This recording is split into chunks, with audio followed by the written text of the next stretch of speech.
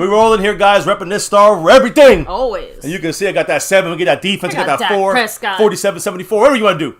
We got to get this win today. We had to go full matchy. Well, listen, we're 7-4 right now.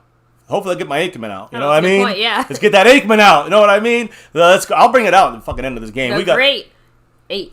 Yes, the great 8. Detroit Guys, 8. appreciate everybody. Hit that thumbs up, that like button. Of course, subscribe if you're new. Notification bell. Much love to everybody dropping the love. People taking over the boards. Got the calculations all over the place going crazy. Continues throughout the game.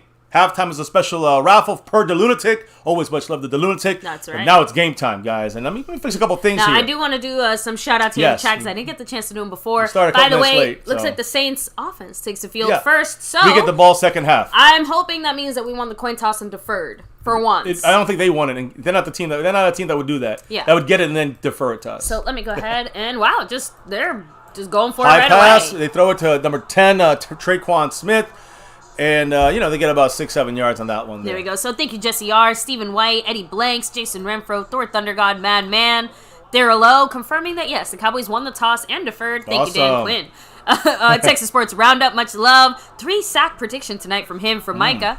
Let's see. We have the Moshman South of Heaven 88, Shim Wrecker. He said, as a back judge, if I have to think about a play as a penalty, then I don't throw it and just let the players play the game. Here we go. Play action by Hill. There's Gregory on his face getting a little pressure. Oh, LVE had a pick. He had a fucking pick 6. LVE must be... Man, LVE had an interception. This is why he's not a receiver. And DeMarcus Lawrence put pressure on Hill. Hill almost threw a pick. That was a pick 6. Ooh. Taysom Hill. I have to admit, what a bad pass. Look, oh my God, LVE, what is wrong with you? It feels real good to see Tank. Yes, finally Marcus Lawrence back out there. I didn't get to say it, and I'm going to keep going back to the shout-outs here as soon as we get a commercial break. I got you guys. Yeah, we got it. It's just everything a little delayed, but we're on, guys. Under 14 minutes in the first. I'm sorry, you lost track. You can't do this to me. Here we go. Micah's coming on a blitz on the right side. There he is. They dumped it down to Ingram. Ingram goes down. Tackle. Nothing. No, it's all right. Jordan Lewis was there to disrupt. Also, with the finalization, they lost 3 yards. Came out here. Oh, there you go. That's what I was going to say. When Tank and Micah were warming up beforehand, it kind of hit me. They looked the same size. And it was just weird. And right? Did Tank get slimmer? That's what I'm saying. Like, he looks... Did Micah get bigger? Or did Micah... I'm genuinely asking. Just because, like, seeing them, like, it feels like DeMarcus Lawrence should be significantly larger, but it didn't really seem that way while they were warming up together. Here we go. 2nd and 13. Run to the right side. Nothing. Good job by DeMarcus Lawrence. Making his impact in the run game. Hey, we talked about yesterday. Go ahead. No, I'm listening. No, go ahead. We talked about what, baby? No, I'm getting information about the offense. I know. I don't want to interrupt you. Oh God, no. You were. I'm in. Okay, whatever. Listen, we're gonna again. You're a little off today, so I'm gonna try to pick it up. But the Saints do not have their starting right tackle or left tackle.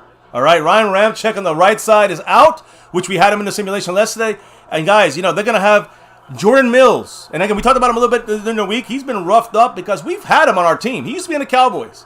Jordan Mills is the starting right tackle. Left side, no Terran Armstead. That's a huge loss for them. There it is. Nothing. Woo! They lost 5-6 yards there. J-Ron Kirsten, DeMarcus Lawrence, 3 plays in a row. What? Is DeMarcus Lawrence making his impact? Hell yeah. It feels good to get a 3 and out. 4th down. We get that. Well, it wasn't a 3 and out.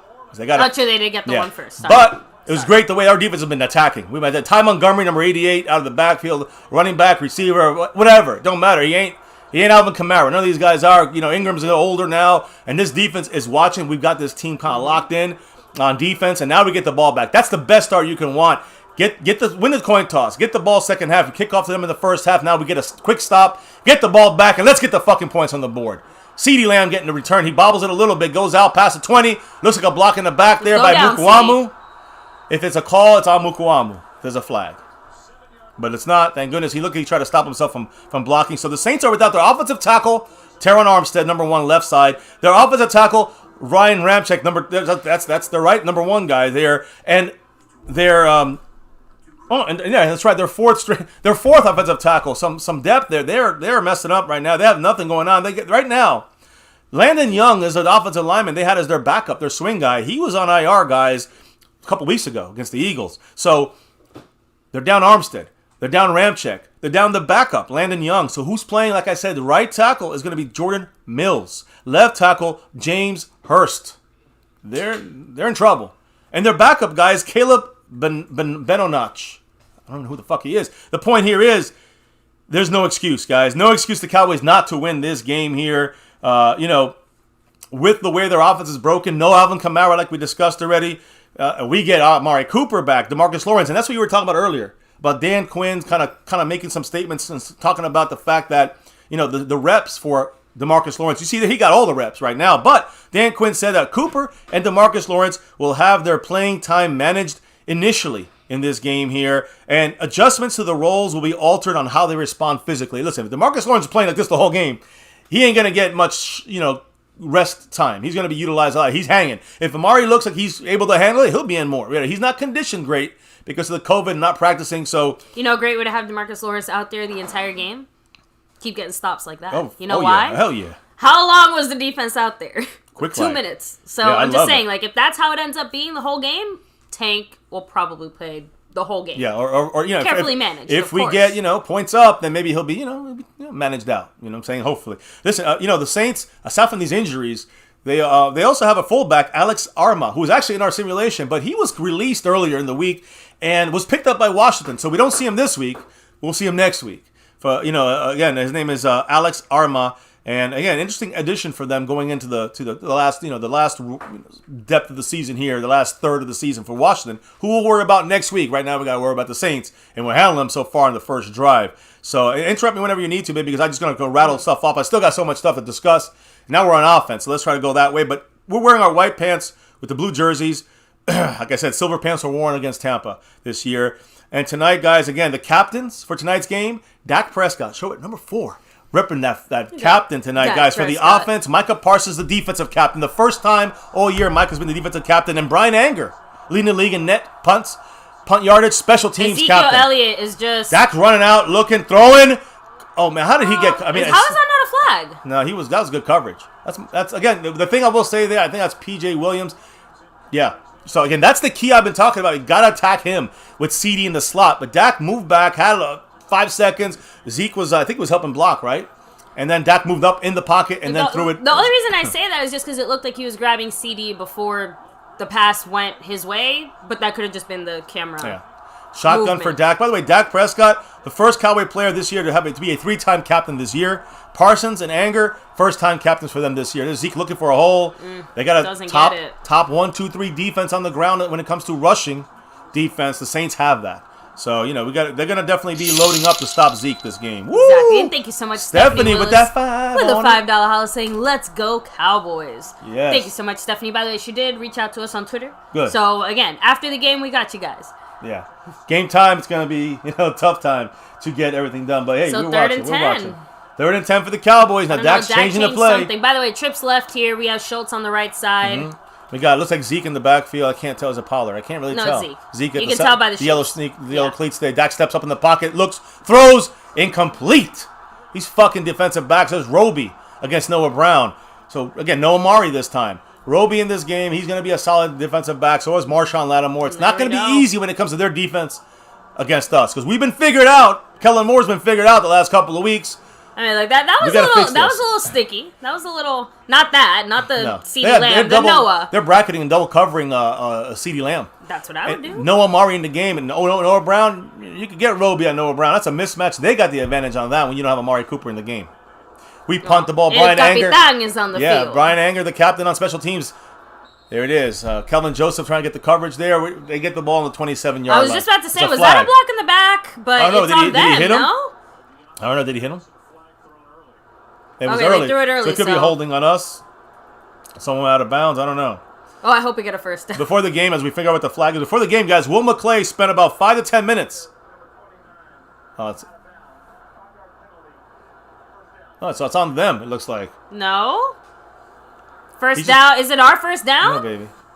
No, it's a... Okay. Oh, they pushed... He went out of bounds and came back in. He can't run. That's an unsportsmanlike. Good win. And they called it on that should have been a face mask. They pointed to the Saints on that. That was kind of funny. Should have been a face mask on good. Oh, okay, no. There. He grabbed his face. I thought he was grabbing his face mask there for a second. So we're going to hit some comments in the chat here. Just give me a minute, guys. I do want to run some up. Will McClay before the game put about 5-10 minutes catching up with former Cowboys cornerback Sterling Moore, believe it or not. He's a coach on the Saints. Also, Jeff Heath was on the field talking with Darian Thompson, a couple other people. And like I said, Brad Rogers, who's the ref on this in this game, road teams are 6-5 when Rogers is the referee. Saints and Cowboys, again, seeing this crew this year, the Cowboys won at home against the Eagles. Like I said, 13 penalties against the Eagles by this crew. We only got 4 penalties. So you can't just sit there and yell at last year they cheated us because this crew, they call penalties both ways. By the way, this is penalty. They're re-punting the ball here. The refereeing crew this year did our Philly game. We won, blew them out. We had 4 penalties. They had 13 for the Eagles. The Saints, though, they had this refereeing crew and they lost to the Giants. Okay, so we have to punt the ball again? Re-punting, which is always a disadvantage to the punting team. Because you're tired and you ran down all that field. It's never a good thing to He re-punt. did it again! He got pushed out, I hope. Let's see. Get the outside. Kelvin Joseph slips.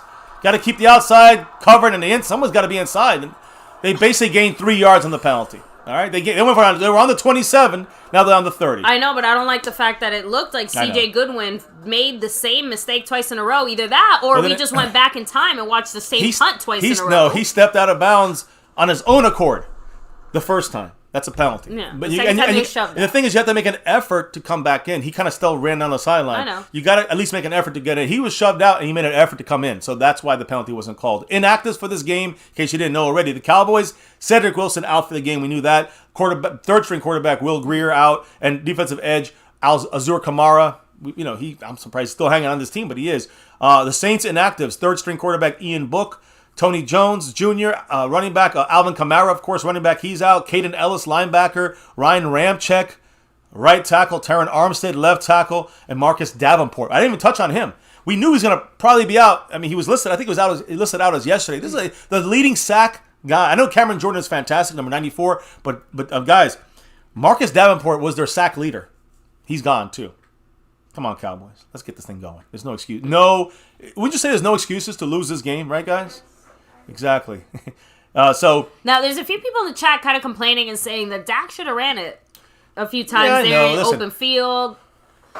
I don't know about the first down, maybe, but the other ones it's all right. Listen, we could be overly critical about everything. This is football. Is going to be sometimes just hindsight's 20/20, right? It's always is. So you gotta hope that pass in the future will be connected upon by Dak to whoever he's throwing it to. Good defensive plays, though, by their secondary. Don't tell me about the refs. Yes. Don't tell me about they're cheating us. They're playing well, at least on that first drive. And guys, if we are ahead of you guys, if you just pause the video for a minute and then press play, or if you rewind it for another minute or two, that way you guys don't have to mute us and you can still hang with us, and then you can keep us on your time. Yeah, you know what I mean? Kind of very similar to this here, right? So yeah, that way we can't spoil it for you either. So, again, let me kind of fly through, I guess, the last couple of things I still kind of had. Mainly, most of the stuff is, like, statistics or kind of accolades from, like, people like Micah Parsons and that kind of stuff. But another move that went on today, as far as the roster was concerned, we elevated a player from the practice squad today. Last week, the first time we didn't do that at all. Today, we elevated, for the first time, safety Tyler Coyle. Tyler Coyle, guys, making his NFL debut here as one of the suited-up players, first time ever, on special teams. So you'll see him on the field. He's an undrafted rookie from Purdue. Safety, kind of hybrid linebacker, could do that at times. Again, he'll be on that. He's elevated as a COVID-19 replacement for Terrence Steele. So he's elevated only because of the COVID, which is great because we don't use up his eligibility that way either. And the Cowboys are favored by 6.5 points, guys. We're 6.5-point favorites tonight in New Orleans. Here we go. They're running Melvin Ingram. Melvin Ingram, he's defensive player. Mark Ingram, the second. He runs the ball for a good chunk of yards, I think, on first down. Yeah. Since week 4, the Cowboys and the Saints have allowed the most 20-yard plays in the NFC. Both teams are allowing a lot of plays, big plays, 20-yard more. Unfortunate. Cowboys have allowed 36, 29 in the passing game and 7 in the run. The Saints have allowed 38. That's 2 more than us. 33 in the passing game and 5 in the running game. So, just little stats and things we gotta throw out there to keep things understood. There's some pressure. Oh, There's Micah Parsons forcing us. What? Incomplete. But nonetheless, they call it incompletion, but it's not the point. We had 2 sacks there. We missed them both times. Micah one of them was Basham, right? 93, yes. Basham was the first guy who had the sack. Micah Parsons was right there. Almost an unbelievable catch by this mofo here. Hit the ground. But, yeah, it wasn't even curse. It's more like we missed the first sack. He was held. Basham. They didn't call it. I agree, but Curse was completely turned around. Yeah, he was a little out of place. That's what I'm saying. Like, just, Well, he wanted the offensive. I think he wanted the pass interference, offensive interference. 3rd and 6. Can't rely on the refs, so forget the pass interference stuff. And, 70 people in the house. Hit that thumbs up, that like, subscribe. 70, maybe that's 7, equals that 9. 9th interception. We'll see. Here we go. Trayvon on the outside. Looks like he's against in this quick, speedy Deontay. Let me see. Where's the Callaway? I can't tell. They ran into each other. There was a pick there. No flag. Are you fucking kidding me? They literally picked Trayvon Diggs out to play. Little Jordan Humphrey makes the catch. That's bullshit, though. There was an obvious pick here. Watch this. Come on! He ran into Jordan Lewis. Bullshit! They didn't call that. I was gonna say that was not within 5 yards. Let's see. This will be the view. No. Oh no, that was not within 5 way. yards. That's a missed call. Bad bullshit call by the refs. Wide the fuck open on an obvious penalty. That's a frustration. Let me see. It's a frustration. I mean, no. Let me see. Run up the gut. Ingram goes back to the inside and gets about 3 yards. What a bunch of bullshit that was, guys. It was an obvious pick. It was an obvious pass interference on the offense. Unbelievable. They're talking about Micah Parsons right now. I got things to say about Micah Parsons. Again, DeMarcus Lawrence, number 90 on one side, again, was activated about, 15 minutes before the deadline. September 15th was when he got hurt. He missed the September 15th Week 2 game against the Chargers, and, of course, during that week, he broke his foot. First time back in the field since that Week 1 game against the Buccaneers. Now, Micah, look, there's Jaron Curse with a nice tackle on the outside. The Cowboys went attack mode there, and nada, baby, nada. There you go. You got Jaron Curse, the whole defense in the backfield. The way he was hopping, I'm like, are you celebrating or are you hurt? Ooh, man. DeMarcus Lawrence and Micah Parsons on the field going against 74 on one side and the other guy, Jordan Mills. Guys, this is the break the Cowboys have been needing. They got to keep attacking at the edges, at the outside with DeMarcus Lawrence and Armstrong Basham and Micah Parsons. I had said earlier, I'm like, this is actually the perfect game, if you think about it, for DeMarcus Lawrence to come back in, just because they don't have any offensive linemen. So... Micah's looking like he's going to blitz. Trayvon Diggs in press coverage here against number 10 on the middle. He throws. Oh, no way. And Anthony Brown was. They should be a penalty. I'm going to be honest, guys. When we bitch about, come on, they're picking on us. Wah, you guys sound stupid because that's a penalty. They didn't pick on us there. Anthony Brown. Listen, I'm not saying that was a penalty. That was not a penalty, but he did grab his arm. You know what happens when refs see that? That's what happens. You can't give them a reason. That same play was a penalty 7 days ago. Correct. And that's the problem. Now, look, we're going to see an old face we hate. Brett Maher. What do you mean? Right now, I love Brett Maher. Well, he'll make them all against us. Number 19, they switched his number here. I don't know. Let's kicking about what? 45? No, there's like a 53-yard or something like 56 yards. So not anything easy, but he'll make the far ones. Not this one, though, baby. No good. Fuck you, Maher. The Maharatis shut down to the side of the road. Love it. Now, you're right. Now we love Brett Maher. Yeah, Brett Maher. That's the way we like you to kick. I told you special teams was my favorite. I know. You're right. It's so important. It is so important. So, Micah Parsons on that drive. I'm sorry. Go ahead. No, I just wanted to point out, 2 goose eggs. Not the greatest offensive drive by Dallas, but we get. Well, I mean defensive drive. No, I mean when the offense was out there. Not the greatest offensive drive. 3 and out. That's as bad as it can get. No, the defense, forget it. The defense is doing very good. Again, only complaint is what? Players running into each other? On a play that should have been called. Reasons unknown. It was a missed call by the refs. But we have to overcome that. We just did. That's what happens. Guys, lowest passer rating allowed since the start of the season. Trayvon Diggs is third, 51.7 when quarterbacks throw in his way. Xavier Howard is second, 47.7. Number 1, J.C. Jackson from the Patriots, 30.9. He's second behind Trayvon Diggs. So J.C. Jackson and Trayvon Diggs like the top corners right now in the NFL.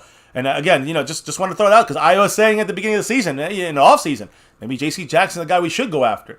Cowboy rookies Micah Parsons and Osa Odigizua. He did a play in this game, Osa, with a nice tackle for loss on the screen. They really picked it up overall, both together as rookies in DeMarcus Lawrence's absence. But tonight, Tank is back. Parsons, 36 pressures, trails only one guy, Odafe Owahu, 42 pressures against quarterbacks among rookies all year. So domination by these rookies. Now we got DeMarcus Lawrence back. Look how better the defense is looking, right? It's looking more complete, because it is. Defensive Player of the Month, according to SIS, DeMarcus Lawrence, not rookie, but defensive player, not defensive rookie of the year of the month, defensive player of the month, Micah Parsons, according to them. They examined the top performing defensive players, determined the best, and they base it on key analytics. So, he dominated in points saved, in pressures, in tackles for loss. Micah Parsons, the clear winner of the November defensive. And that's with us losing 3 out of 4 games. Micah Parsons still gave Lawrence Taylor kind of production out there. Micah Parsons today also won. We talked about he got slided on that Pepsi Rookie of the Week, but he won the NFL Defensive Rookie of the Month, official by the NFL. Offensive Rookie of the Month is what's his name? Mac Jones from the Patriots quarterback. He's been playing great too, but fuck him, because we got the market. To me, Micah Parsons he's transcended for like 20, 40 years of fantastic defensive players.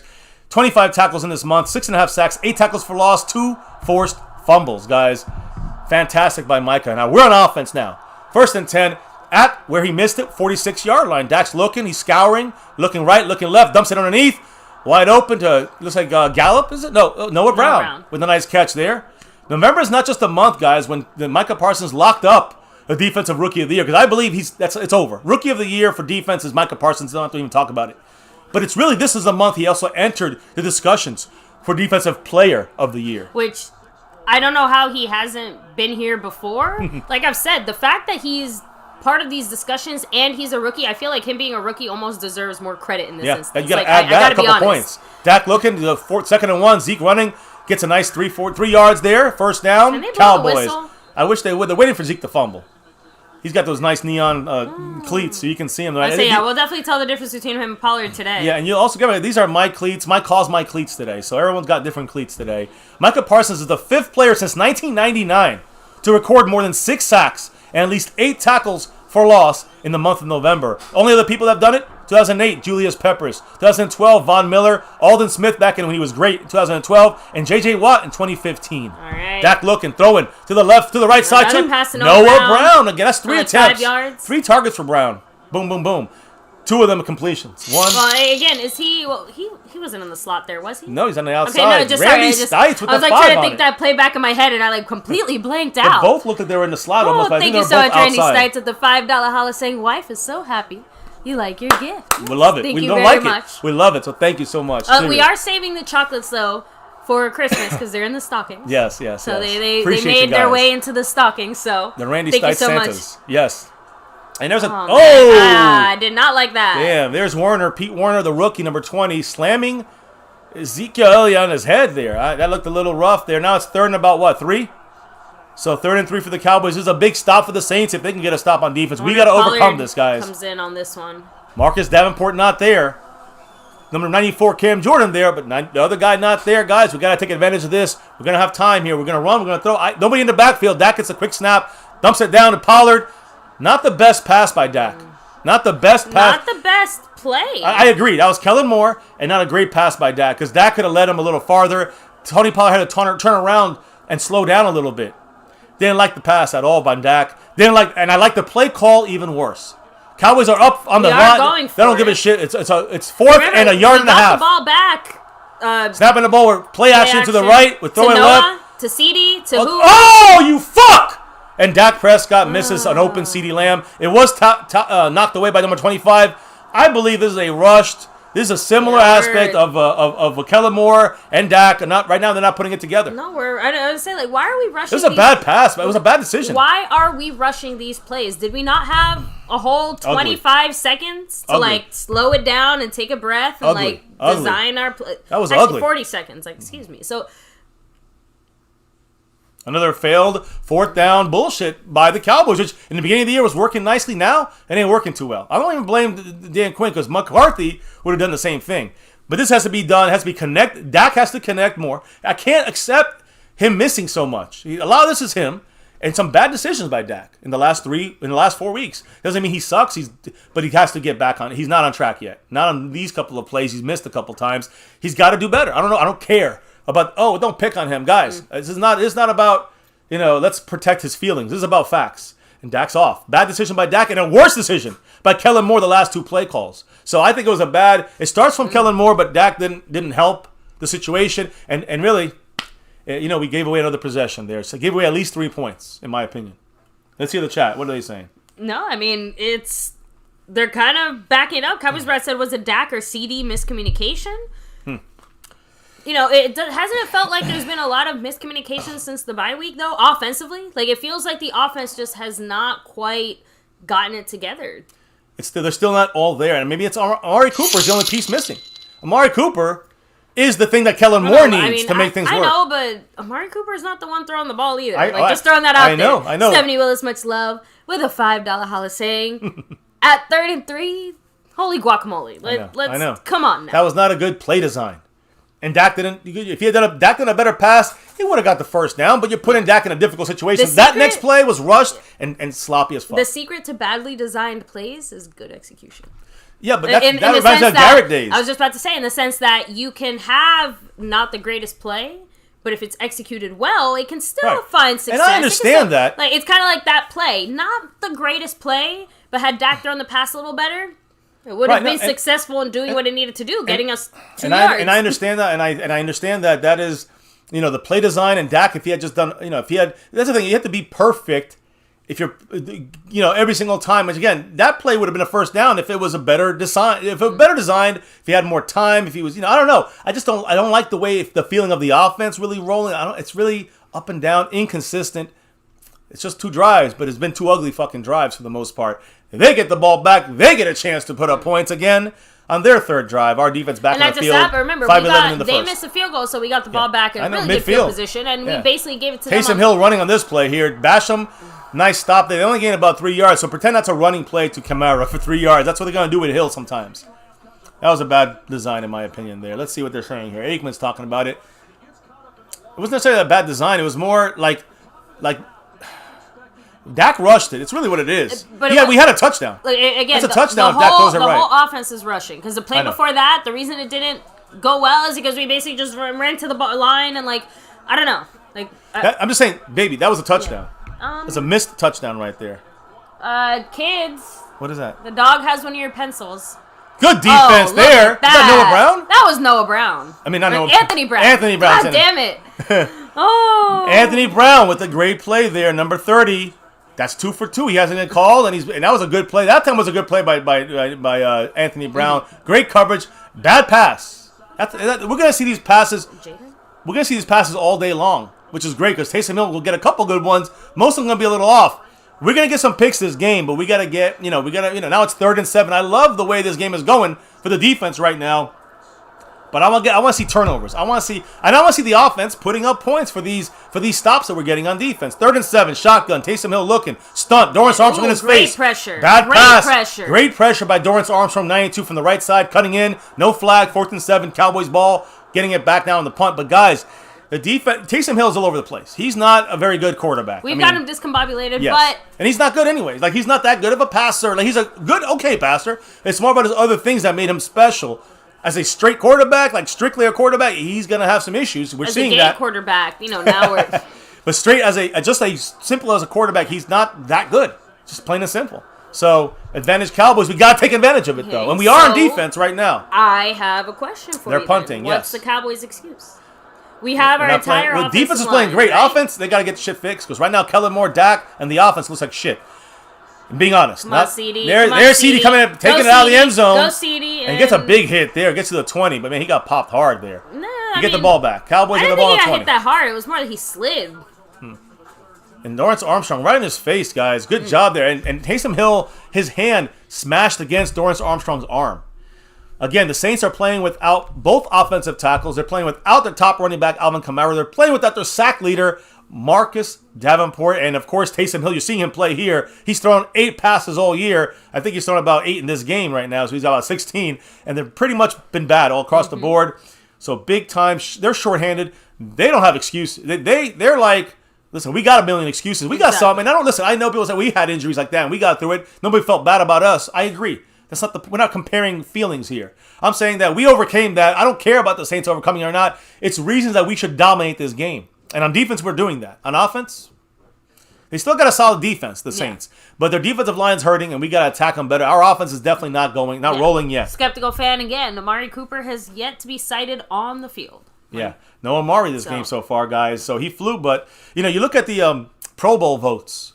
Right now, the Cowboys continue to have the most Pro Bowl votes of any team in the NFL by the fans. You got Zeke, Zach Martin, Tyler Biadasz, and Trayvon Diggs. All 4 guys continue to be the leading vote getters at their respective positions. You know, no Cowboy players made the Pro Bowl last year, but just go back for a second. Listen to the names. Ezekiel Elliott, #1 in running backs in the NFC and Pro Bowl votes. Zach Martin, of course, #1 in guards in the NFC. Trayvon Diggs, we know why he's on that list, right? You know, Micah Parsons is 3rd at linebacker in the NFL, in the NFC. But he'll be moving on. I think he'll get in there. I think he'll sneak in as one of the linebackers. Trayvon Diggs right now leading all cornerbacks in the NFC. But the biggest name on this list is Tyler Biadasz, the badass. He's leading the center spot there. He's gonna be the NFC Pro Bowl center, starting center. It looks like. That's big. That's big for badass. Everyone wanted him out, and I was like, "Calm down. He's playing some great competition." I know it's the fans also. No. The fan. I'm gonna say the thing that nobody wants to say. That to me is the clearest sign that offensive linemen around the league. We were here, now we're here. I don't know what happened, guys. And that's just offensive linemen in general. Like, the quality of offensive linemen we have the best center has decreased. In the NFC. And that's great, but that's also, like, it's what does that say? That's what I'm saying. Right. Like, what does that say about centers in the league? So centers aren't that good, is what you're trying to say. Yes. Yeah. That's all. Just back to your regularly scheduled Cowboy program. The whole COVID thing, guys, has hit the team really hard for the Cowboys. But the Cowboys put their own protocols in. Oh, no. Yeah, I told you his finger was fucked up. They're going to have to put Trevor Siemian back in. The Cowboys, they went back to the 2020 protocols for this road trip against the Saints and keeping the COVID thing confined. Taysom Hill looks like he fucked up his right hand, guys. A 1-yard gain by Tony Pollard on first down, so it's 2nd and 9. By the way, if you guys know about what happened with the Buccaneers trying to be shiesty, crazy ass Antonio Brown, Mike Edwards, not Mike Evans, Mike Edwards from the Bucs, and now he's a free agent, John Franklin III. They all are suspended for 3 games for COVID-19 protocol violations. He's getting ready. He's taking off. All three players are accepted the discipline and waived their right of appeal. They did it because they were being shiesty to the NFL about their vaccination status. That's why they get suspended. Again, 2 yards. 2 yards. I don't understand. Now we're at 3rd and 7. Okay, Lyle Collins, please don't start a fight. But I don't understand. 3rd and 7. What is this doing? There's 2 runs in a row against the best run defense. I don't know if that's smart. Last, I wanted to say one thing. These guys, Antonio Brown, Edwards, they were suspended because they misrepresented their vaccination status to the NFL, NFLPA. The reason why Aaron Rodgers is not suspended because people are saying, well, why is Aaron Rodgers suspended? Guys. So, Antonio Brown and the other guys, they gave fake COVID cards to the NFL. And then later on, they actually got vaccinated. Right. But Aaron Rodgers actually...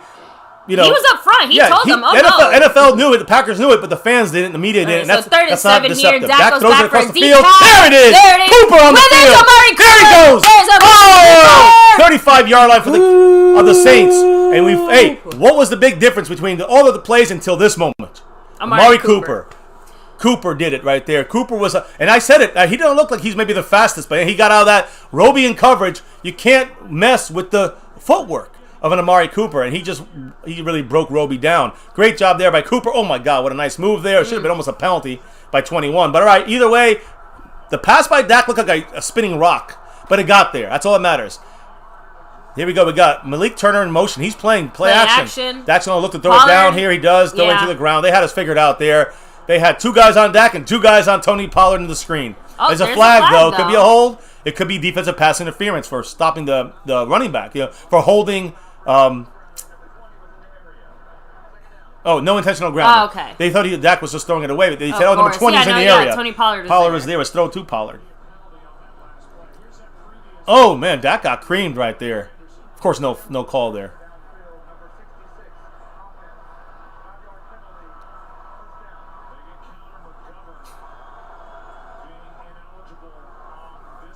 Connor McGovern was ineligible. Oh, because you passed the 5 yards. I'm just so confused. No, okay. I know, but it's like they're looking for penalties, though, because they didn't even see that before. They thought it was intentional grounding, and then they were going to move on, and they're like, hold up, no, here's a penalty. I'm just saying, it's like, Cowboys, why? No, it's not the Cowboys, that's the refs. The refs are all over the place. Here's a play action to the right, 1st and 15. I mean, it was a penalty, dumps it down, Dalton Schultz. Schultz gets like 6 yards. So it's about 2nd and 9. I don't know, that looked like a punch to me. Mario Davis was there at the tackle, but hey, listen, you know what's good? It would have been 2nd and 10. Yeah. Now it's 2nd and 9. Is that blood on his shirt already? 2nd and 8. My fault. By the way, you know Darius Slade? I'll talk about him in a minute. Darius Slade, a real asshole. He used to be the Detroit Lions, now with the Eagles. Here's a quick pass to CD. Nice move there. Nice move. CD breaks out. 20, 15, 10, 5. to the 2-yard line. When I say creative, I like that play. There you Show go, me Kellen that Moore. play again. But that's a receiver screen. It's just you got to make sure that ball gets out there, and you got to make sure your blocking is done. Gallup made a great block. No, whoever that was, bit. That was a good move there. There it is. Nope, there. 27. That's it. Malcolm Jenkins, old man Jenkins, there, former Eagle. He fooled the shit out of him, but that's what I'm trying to say. That's not creative. That's on CeeDee Lamb doing it. That was the creative part. The play is not creative. It's a receiver screen. To me, the block by Michael Gallup was the key to allow CeeDee Lamb to get to the 2-yard line, the 1-yard line. Gallup didn't really do anything; he just stayed there. Gallup pushed him, baby. He missed in the beginning of the play. I know you're watching the wrong thing, but he pushed him pretty hard there. Here is a quick pass to the corner. Gallup high points it, touchdown! Both feet are in. Yes! Michael Gallup, touchdown! They can review it, so I'm gonna calm my shit down here. But yes, that looks like a touchdown. What a high point! He gets one down. Boom, boom, both down. God, what a play! Beautiful. Michael Gallup showing why he's red zone target number 1 for the Cowboys. Great job by Michael Gallup. Oh, that feels good. Great foot. That's a toe drag swag. It's gonna hurt to see him have to leave next year. What a great move there. What a great move. What a great move, man. What a play by and they can review it a million times over. That's a touchdown, Michael Gallup, and the Cowboys are up 6-0. Greg Zerna about to kick this extra point. You better effing make it. So I ain't in the mood today with you, Greg, the non-leg. Let's see. It's a high snap. He gets it down. It goes through. Good. 7-0 Cowboys. And Dallas Card for Life 0404. Much love. He dropped the $5 holla saying, "Hey MCF, do I still get my Dak hat and my Cowboy bundle? Go Cowboys." So. I mean, baby. Oh, here, let me. Well, did we ever get the hat going, or is that? I mean, you're handling that stuff. That's what I'm saying. Well, the lunatic, is handling all that. Oh, you know what it is, Dallas Card for Life. I think I know what, because remember it was, there was that bit back and forth with, I can't remember who it was that. So we never did the hat then officially, have we?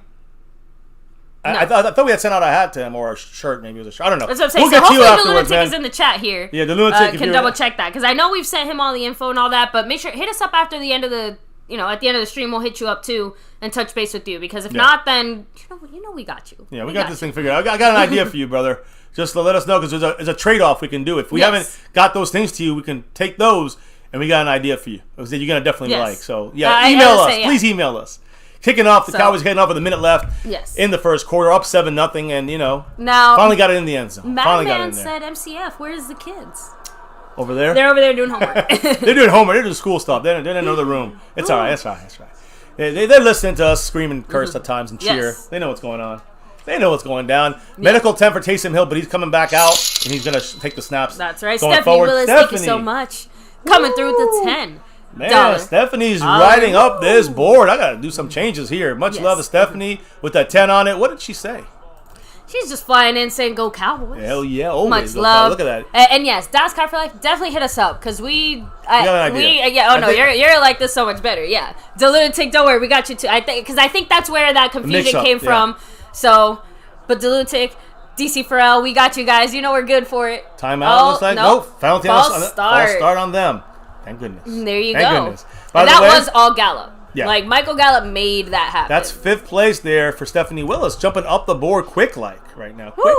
Their center with the penalty there on their side of things. I'm fixing the board a little bit here. Yes. By the way, Shimmerker said it was a great catch, but he hates that play call. Why throw a jump ball that's a low percentage play? I like the run up the gut kind of mindset better, but it kind of goes back to what I said before. Not the greatest play call, but we're happy because of the execution. Yes, exactly. Taysom Hill looking right. Goes left. No way.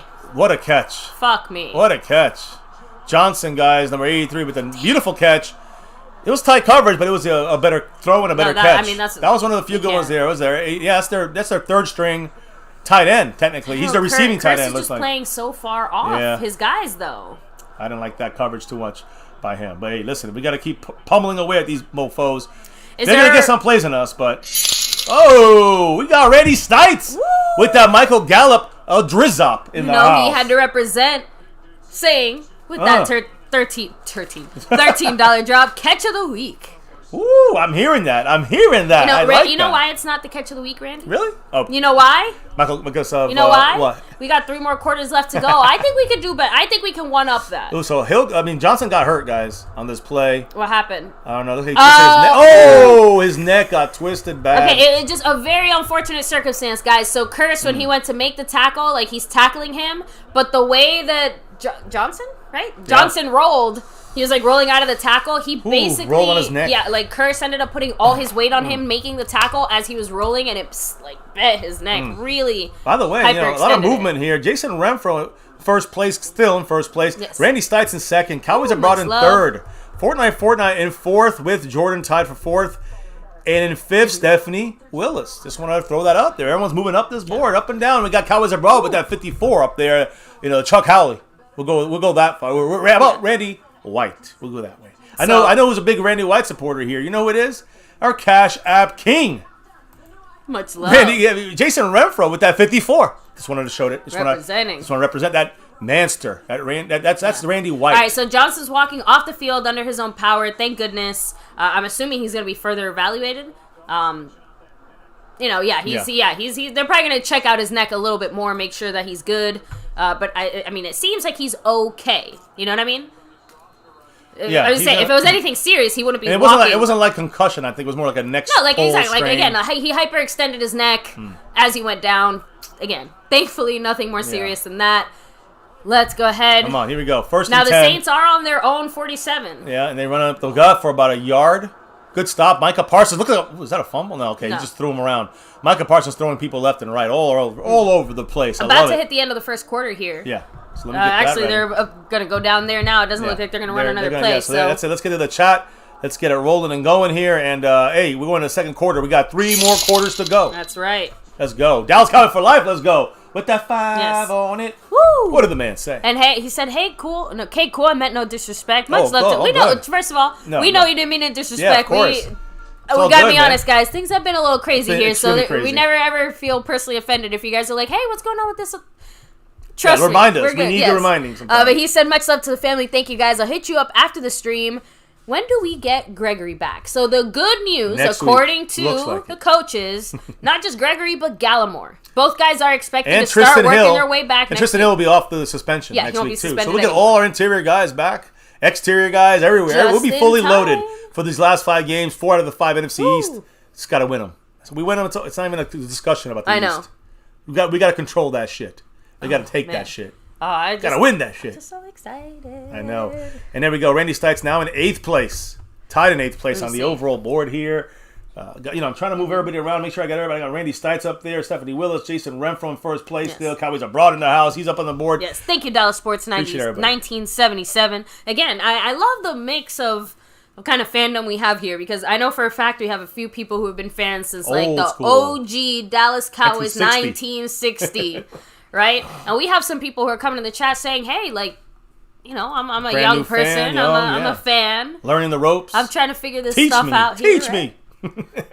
Oh, it's just so exciting. Yes, I love it. Cowboy Nation, baby. Keeps growing. There you go. Seriously, guys, thank you so much. Cassie Stewart, what's up? Exactly. She said, I just turned on my TV and the Cowboys scored. Like, that's the key. We need that. Keep the TV on. Oh. So, now, I was going to say, the one thing that I would be disappointed by, I need to see, like, 4 sacks in this game. Two for each side. 2 for each missing tackle. I agree. That's a good guys. When they have their second, really their third string tackles. Remember us with third string tackles? Dak got sacked a shitload of times, and all the quarterbacks we had in there last year got sacked a shitload of times. We need to get not just pressure, but sacks and pressure. More than just pressure. We need to get hits, sacks. And the thing I think is that I think that Taysom Hill and Sean Payton, they came out. Sean Payton comes with a plan to get the ball out quick. Yes. So you don't get a chance to let the rush affect you. Now, DeMarcus Lawrence, he's so far great game, awesome, great game, no complaints. But I just want to remind everyone what I just said. They're missing both tackles, so Tank's performance might feel a little bit inflated, right? Like it might, not to say that he isn't looking good or a vital piece or helping the team out or doing everything that he's doing. We just have to humbly remember who he's up against, right? Because I think there's a big difference between him doing that against I don't even know who the fuck replaced these guys. I'm saying Hurst and Jordan Mills, and if imagine that against Townsend or Ramczyk. Armstead and Ramczyk. That's not happening as easy. Big difference. Just want to make it clear. Here, throw, knock down. Shit. Good job. Is that DeMarcus Lawrence? Get in a run. I think they blew the whistle. I think it was DeMarcus Lawrence who knocked that shit down. Yes, it was. DeMarcus Lawrence was having a great game. I'm sorry. He looks slimmer to me. He looks Oh, man. faster. Look at Jordan Mills is getting crushed. DeMarcus Lawrence just jumped. He can do that against anybody. So that's a DeMarcus Lawrence I need play. one of our MCF people here. Someone look up his stats or something. DeMarcus Lawrence Some lost pressure. weight. No sack there. There's Chauncey Golston. He's running it for the first. Taysom Hill's fast and he's strong and he'll run. He's on our 38-yard line now. They're on our 38-yard line. Oh, man. Can't allow those things to happen, guys. Daryl said, last time we saw D-Law, he was destroying a Pro Bowl tackle in Tampa. Yeah, that's true. And he should do more than that today. He's been doing a great game. Exactly. Daryl, I meant it more in that, like if he has like a really stunning, great, amazing, knockdown, drag down performance, I just don't want people to... He's the best ever. It's going to happen the same thing where like the second tank has just an average game or something. Oh, he sucks. Get him off my team. They get you know what I mean? About an 8-yard gain here. And he's not down yet. Oh, God. Anthony Brown's going to get called for ripping off his helmet about 9 or yards. something. It's a fucking 3rd and 1. Ooh. I mean, 2nd and 1 on our 32. Yeah. 33. Not good.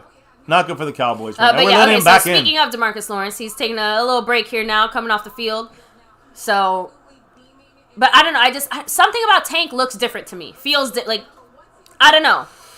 Maybe it's the attitude. I don't know. Look, the whole defensive attitude has been awesome this year. 2nd and 1. They're on our... now Micah's in for Tank on that side. Yeah, he's on the outside now. Again, this is a run stop, and he gets right through there. First down easy. A lot of yards. Damn. They got easy first down. Cowboys are letting him back in here. Oh, man, fucking unfortunate. Pissing me off. No, Dackney just said, LVE must suck at baseball.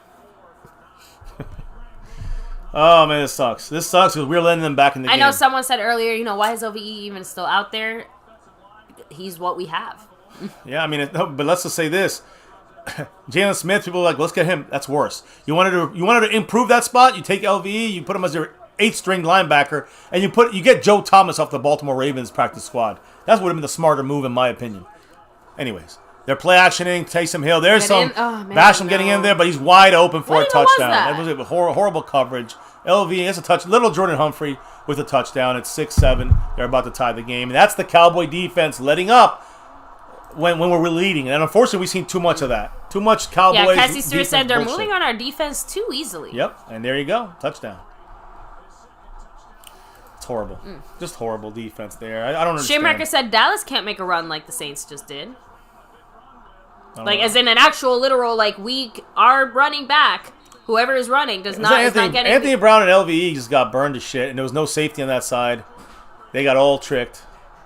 That was ugly, unfortunate, and disappointing. It's 7-7 now. Unbelievable. Maher with the extra point. There you go. Extra point he makes. Oh, there we go. Bruce Cabell said it looks like Madden. That's why I hate our simulation. I love our simulations, but I hate them too. Because it almost shows some of the fucking. It gets a little too real. I don't like that. Yeah, I want to have fun with it. I don't want to have to worry about being too real with the goddamn Madden simulations at this point. Good job. I don't believe it, man. I don't believe it. Cowboys let the Saints back in. And, could get a stop, a turnaround, 14-0. That's what I love it. So, right, PC76, Cat52. Everybody's already saying it. They're picking on Anthony Brown. Yep. Were we expecting anything different today? Got to prepare for that, Dan Quinn. And I know he's doing head coaching duties, but, we all know. If anything, the question should be, why is it that we're seeing LVE and we're seeing Anthony Brown? But like you said, we're not seeing anybody else here. We know what Anthony Brown is, and we're leaving him out there on an island by himself. Yeah. I don't know. Disrespectful. Yeah, exactly. Cowboys Brown said it was Brown's guy. Aikman said it. Was saying it there too. Brown was crossing. LV, was like in the zone underneath. I was gonna say, it looks like LVE's job was to stay underneath and watch for that short pass. Saints was fucking scored on a drive. It's just unbelievable. Cleveland Brown said, "Time for Boss Man Fat." Hey, listen. At this point, it's almost to the point he's gonna get burned too, guys. You're gonna get pissed at him.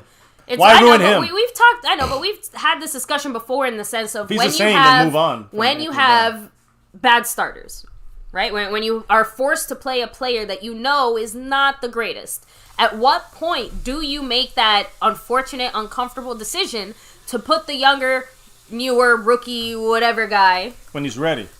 If he's not quite ready, because that's the point. It's you're taking the chance that the rookie could possibly, trial by fire, and you know that you're going to be taking some hits and maybe not looking so good, but the potential is there that the rookie could start to grow past that and do better. Yeah.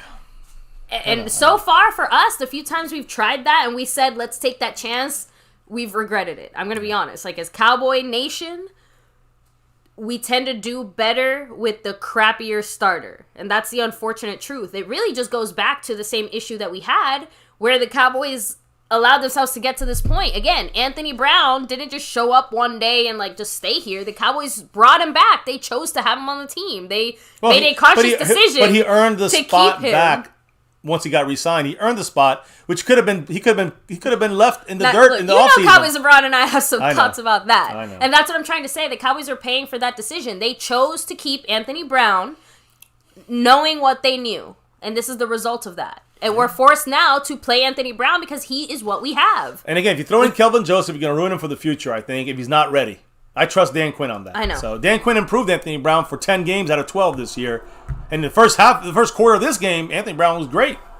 Look, Dan Quinn has brought Anthony Brown as far as he's going to go. Right, and that's the thing. He's reached the peak. That's it. Now it's time. We know we got to manage him the rest of the year and then move on from him next year. Now, No Dak Ninja's saying, where the fuck is Diggs? Not getting thrown at?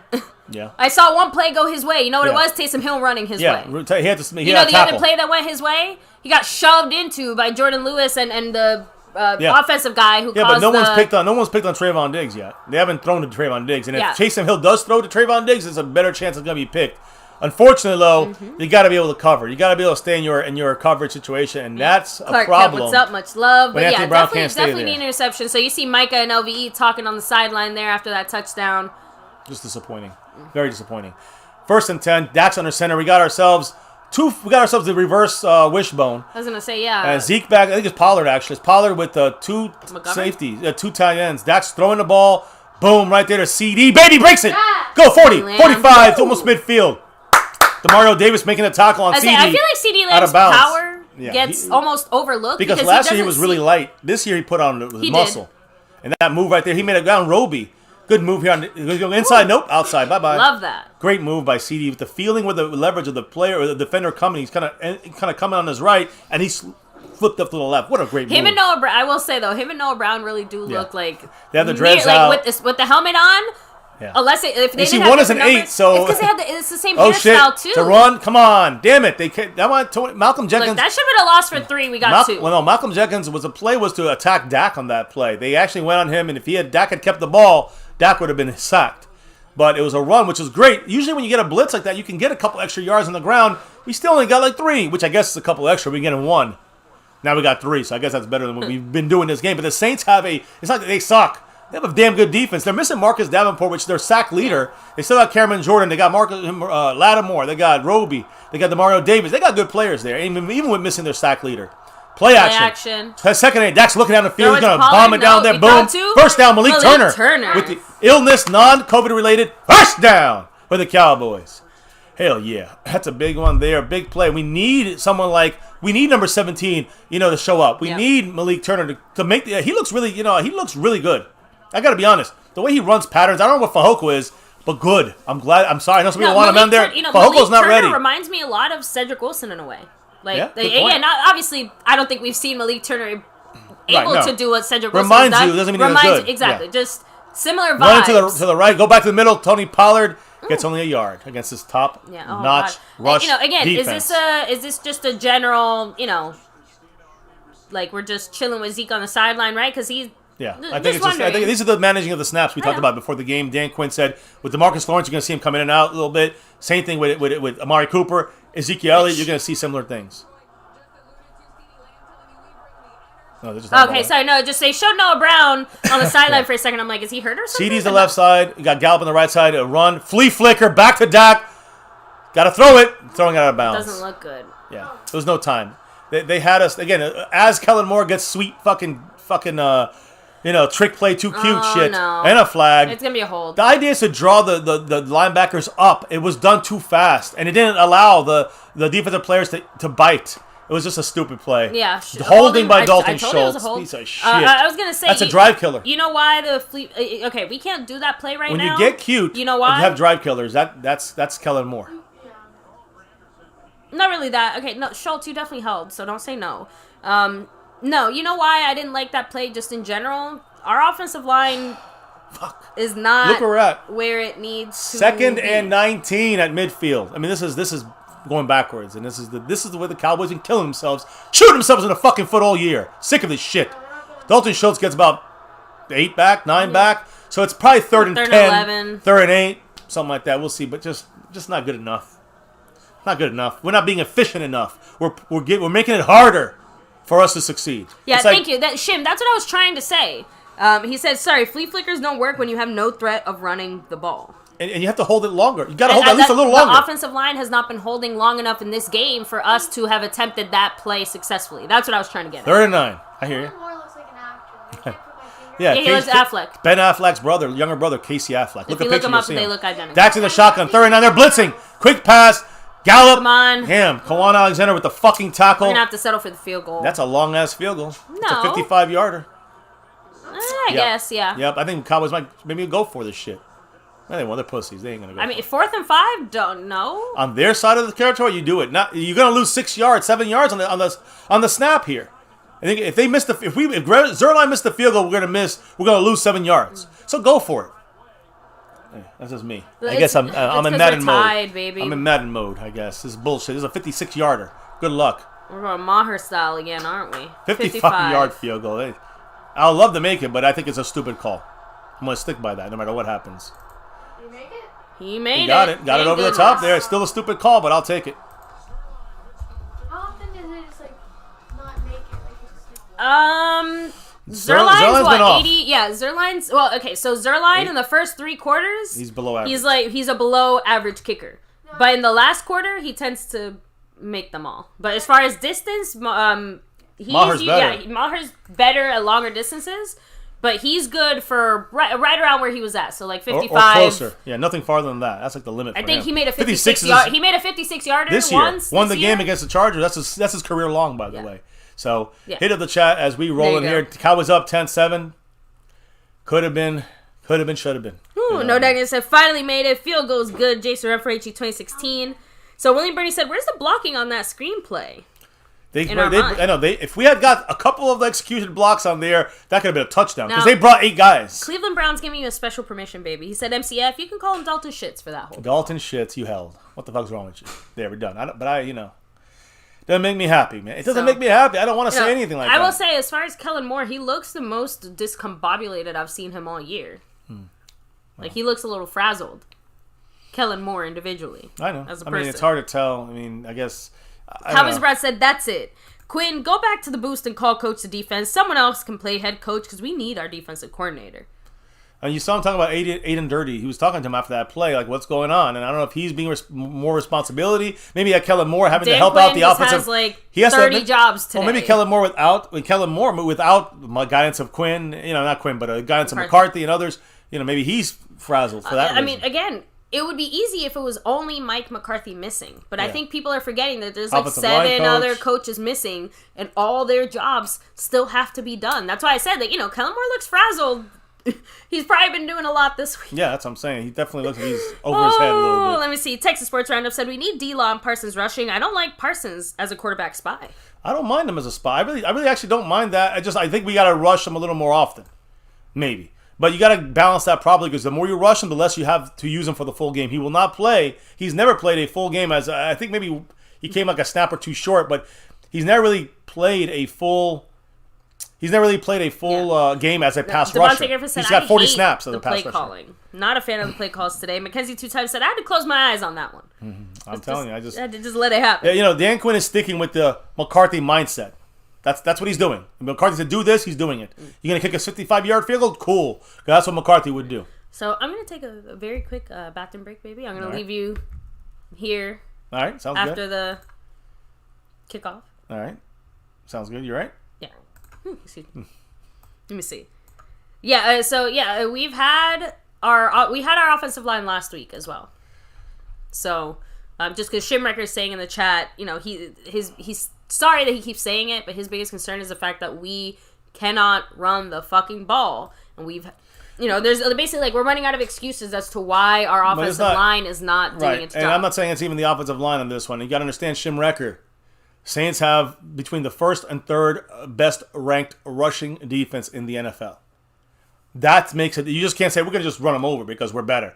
No, they have a damn good rush defense. You got to give them credit for having a damn good rush defense. Our offensive line's pretty good, but we're not as great as we used to be. And we still got things to improve on the offensive line. Even if we have our best guys in or our top guys in, we don't have Terrence Steele. He's supposed to be the starter of the right tackle. So look, all I'm saying is that I'm not looking at only. I'm saying that it's more about their defense than it is about our offense when it comes to the run. Is my impression. But play calling. That's on Kellen Moore. To back up what Shim had said earlier, though, Texas Sport Roundup did say flea flickers only work when your run game works, right. and I our run agree. game is not doing that right now. But in this game, it's because the Saints stopped the running game. Yes, and you could say Kellen Moore maybe is not being creative enough in the run game, which I think has always been his problem. I have to admit, Fox is really hyping up the Madden thing, and I'm kind of excited for it.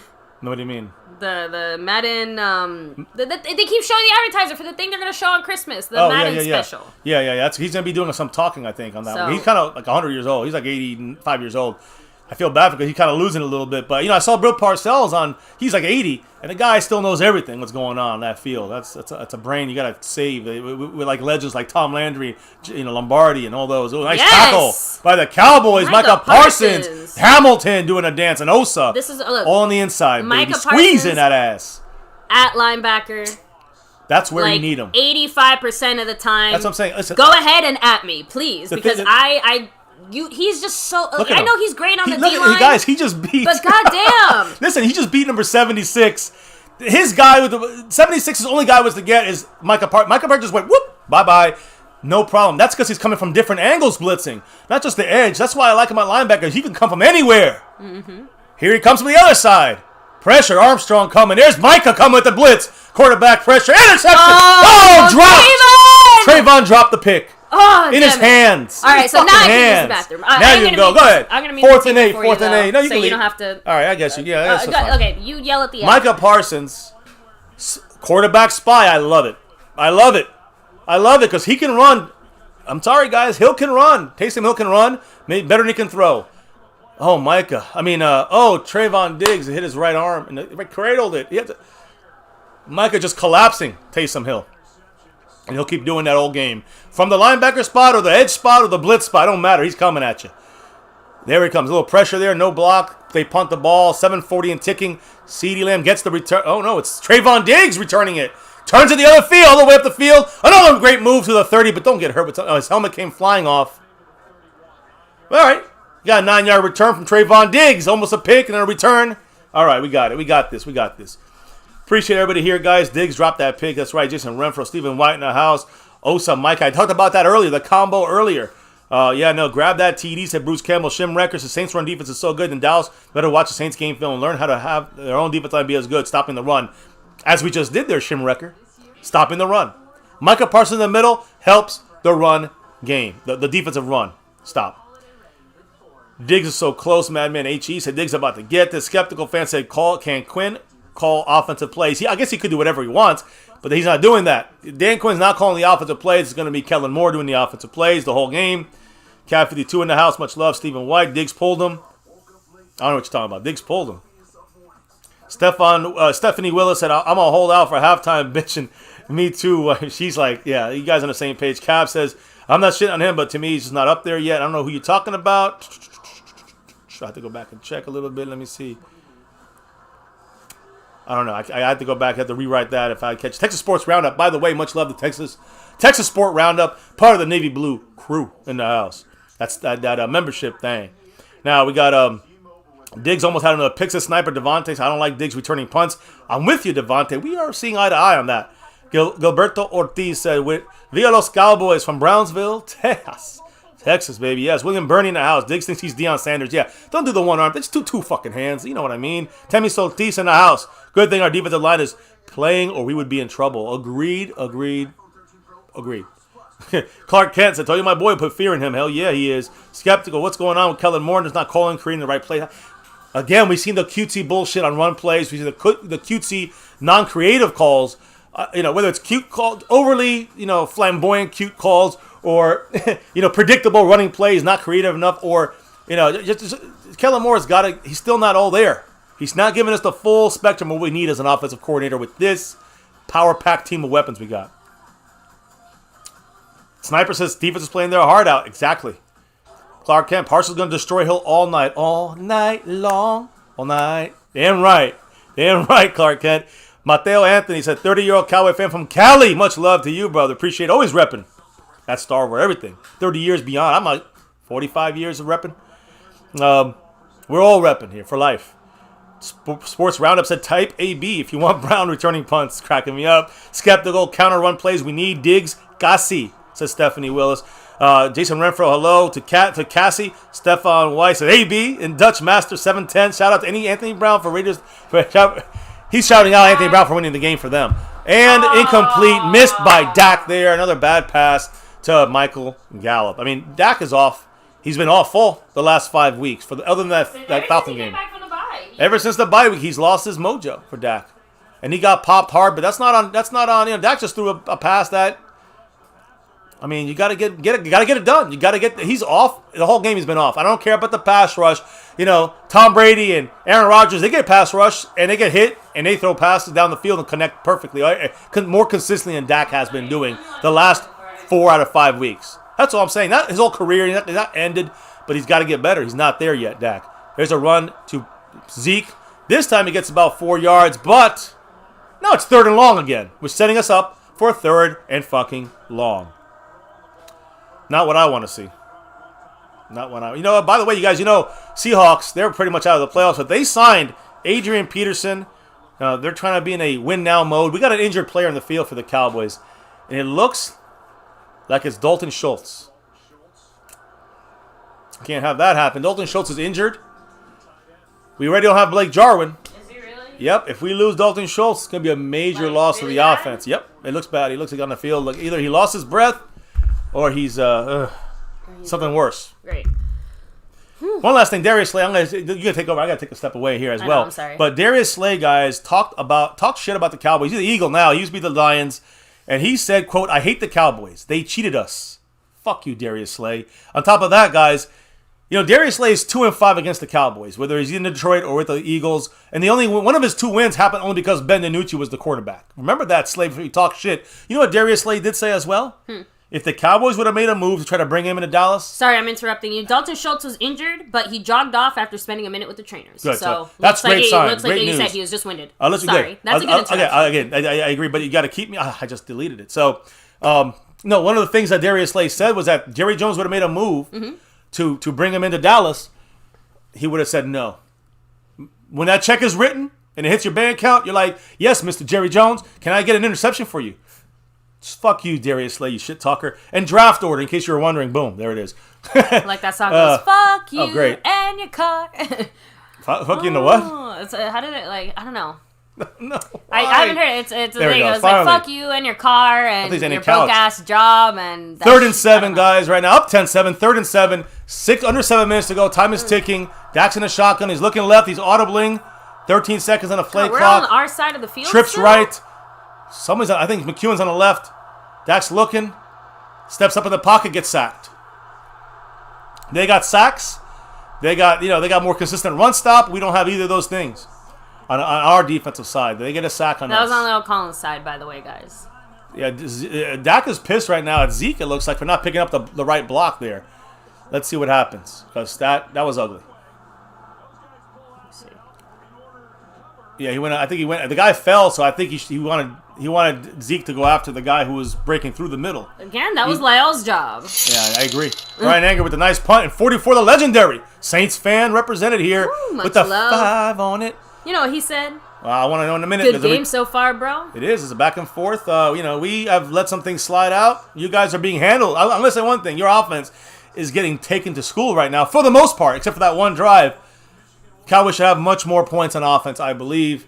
But your defense is solid, like I've been discussing all week, and you're missing Davenport, your sack master. You still got Cameron Jordan, you got DeMario Davis, Lattimore, Roby. Yeah. You guys, Malcolm Jenkins, his old ass. But, hey, you guys got some good players out there. Solid defense. That's why you're slowing us down some.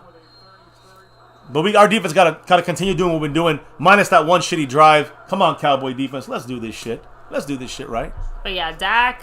I don't know, guys. Like I said, the Dak and the offensive line are looking rough today. Just and the catalyst though, that's Kellen Moore, and of course some of that's also Saints defense.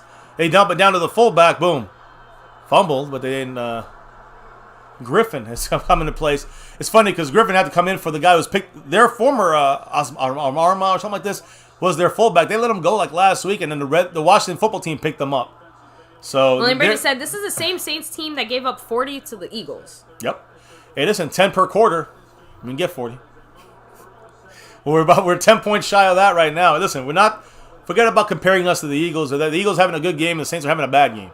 Saints are ready for this one, and they're playing us. When any team plays us, they raise their level because this is their Super Bowl. It's the Cowboys. We always are that. Come on, first down and more over there. Ingram. I mean, LV tackled his. LV tackled his own teammate. It's better be a flag, a hold on them, but God. I don't know. It's probably on us, honestly. Like, just maybe. It's incredible. Kamara's on the sideline, but it's incredible to me. It's on them. It's on the Saints. It's going back. Holding. About time they get a drive stopper. But my goodness. That was because I think the outside, Trayvon Diggs was out there and he was held. There it is. It wasn't Diggs. It was actually number 28, Hooker, was being held by their starting tight end, Vanett. And, I mean, Trayvon Diggs fucked up there, getting off the mark. But he's being held. You can see the hold, right? Hooker is being held. HH. Hooker held. By the way, the draft order, Lions number 1, Texans number 2. Yeah, East Side. Jaguars 3, Jets 4 and 5, Giants 6 and 7. Eagles 8 and 9. Yeah, I'm not joking. From picks 4 to 9, it's Jets, Giants, and Eagles back to back. That's insanity is going on. Things will still change, but yeah, it's crazy. Let's keep it going. The guy gets up for 2nd and 11. A lot of time, dumps it down, and a cut down there. Nice tackle by Anthony Brown. Doing his job properly in the zone against Ty Montgomery there out of the backfield. I know it's too early to say it, and I know the second I say it, I'm going to regret it. But, Anthony Brown is like, I have to show off a little bit this game. He's shown off negatively a couple plays, so he's got to get back on it, right? Great play, though, is it more of a design there that helped Anthony Brown? Because he's got to watch that. Came back up. His side was empty. If LV's the only one there, it's a fucking 40-yard gain for them. So thank goodness Anthony Brown was in the right spot in that zone and looking back. So anyways, 3rd and 9, got to get a stop here. Let's get a stop here, Cowboys. We got to get a touch. I want to get 17-7. We got to get a stop now. 3rd and 9. Cowboys trying to get some pressure. Bash him on the outside. Dumps it down, and it is caught. I don't believe this fucking shit. Trayvon Diggs. And on Trayvon, too. Trayvon and Casey. And I mean, just kind of that kind of stuff. Like, they barely get a half a yard over the line of scrimmage. Taysom Hill throws a fucking janky ball, and Trayvon Diggs is playing 3 yards down the field farther. Even though he has great comeback ability. I was kind of hoping he hit the ground, but nope. Nah, he got the first. It's incredible, guys. And the Cowboys continue to let. It's funny. The Saints, the Cowboy defense playing great, but on a 3rd down here and there, it's like enough for them to get the fucking plays down the field to get the points on the board. The Cowboy defense is doing just enough, like lacking enough, to give the Saints a chance. And they're playing great. But they're letting too many first downs go. They have 7 already. We have 6. There's a little play. There's a little play action. There's a pressure. Micah with the hit, and it's dropped because he thought he was gonna get pounded. LV was 8 yards back, so he should have made that catch. But Taysom is getting prison banged. You know what I mean? Because Micah's up his ass the whole game. Yeah, I said it. Micah's gonna be there the whole game, in his butt. You can see that. He was a little rattled there. Look at Micah. I mean, he's pissed because Micah just laid him out to shit. And again, guys, I mean, just the hit on the shoulder, that throwing shoulder, bam! That arm is getting locked up. I'm sorry, but that was a Micah Tank sandwich. It was. And then he's hurting. Just say. Guys, you got to remember, he hurt his fingers on Dorrance Armstrong, and now he just got tanked from the back and Parson from the front. So keep the pressure on. Keep hitting this motherfucker. 2nd and 10. They got 1 second to go. There you go. They got it. Now there's some blitz from Jayon Curse. Quick dump down. We got to be ready to stop it. Nope. They got a big gain. They did it. See, here's the thing. They did it the way we were supposed to do that. We did that play. They blitzed us. We fucked it up. We blitzed them. They got a 30-yard gain. They just tied the game. Yeah. If they want to.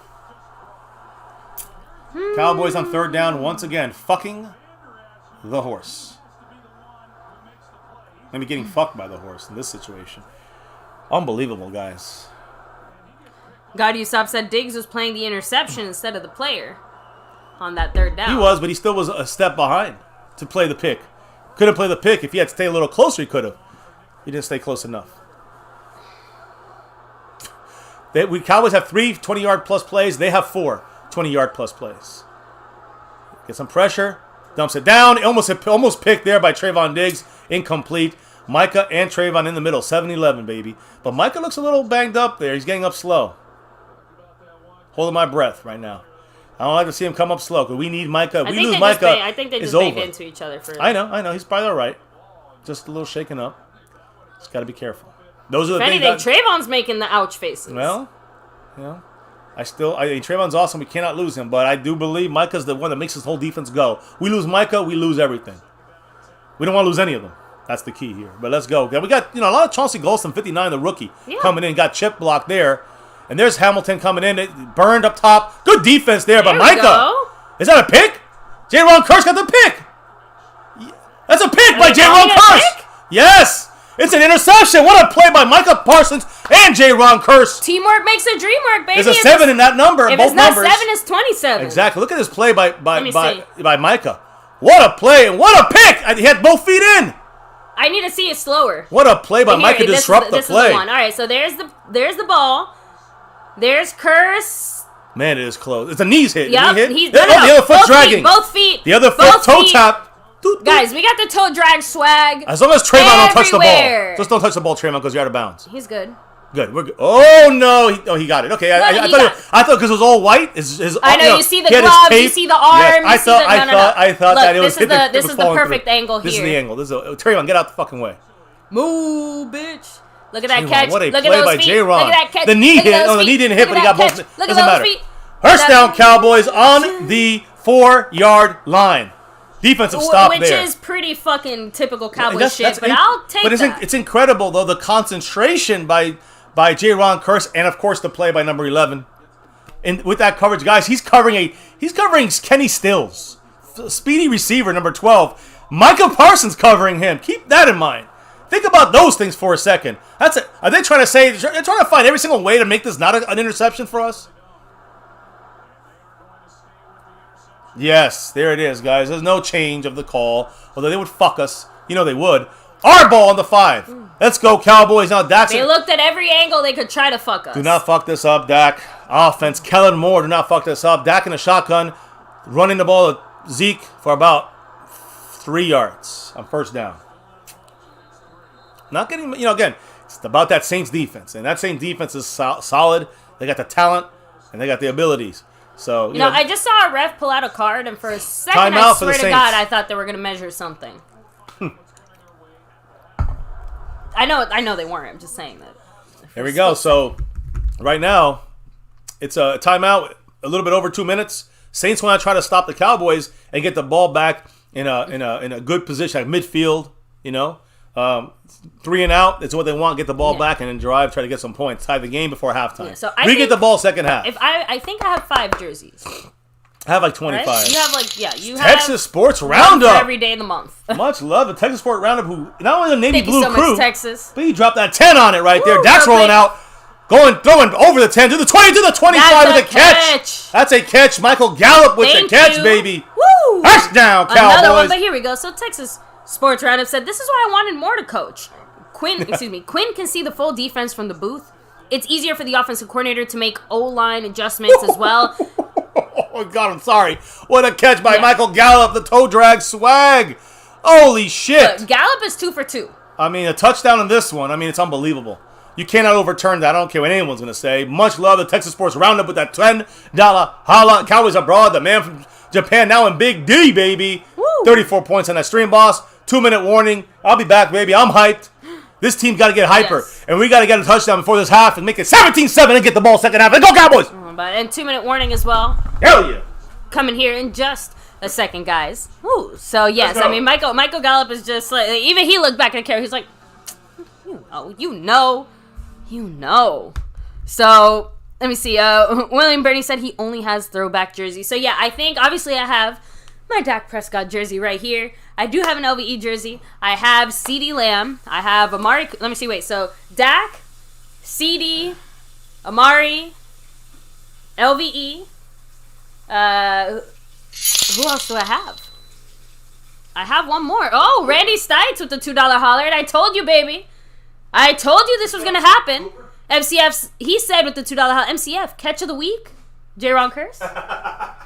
I said I wanted somebody to one-up Michael Gallup. Curse said, hold my beer. And then Gallup said, hold on. I'll do it again. He did. Feels like that SpongeBob episode. He's like, you want to see me run to that rock? You want to see me do it again? The SpongeBob references, that's all. That's all you baby. Cowboys Broad, I actually am considering getting a Brian Anger jersey, but I'm like... How long will be on the team for? A year? 2 years? I feel like me getting that just means that I'm asking for him to be cut from the team. She's got that bad... I have a Jeff Heath jersey as well. And he's on the Saints. Thanks to Cleveland Browns. We burned that. Yeah, Cleveland Brown with the purchase. That's the only jersey that we haven't. I got a Kellen Moore jersey because of. Thanks to Cleveland Browns. So you got to give him credit. It's always funny when you put him on. Which is really Malik Turner. Yes. Now on this year, and I'll wear it again. Probably maybe the last game of the regular season when it doesn't really matter as much. I hope.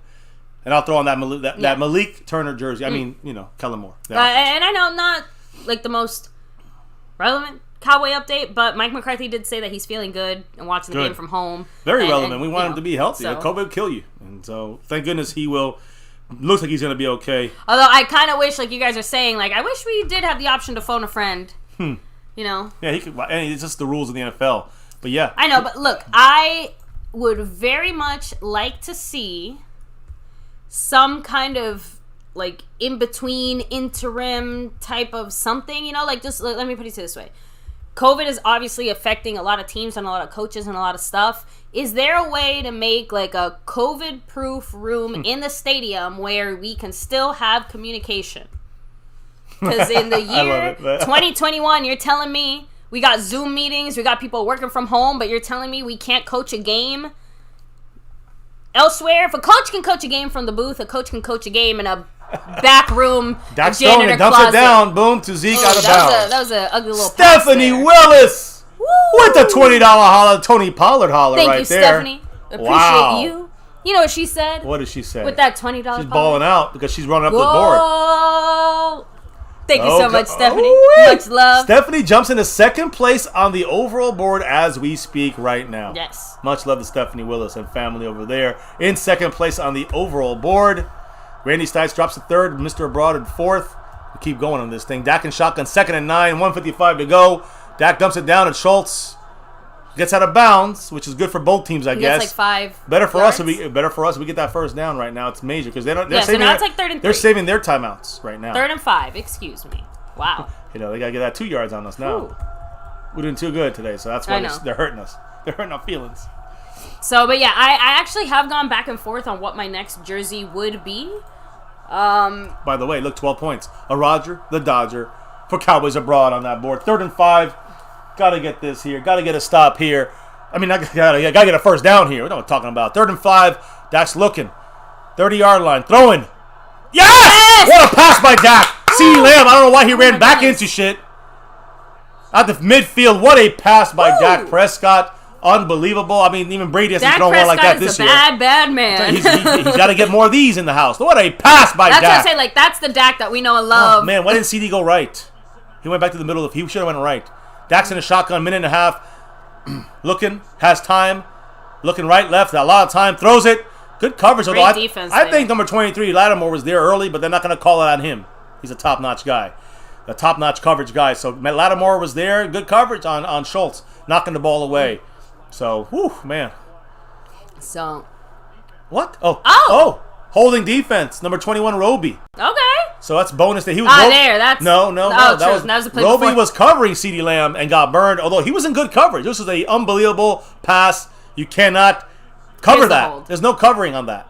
This is the hold on the play that we just got. Yeah, so we just got ourselves a free play. Yeah, they confused me because they were replaying the CeeDee Lamb Minute catch. 20, shotgun, 1st and 10 on their 44. Dak throws right, tipped in the air, almost picked. Tipped by the same guy who just got penalized. Yeah, 21, Roby. So 2nd and 10. So thank you, Cowboys Abroad. He said, they can sanitize and coach from that 20-seat suite that they took us on when we did the tour. Like, just something, like, I'm just saying. But then he'd be in the building. He's not allowed to be in the building. That's the thing. He's not allowed to be. Put like a porter potty in the parking lot or some shit. I don't know. I don't care. But that's illegal. If you're not in the building, you can't signal in. That's the catch. Put him in the basement. For 2nd and 10, it's in the building. 2nd and 10, shotgun. They're blitzing. Dak's got to get this out of the. He dumps it down to Cooper. I don't know what that was. I really don't know what that. the fuck that was, Dak. Or Kellen Moore. No, that wasn't Dak. Again, it was Dak in the sense of I don't know what other decisions could have been made. Right. We don't know if he could have forced something down the field. It would have been worse. That's like Kellen Moore again. It seemed like that was the play design. Kellen Moore, you motherfucker. Killing us here. So, and guys, I did want to say, I'm sorry. I'm a little bit under the weather here. I can feel a migraine coming. So, yeah, I know. I have to wait. I already took the first one. So I don't throw up. 3rd and 10, guys. I know. I've been sick the last couple of, not sick, but off a little bit. I was with Cowboys abroad. I'm like, man, I'm just kind of, my stomach was, so, hey, shotgun, they're blitzing. Come on, be prepared. You got to throw the ball, Dak. Oh, God, that looks so bad. Bad, horrible pass. A flag on Lattimore. Thank you. Looks like on Lattimore. It should be on them. Honestly, they'll call it on Cooper. Watch. I think it was number 29. Was that 29, 23? 29. Sorry. Yep, he's holding him the whole way. He's holding him the whole way down. That's a blatant hold. I mean, there's only so much you can fucking allow. So there they go, guys. Referees cheating, wah, wah, wah. There you go. There's your penalty, and it was deserved. Although, like I said, there's some bullshit calls earlier. You got to overcome it. You can't bitch at it. You can't whine at it. Got to overcome it. Cooper in the game, he had one big play early. He's not feeling good.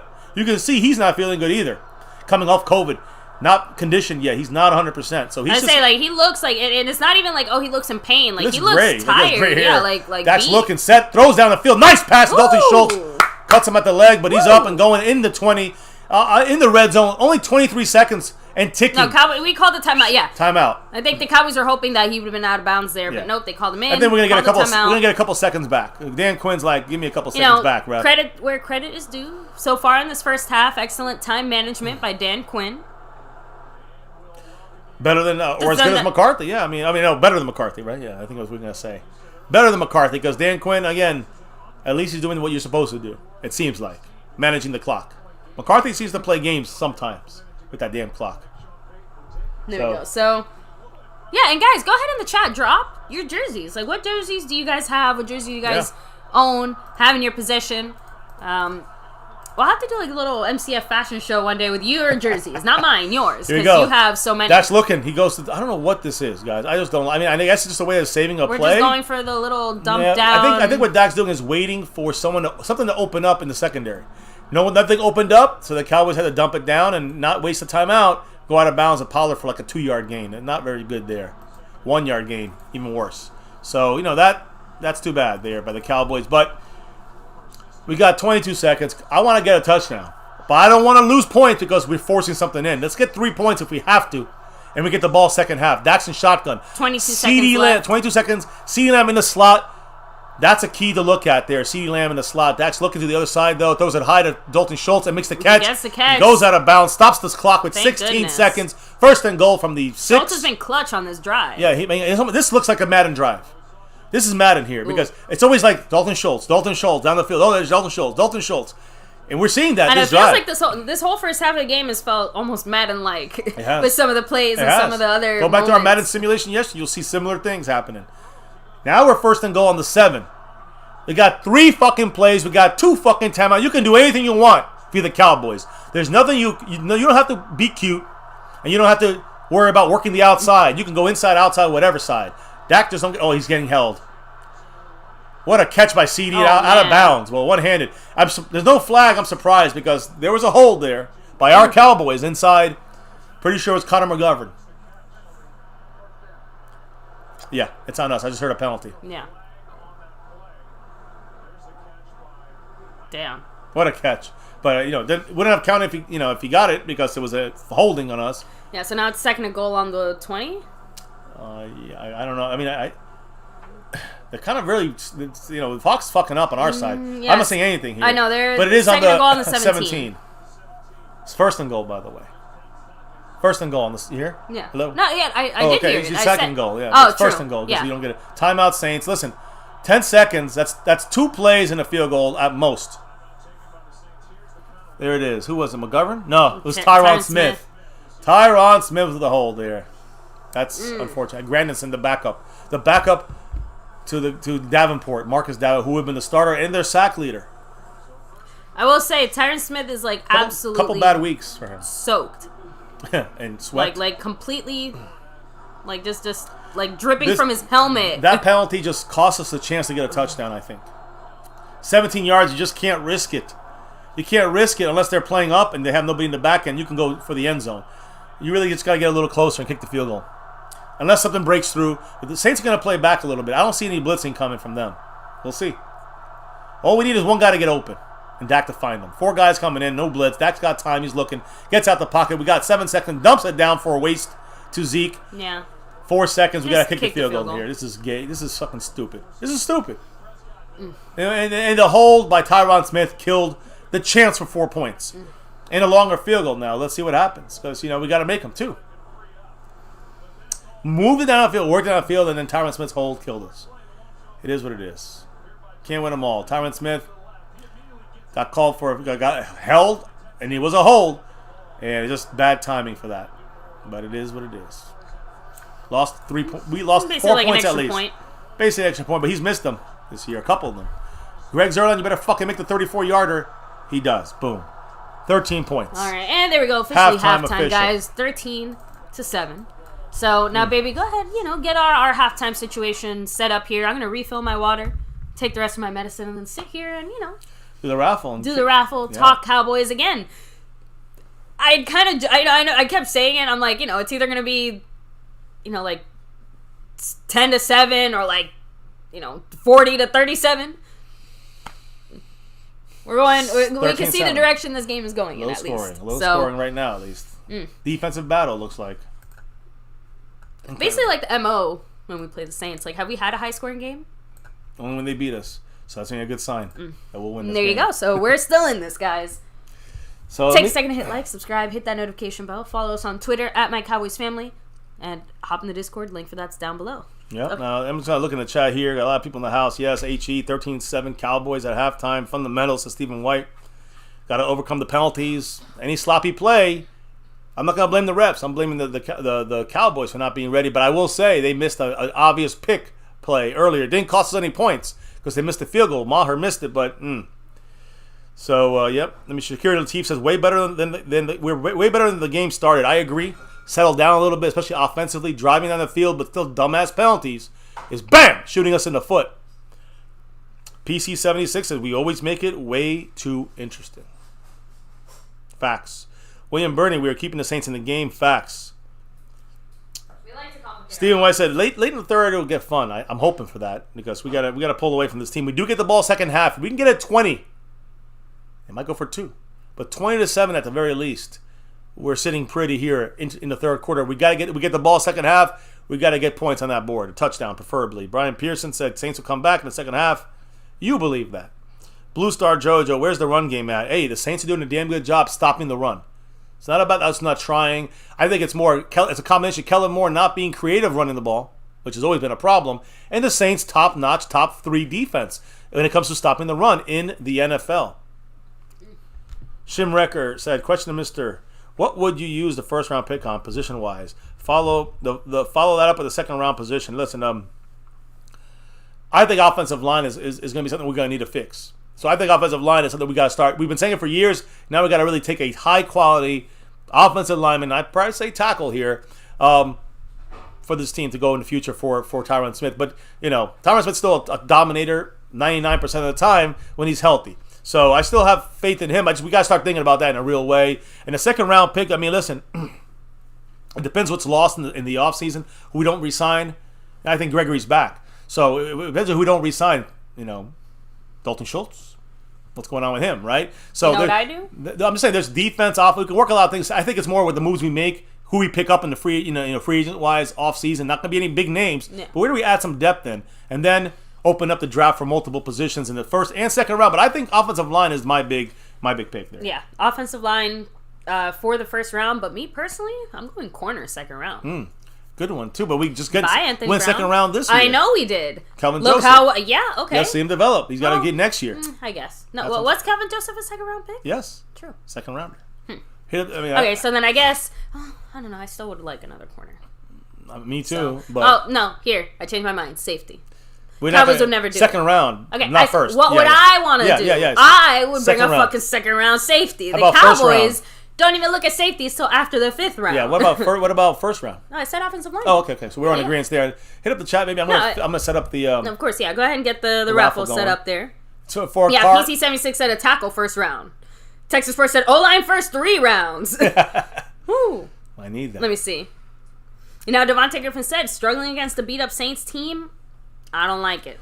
My issue is more, like the way I think we'll pull away. I think we should pull away, guys. But the Cowboys right now, offensively, not looking great. Defensively, we've messed up a little bit, but we allowed only 7 points.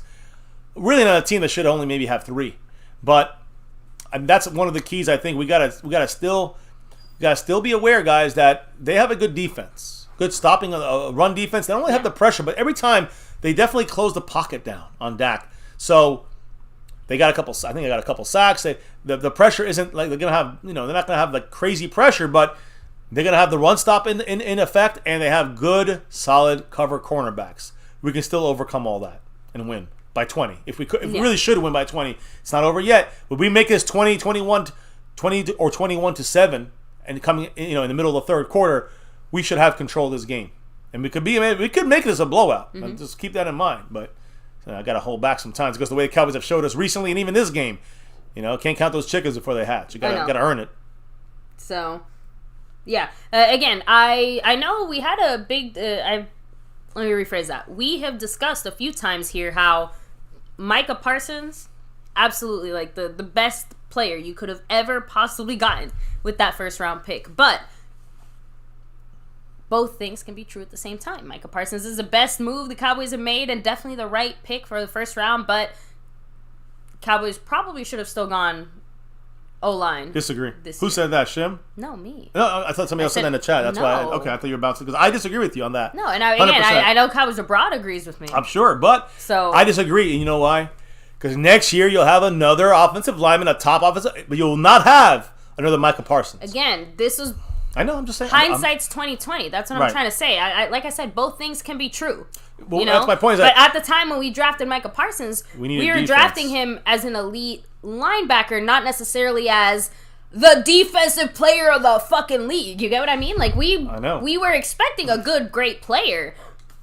I don't think anybody was expecting him to do what he's doing this way. So soon, like no one did, and that's I still say that that's all. The chance on him being a fucking, what do you call that? Like a generational player, truly generational player, is showing up now. The risk was worth it over a lineman you get this year and Slater. You get another Slater next year. Is my point. That's all I'm saying. In the first round. That's it. That's all I'm saying. That's where I stand on it. But I hear your view on that. Like I said, I think we're both right. Both things can be right at the same time. That's all I'm trying to say. Double drop. I just heard it in the house. That's right, because Jason Renfro just dropped a $12 holla in Texas Sports Roundup with a 1. You know what that means, right? Much love. With that drop by Jason Renfro, that 12 on it, I'm pretty sure he takes over. The yes, Stream Boss. Full 100 points in the Stream Boss. Jason Renfro rocking the house. The Jays have it. It went from Slade to Jay. Renfro, and he's got the lead in the Cash App. He's got the crown in the Cash App. Right now he's barely in the lead overall, but he has pulled away a little bit more over Stephanie Willis, who's in second place. The battle is on. Much love. What did both these ballers say? Texas Sports Roundup with a dollar holla. The Go Cowboys! And, before I even go any farther, let me just throw this out there, baby. There was another dollar holler thrown out a little while ago, and I'm sorry to Jason Renfro, I'm not shouting him out, but he dropped the Go Cowboys dollar holla a little earlier in the game. Go Cowboys, hell yeah. He said, let's go Cowboys and get this win. Give them a beat down the second half. We need to step up better on both sides of the ball. Agreed. Let's take this on our way to get 6 and beyond. Go Cowboys now and forever. Always. 6, baby. We need that 6 and beyond. All right, I think we need this raffle. Yeah, we are. I know. I'm trying to get it all together. There's all this stuff kind of coming out all at once. I'm ready. I'm ready for this. Hit the last couple of comments before we roll out of here, baby. Oh, not roll out of here. Roll out to the raffle and then get back into the game here as they come back from halftime shortly. So, Xavier, leave a comment after the stream under a video or something, and we got you, man, okay? But there's no way we're going to be able to remember that now. Sorry. I missed it, whatever it was. Oh, it's all good. Benji, 1971, coming through, representing Tony Pollard as well here. Grant Much love G to him. In the place to be. You know what he said? With that $20 Tony Pollard holla! What did the man say, baby? Big second half for Dak. Let's also get the running game going and create more turnovers on defense. We just need to get Go Cowboys. Beat NOLA. Hell yeah. B-N-O-L-A. NOLA. And, I agree 100%, but the run game gets going if we just block better. We got to overcome their strength, which is the run defense. So that's the thing. But I think I agree with everything else. The tough thing offense to do. as a whole, Kellen Moore led. Dak on the field got to get better. Got to have less issues and more consistency. Absolutely. 100% agree with you, Grant G. Much love. As he jumps in there. We got 2 more jumps. Stephanie Thank Willis you very much. with that $10 holla. Texas Sports Roundup with that $5 holla. What do these ballers have to say, baby? So Stephanie Willis with the $10 holla said, wrecked. But we're about to do to these Saints, right? Hopefully, yes. I hope. That's what the feeling is. And Texas Sports Roundup with the $5 holla said, let's get Anthony Brown returning punts and tell him not to fair catch. No, I don't want Anthony Brown. You've seen his hands, right? Oh, boy. Yeah, I mean, he has a pick 6, but thanks to Randy Gregory's It feels like, pressure. I know, but I feel like we're asking for fumbleitis. It's like we're inviting it into our home. Yeah, we can't. Not allowed in this home. Yeah, even Trayvon Diggs is a little too touchy with that because, there's a reason why corners and our corners and not receivers. It's that ball control is a little different, right? So, they can't catch us well. Let's get this rolling, guys. On it, guys. Third quarter is on. I know this is halftime, but I'm fixing it. We got to the 19 on the kickoff return. Congrats to Jordan. Jordan, the man, Jordan. Appreciate you as always. And thank always, you, of course, always, to the always. Lunatic for helping to make it Yes, happen. yes. All you guys make this thing now go. It's a run to Zeke running, trying for to get a out. loss of 3. Loss of 3. 2. And that is the defense of their side of things. They are looking to just stop the run and force Dak to hit their good corners, go against their good corners. Very predictable. I don't like this. We've run so much on first down. That's a Kellen Moore fuck up right there, to be honest with you. Yes. I'm not happy about the first downs. Throwing, to me, I think we're throwing just way too much on first down. And setting us up for really shitty seconds and third downs, as you're seeing right now, unfortunately. So, we actually did just get our next batch of jerseys, physically in hand. Yes, those are shipping out here in the next couple of days. Week. Yes, shotgun for Dak, 2nd and 12. Dak's looking left. Bad decision for Dak to throw that. Almost a pick. CeeDee Lamb gets a 2-yard gain. I mean, we're back to the line of scrimmage. It's 3rd and 10. We're just looking to make things harder on ourselves. I don't like Cowboys this. coming out looking like shit. And that's the one thing we couldn't have done. I was hyped to see something. But Dak is still stuck in his shit, and so is Kellen Moore with his shit play calling. Just not a good play calling couple of weeks, and not good offensive couple of weeks with Dak and the offense. This is facts, not hate. It's facts. When Dak plays better, you'll see us. What a pass by Dak earlier to CeeDee Lamb. Got us 3 points eventually, but we got to see more consistency. Dak looking. Throws down the field, over the top. Great defense. No flag, though. Marshawn Lattimore, good coverage on Gallup. They didn't call it last time when he did something very similar, so I don't see why they'd do it now. That was good coverage then on good Gallup by Lattimore. By the way, look who's the defensive backs coach. Chris Richard. I mean, Marshawn Lattimore is fantastic. Look at that closing speed. That's what I'm saying. That was just really fucking I mean, he was grabbing his arm. So if they really wanted to throw a flag, they could have. But guys, don't start saying it. That's not fair. Because Anthony Brown could have been called for the same thing. He did not get called for that flag. So it goes both ways. What a punt there by Anger. No return on the 20. Man, we went from their own 19 to their 20. If we That's don't bring him great back punt. next year, I'm Brian going to be mad Anger. at the Cowboys. I like the anger Brian brings. You know what I mean? Now the defense got to bring some anger. I see Micah Parsons in there. I want to see some sacks. I want to see getting to the quarterback. I want to see some fucking turnovers. I know we got one from J. Ron Kershaw in a very important spot, but I want to see a turnover that gets us. I know we got 3 points off the turnover. We did. Mm-hmm. But I don't want to start on the damn 4-yard line. I want to stop them 2nd down and get the pick 6. I want to get that fumble knocked out on 3rd down and 4. Whatever it is, I want to see a feisty defense without the step off of one play costs us 3 points. That's the kind of shit I'm seeing all game. Costing us points or possible points because of a little misstep on defense here and there, which is enough to kick us in our own ass. Yeah. Cat 52, you said it. It's nice having a good punter again. Yes. Yes. It's funny. The punter was great for a couple of years, and then he got hurt. Same thing as as the kicker, your boy Dan Quinn. So Dan Bailey. I'm sorry. So again, Dan Bailey, punter shirt. Chris Jones. They were really good, really solid for a couple of years, and then they just kind of. No, Dagny just said it. Richard is why we're getting embarrassed. Richard was never bad. I just think that he was in a situation with a coach like Marinelli, though. It didn't fit. Those are two people that did not fit in their coaching ways. Marinelli plays, everyone plays back, and Richard, everyone plays press, and it's just different mindset. It's more like like Richard with Dan Quinn would have fit better, would have meshed better than Richard with Marinelli. In Richard's defense, he was really pushing for a handful of personnel and guys that fit his scheme and his ideas better. And Marinelli, and the Cowboys chose not to go in that direction. Marinelli pushed harder and overruled Chris Richard. We would have had Rapp or Thornhill. But we would have got. I know Thornhill was the Tristan guy that Hill. Yeah. he really wanted. And again, obviously, it is what it is. But it would feel better to not have done that decision if we had gotten something out of Tristan Hill. You remember the other guy who was our defensive coordinator? I mean, Marinelli. Remember the other guy we drafted because of Marinelli? That's just Tristan Hill. Go back a year or two before that. Taco Charlton. Don't mention instead of TJ Watt. This is all Marinelli. And a lot of that still, it's been kind of, taken out. Still a little bit seepage still left. And Tristan Hill, I want to see him. I think he can still be decent, but, you had other options there. And the point is, Chris Richard was overruled multiple times. Exactly. So, by Marinelli and Stephen Jones, Jerry Jones, Will McClay, they win with Marinelli. There you go. Now, Kellen Moore, looking like he's sweating like pounds of sweat off his. I mean, I never seen him this sweaty. I agree. And right now, I told you, he looks disheveled. right now the Saints have the ball, 1st and 10 on their own 20. We have to keep the pressure on with this defense. The defense going to want to have to do it, guys. Hill is 12 and 21, 144 yards. He dumps it down here for about a 5-yard gain. Trayvon Diggs with the tackle. Too many yards on first down, but you know what they didn't do? They didn't run on first down predictably like we do. So they get 5 yards on first down. We lost 2 on first down. Micah said this about Dan Quinn. He's like a big brother, a weird uncle. He's always bringing a smile, and all the energy he makes you want to buy in. Dan Quinn's a major piece. I said this before. I think Micah's the biggest piece we found, but it's really, Micah in the draft. Dan Quinn, it was the biggest signing we had. Jason Renfro, a member for 11 months right here as a star level member. Appreciate you. I'll read it in a minute.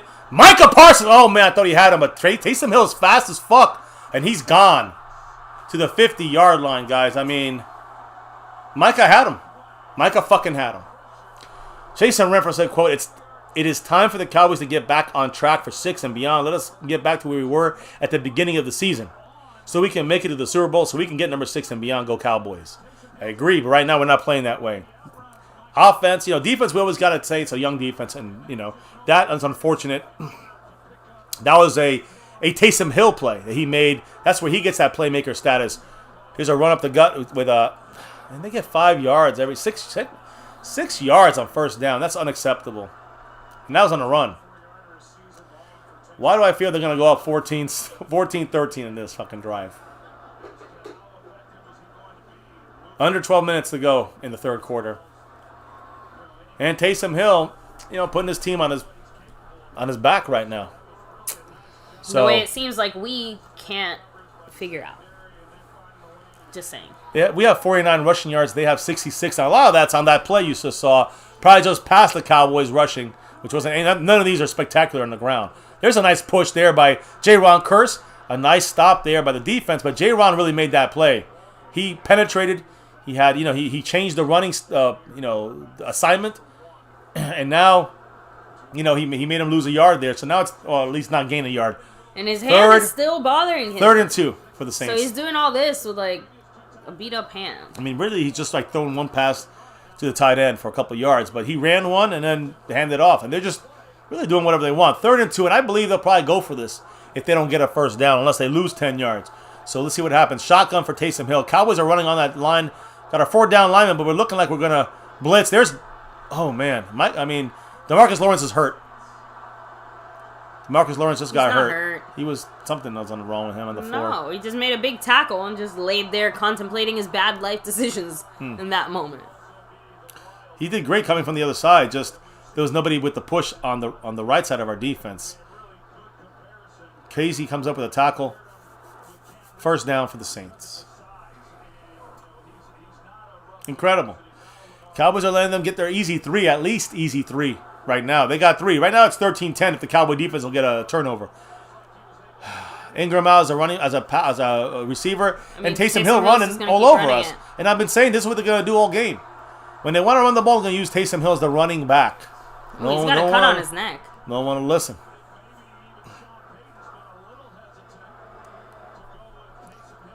They got nothing to lose. Why not run Taysom? He gets hurt, you put Trevor Siemian in.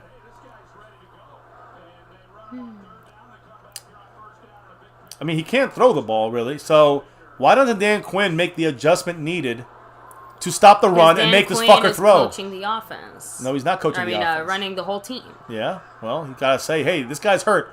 Let's make him throw the ball. 2nd and 2, down the 30-yard line. He's running again for another first down. This is nonstop. It's gonna keep happening. Dan Quinn, wake the fuck up, Dan Quinn. Every time I see Taysom Hill grab that finger, Cowboys, bring everybody up. Blitz 7 people. On this drive, he has 42 rushing yards. That's 5 yards off what the Cowboys have total for the whole game.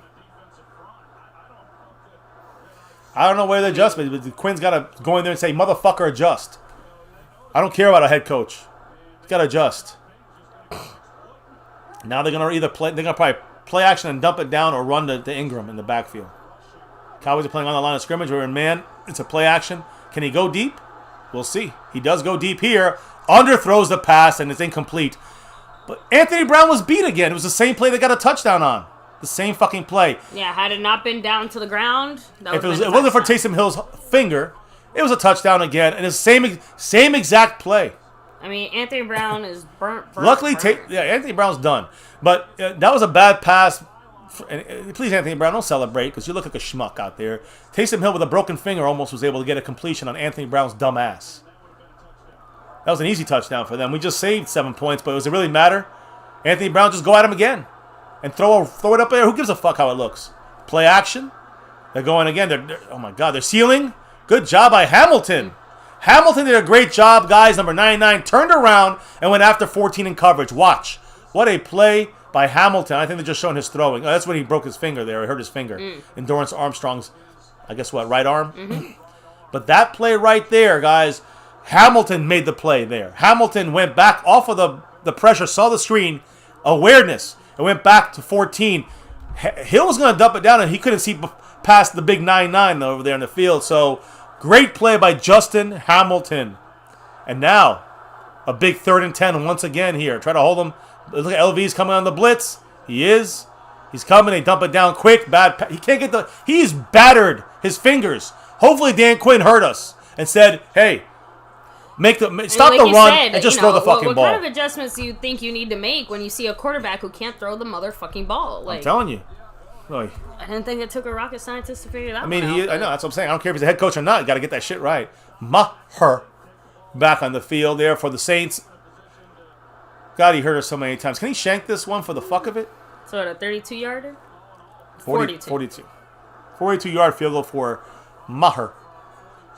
And he can make this a 3-point game if he knocks it through. 42 yards is usually easy, right? But he's not that good at 42-yarders. Oh, that was almost blocked, but of course...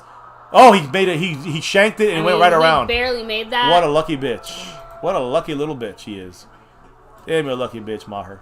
But he would never do that for us. No, Mackenzie 2 times said send the blitz every time. Or you don't want to blitz and then let the runners run by. But you got to watch the run and attack the quarterback. As soon as you do that, he's not going to be able to do shit. You're going to force him. And he's saying it halfway through this drive. This guy cannot throw. He can only run, and he's good at it. So stop the fucking run. They finally did it at the end. Everybody turn your hat backward like Dan Quinn. There you go. Yeah, that's not that good. I'll say it's not. I don't want to be like 412 out here. You guys know who that is. Some of you guys know who that is. I ain't no 412. That's for damn sure. So let me see here. I just want to make sure I got everything right. Okay, everything's good. Skeptical fan said, "I'm more concerned about the offense." Me too. This offense is all over the place, and we got most of our guys back, and it's still all over the place. It's this. I think first and foremost, before we say anything about Dak sucks, and I don't want to hear that shit yet, because that's not happened this year. You got to suck for like 2 years straight to say he sucks. But the thing about Dak is that Dak, the offensive line, the running game, the receivers, Cooper sick, CD coming off the concussion. Keep going. I don't care. Tyron Smith having a hold and not playing great. Look at all these things. Still, the biggest issue on offense in this game, in the last 3 out of 4 games, Kellen Moore. Kellen Moore has been the biggest issue, in my opinion, on this on these last 5 weeks. Yeah, like overall, it's hard to not put it more on Kellen Moore. This is weird. I see a shoulder. Sorry, yes, I'm here, guys. Sorry, I'm. Yeah. She got a little. We're trying all the preventative measures, guys. So. Yeah, so it's 13-10. Ask and he shall appear, baby. Real shit 412 said I heard my name. I know he's always watching. Always watch. He can't stop watching. I know what you're doing. Now Tanner Cruz is saying it could have to do with the line coaches being out as well. No, I agree. You know, we talked about that earlier in the week. We had some issues last week against the Raiders with some zone run, power run kind of blocking. You need a Philbin for that. Now Blasco, who was having troubles last week, he's out too. So we're on our third. We got fucking Lunda Wells, tight end coach, doing the offensive line stuff, helping there with guys like Ben McAdoo and others. Jason Renfrew said, "Where's the quarterback spy to keep runs like that from happening?" Which one? The one that he ran for a big one there? I mean, like just in general, like where's the quarterback spy? Well, no, we stopped. Well, listen, we did well in the second quarter at least. Fantastic job, but to me was more. Micah came in there and was right on top. He was right on top of Taysom Hill. He just went around the corner with speed, and Micah has speed, but he was going forward and then went left. Taysom Hill kind of went right and then just turned the corners, and he used other guys to kind of make Micah have to go through. So there's the kickoff by Maher. I just say that the way I look at it. I mean, I think that a lot of our issues still root to on offense at least to Kellen Moore. Now on defense, I think we're gonna be working through some things still with not having all our. When we get next week, we get Randy Gregory back and Neville Gallimore back and Tristan Hill off the suspension. On defense and the defensive line, I think that's where things change. I think that's where, that's where the defense will look a lot more solid, and we'll have the Micah Parsons doing, shutting down everything. I think that's what his specialty is. There's no real position for him. That's rolls right, looking right. Nobody's even open, it seems, right? Gallup gets about a 4-yard. At least it was a pass for 4 yards. It's better than a run for 1, right? I mean, can we all agree? I mean, we've run about 8 times on first down for a yard or 2. Here we throw for 4 yards. I'll take it. Yeah, that's what I'm saying. Like, I just want to keep moving down the field. Like, I don't need these big, giant, explosive plays or whatever. Just keep consistently working your way down the field. 2nd and 6. Dak's under center. Sees all the... Malcolm Jenkins comes up from safety. Number 27 from the Saints. So Dak just called... at least he called an audible, some kind of switch. We'll see what happens. It looks like it's a run anyways. So we're getting about 3 yards here. About 2 yards to go, right? About 3rd and 2. That's a manageable 3rd and 2, guys. There should be no excuse here. 3rd and 2, 3rd and 3 at the most. Either way, 3rd and 3. We can Cowboys in the first half of the year, first fucking 10 games, we were. This wasn't even a fear. It was like boom, first down. 3rd and 3, boom, first down. 3rd and 4, boom, first down. Now it's like 3rd and 1, and we got to struggle. I don't like it. 3rd and 3, got to make it. That's what matters here. So 3rd and 3, 7:18 to go. Got to get a touchdown on this board, and I'm hoping this drive. Yeah, Gallup on the right, everyone else is on the left. Pollard in motion as the outside receiver, 3rd and 3. Dax gets the ball here with 1 second on the play clock. He got time. He dumps it down. He's coming. No flag there. He's saying he tripped. Kawan Alexander just tripped Tony Pollard, and we have to punt the ball again. This is an ugly coached game by the offense. An ugly game by Kellen Moore. Kellen Moore just has 1 or 2 nice plays, and everything else is fuck shit. I think the Kellen Moore experiment is over. Yeah, I mean, hey, you guys somebody want him as a head coach? Go get him. It's so great. When we saw him, isn't it great? Like literally 4 or 5 weeks ago, we heard, Kellen Moore, he's going to be a head coach. Every fucking week is a head coach. Oh, man, Anger almost got blocked there, but good punt. Got that underway. Man, what a punt inside the 15. Misses there on the tackle. Misses on the tackle. They get to the 20. Bernard makes the tackle on the 20. Misses that tackle. Fuck. Joseph kind of comes back and makes the tackle on the 20. But, people were saying, let's fire Mike McCarthy. This is like 4 weeks ago, after the Falcon game. Let's fire McCarthy. And let's get Kellen Moore. I don't want to lose Kellen Moore. And I was just like, let's just see. Let's stop talking about head coach Kellen Moore. McCarthy, stop talking about it. Jerry Jones. Everybody shut the fuck up about it because he ain't no head coach yet. Someone wants to get him? Get him. Get Kellen Moore. That's fine. If you want to see how he's going to play, let's just shut the fuck up and let's see what Kellen Moore does the rest of the goddamn season. Next season, because he's going to be here. Unless someone grabs him. If they grab him, he goes. Don't worry. We're not firing Mike McCarthy because, you can't, you change your mind every week. Cowboys fan base, so to speak, right? So, yeah, guys, just Kellen Moore ain't a head coach. If he wants to go, let him go. That's it. We're not firing McCarthy. 5 weeks ago, everyone wanted McCarthy fired for Kellen Moore. Now everyone's like, oh, no. That's why I still say let's just see how the end of the season plays out. But Kellen Moore's not helping himself right now. No. We all can agree on that. And it's looking bad to worse. If we get knocked out, if we don't make the playoffs or we get bounced in the first round, a lot of that's going to fall on all of the players and the money, and people are going to hate Dak because they're Cowboy fans that are acting like Cowboy fans, but they're really Philly fans. A lot of these people that just hate Dak to try to be right or to try to hate Dak just because they want to be right when he has a couple bad games. But the real issue, people who are smarter, they would say, okay, it is about the play calling. It is horrible. Now, if Dak takes over and becomes the coach and switches everything, you can make that case, but I don't think that's what Dak is programmed to do. Dak is not that kind of person. So Dak is trusting his coaches, and his coaches are failing him. And Dak is also playing shitty 4 out of the last 5 weeks. Not the whole season. He's not bad. He's a top 5 quarterback. But he's playing poorly the last 4 to 5 weeks. With Kellen Moore's shit calls.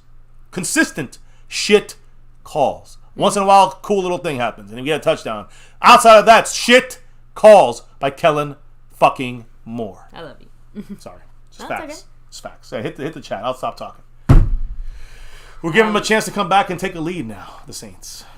Let me see here. So William Burney said, oh, sorry about that. So I guess it really doesn't matter if McCarthy's here or not. We don't look much different. I mean, listen. It's the coaching on the offensive side of the ball. Defensive side, listen, there's only so much the defense can going to do. Eventually, they're going to start scoring points. If we don't score points, if we don't get a lead, not a 3-point lead, if we don't get a lead, 10 points, 13 points, 17 points, they're going to stay in the game. And our defense is going to make it just makes it harder for our defense because the offense can't put up points. Fuck. Damn.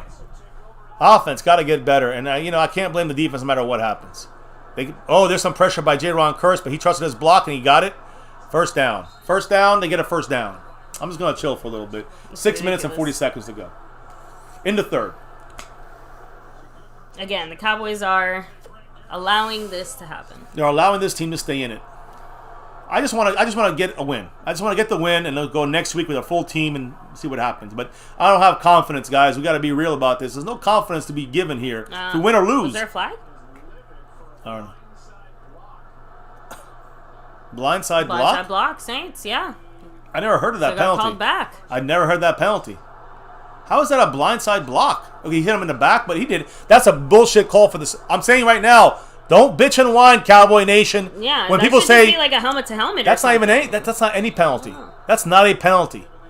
But we got a break. Drive killer. Now instead of 1st and 10, after 1st and 10, right?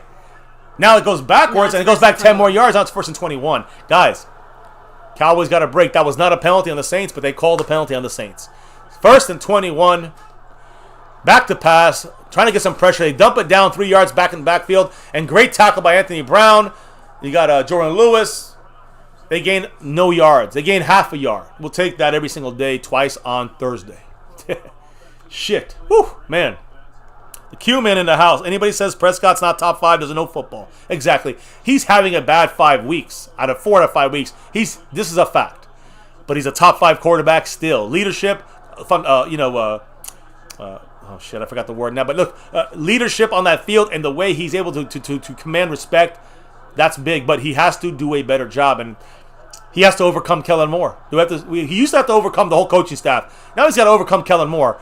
Quick run up the gut. No mistakes by the Cowboys cannot be made here.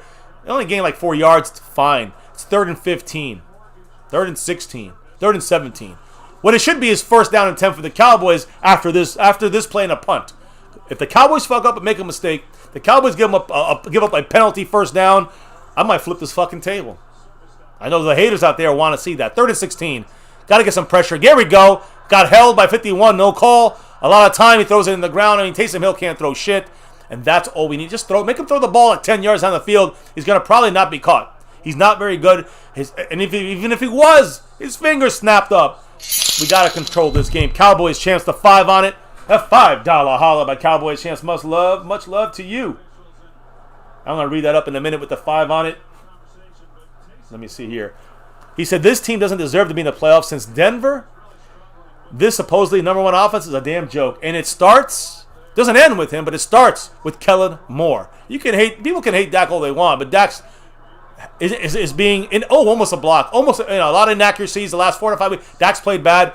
But the main issue is no help from the coaching staff. No help from Kellen Moore. Nothing. Everything has been predictable in the run. Everything's been predictable in the pass routes. I think a lot of that has to also do with missing Amari Cooper the last couple of weeks. Kellen, people say, well, Dak can't do it without Kellen Moore. I mean, Dak can't do it without Amari Cooper. There might be some truth in that, but I've seen Dak do it without Amari Cooper. What I have not seen it done is Kellen Moore without Amari Cooper. That I've never seen. I haven't seen Kellen Moore truly. The TV, baby. I'm sorry? You gotta mute the TV. Is it too? Oh, I'm sorry. Is it showing? I'm sorry, baby. I'm not the sound guy on that. That's why I'm never doing that. So that's why I don't know what the rules are. I forget. Anyways, I'm sorry. I just wanted to throw it out there. Cowboys champs dropping 5 on it. And yes, I agree. This offense since Denver has looked like we've been figured out. And that's my thing I said the other day. Remember what I said? Yes, 2 days ago, 3 days ago. Cowboys champs. It's not on Dak. If the Cowboy offense has been figured out, that is on one person, first and foremost, and that is on Kellen fucking Moore. If our offense is figured out, it's not because the players don't play well. It's because the coaching is not coaching well. That means we've been figured out. Our game plan has been figured out. That's not on Zeke or the offensive line or the blocking or Dak. It's on our coaching and it's on Kellen Moore first and foremost. So, again, I think we got Kellen Moore seems to be teetered out. When you don't have Amari, he has issues. Even in this game, we didn't see Amari in a couple plays. It looks like when Amari's in the game, it's like everybody on defense got to kind of got to cover, look at Amari, and then everything's open for Dak and Kellen Moore's scheme. So, to me, it's a bigger issue on Kellen Moore than it is anything on Dak. Dak is a top 5 quarterback. What happened to all the pre-snap motion? We had, preseason, we saw a lot of that. You pointed that out. And at the beginning of the season, just in general, we saw a lot more. The Cowboys do a lot of shifting, but not motion on the snap anymore. We're like the 28th team that does that the most. That's very bad. Mm-hmm. So that's an issue for the Kellen Moore side of things. Not on Dak, not on the offense, on Kellen Moore. Scorpio said the handoffs are very predictable. We need to switch up the looks on offense. The defense is fine. Defense is as good as you can get. They're holding them at 10 points and not that good anyways. We probably let a touchdown on broken defense. Defense but continues to be more like, I don't want to say a personnel problem, but we just need these guys. Yeah, Anthony Brown is the biggest issue, and some of the defensive line. Maybe we're losing some kind of run stop and pressure without Urban and the others that are coming back next week. But yeah, I mean, the coaching is the biggest problem on the offense. And then the inaccuracies on top of that by Dak, or the missed blocks or the penalties. Those things just make it worse when the coordinator is fucking up. And if any little mistake by Dak, by a drop by a receiver, a missed block, a penalty, then it makes it that much worse. Back on offense, Cowboys have the ball 1st and 10 with under 5 minutes in the third quarter. We got to get this goddamn win.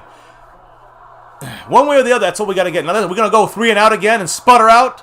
Kellen Moore, wake the fuck up. And this offense, wake the fuck up. The players. Play action for Dak. Looking down the field. He's not looking. I mean, it's the same old shit. Dak, no one is open for Dak Prescott. No one is open.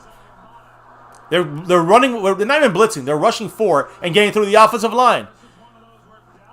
Who is that? Man, my God. Zach Martin getting handled. McEwen missing the block at the end. Man, it's just, yeah. We're missing Blake Jarwin big time, too. And you've been saying that for a couple of weeks. But no one's open. Right now, someone should be open. Dak's looking, and everyone's covered. That's what's frustrating about this. It's bad play calling going on. It's just really frustrating me, slowly but surely. 4:51. Here's a play action run. There's a pass to CD. What a play. Dak throws that into a very tiny window. That's all Kellen Moore setting up for him. Tiny windows. He hit that one. First down, CD Lamb. Tiny I pictured windows. An actual window. Tiny little window. I know.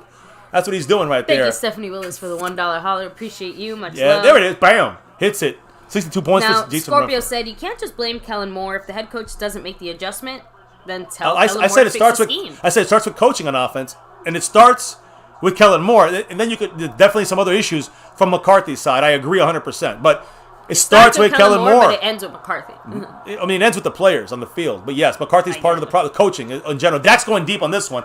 High baller, right? Oh man, It would have been out of bounds anyway. Michael Gallup could not get to that. Roby had coverage on him. It would have been out of bounds anyway. I think it was also bad placement. He didn't get a chance. He didn't give, like you said, out of bounds. He didn't give Gallup a chance to make a play on the ball.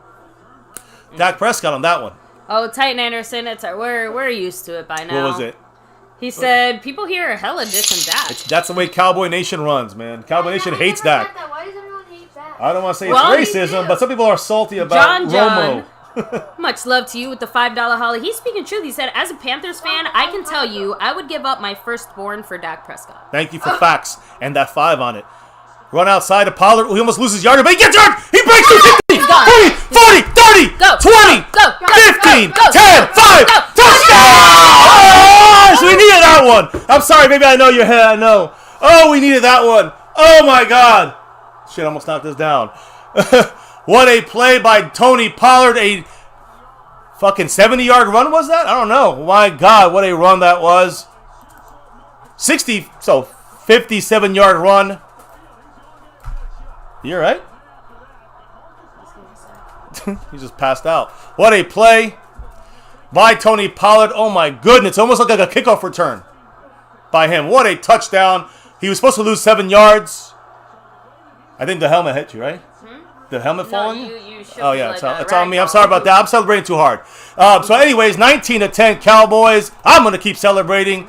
And we're putting this up. There we go. Greg Zuerlein knocks it through 20 points. Well, hey, 20-10. How about the Cowboys? We tried to make it 20-10, back in like the first drive. It took us. I'm sorry. I know, it took us 12 more minutes, but we did it. What a play right there. What a play.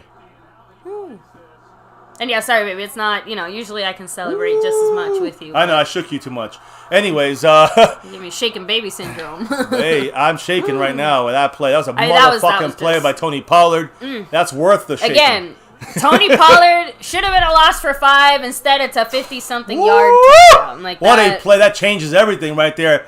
Look at it. Look at those. Look at just right there. Ooh, he's in, and the knee hits the pylon. What a great play. I'm sweating here, baby. I'm sorry. Oh, my God. Is that Malik Turner? What a play. Hey, Malik Turner. Almost a penalty there for a hold, by the way. Well. For Malik Turner, but I'll take the chance friendly there. shove between, two football players, right?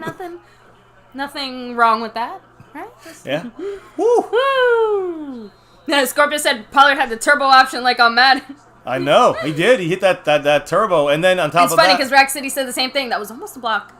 Yeah, Almost blocked. I was afraid of a block or a penalty on that one for a hold by Malik Turner. Short kick. Oh, no, okay. Oh, man. Almost went out of bounds early, but it's a touchback, thank goodness, to the 25. Woo, what a play right there by our team. Wow. And Straight Arrow said, feed Pollard. Woo. Let me see who's in the house here with us.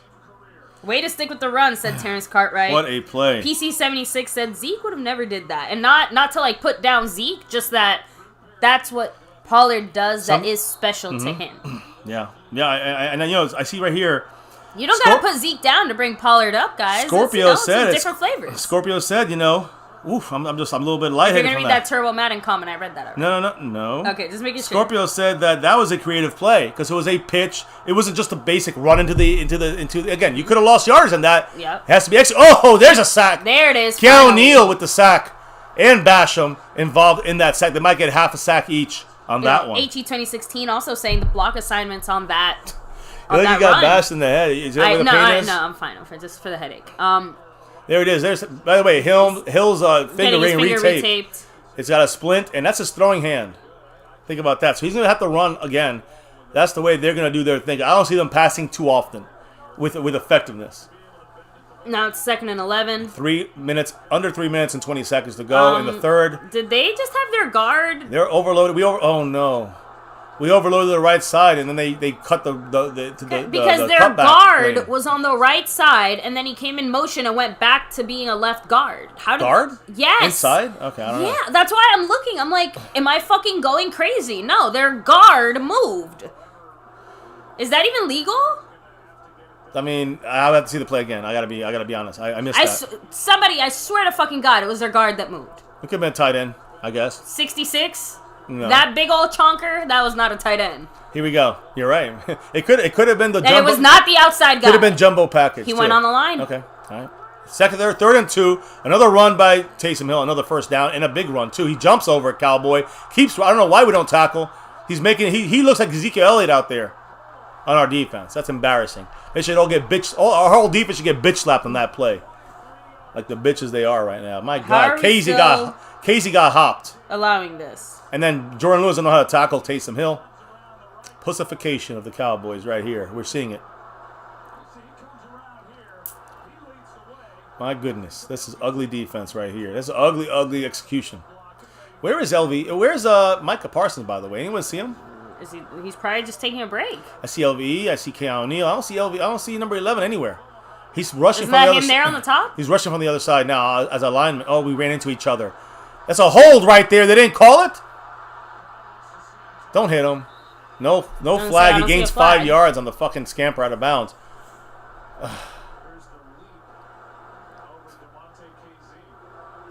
KZ, bitch ass. I have to admit, that was pretty nice by Hill. Yeah, it looks like he's better than Zeke. He just zeked. He just zeked KZ. Is that Simeon? 2nd and 6. Scorpio said it. I gotta give respect to Hill. That dude's playing hard. He's playing like a running back that can throw a little bit. They're going to the right side. He's running to the corner. He does get it. He waits. He looks for his blocks, and he gets a first down. They're in field goal range again.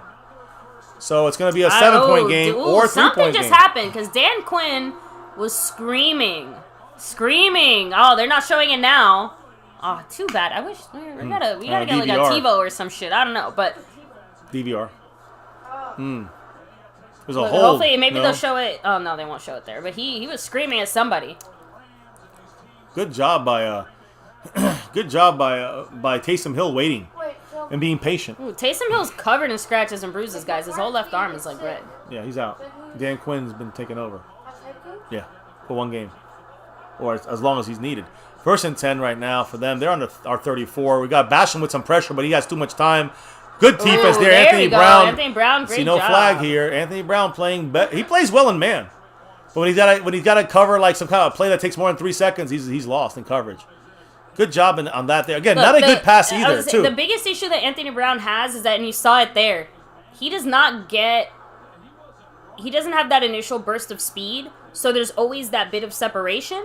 Like you said, for the first second, there's some separation. Then for a little while, he can stick with him, but after that, he's fucking gone. Right. Like, that's it. He loses it. And there, he was only able to catch up because Taysom Hill didn't throw a strong pass, a bullet pass, and it was a little bit like kind of behind him. A run up the gut here, and they get almost is that a first? No. Ty Montgomery makes it. He's going to make a 2nd and 10. Now it's a 3rd and 3. 3rd and 3. They make a very, very makeable 3rd down now. Rex City said, I'm never getting hyped for Anthony Brown. I don't care. Me neither, but... End of the 3rd quarter, guys. We're in that 4th quarter, up 10, but they're about to score 3 or 7 on us here. So, we just can't get a fucking stop. I just want to get a stop, get the ball back, and get 27-10 in the 4th. Can I get that? It ain't going to happen. It's just not the same Cowboy team we saw the first half of the year. It's not it anymore. They got to do more to prove me, to make me feel comfortable. I think most of you guys need more than this shit that we're seeing. Even if we win the game. A lot of us need more than what we're seeing. This is disappointing. No matter what happens this game, it's disappointing for the Cowboys who come out looking like shit on national TV. We still need to get the victory and keep those Washington fuckers.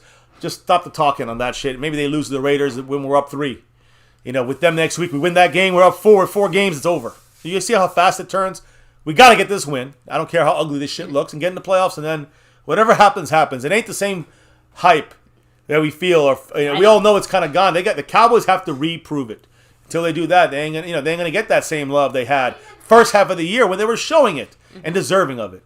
That's all. That's the way it works. Was there any major changes that happened that would make the Cowboys? A lot of injuries. We had injuries the first half of the year, and now we just can't overcome those injuries. I'm not really sure. The only thing is figure it out. If they figured out Kellen Moore, that could be the season. That could be the season. At some point in the playoffs, we're gonna lose. That could be the season. I know that was a really stupid commercial.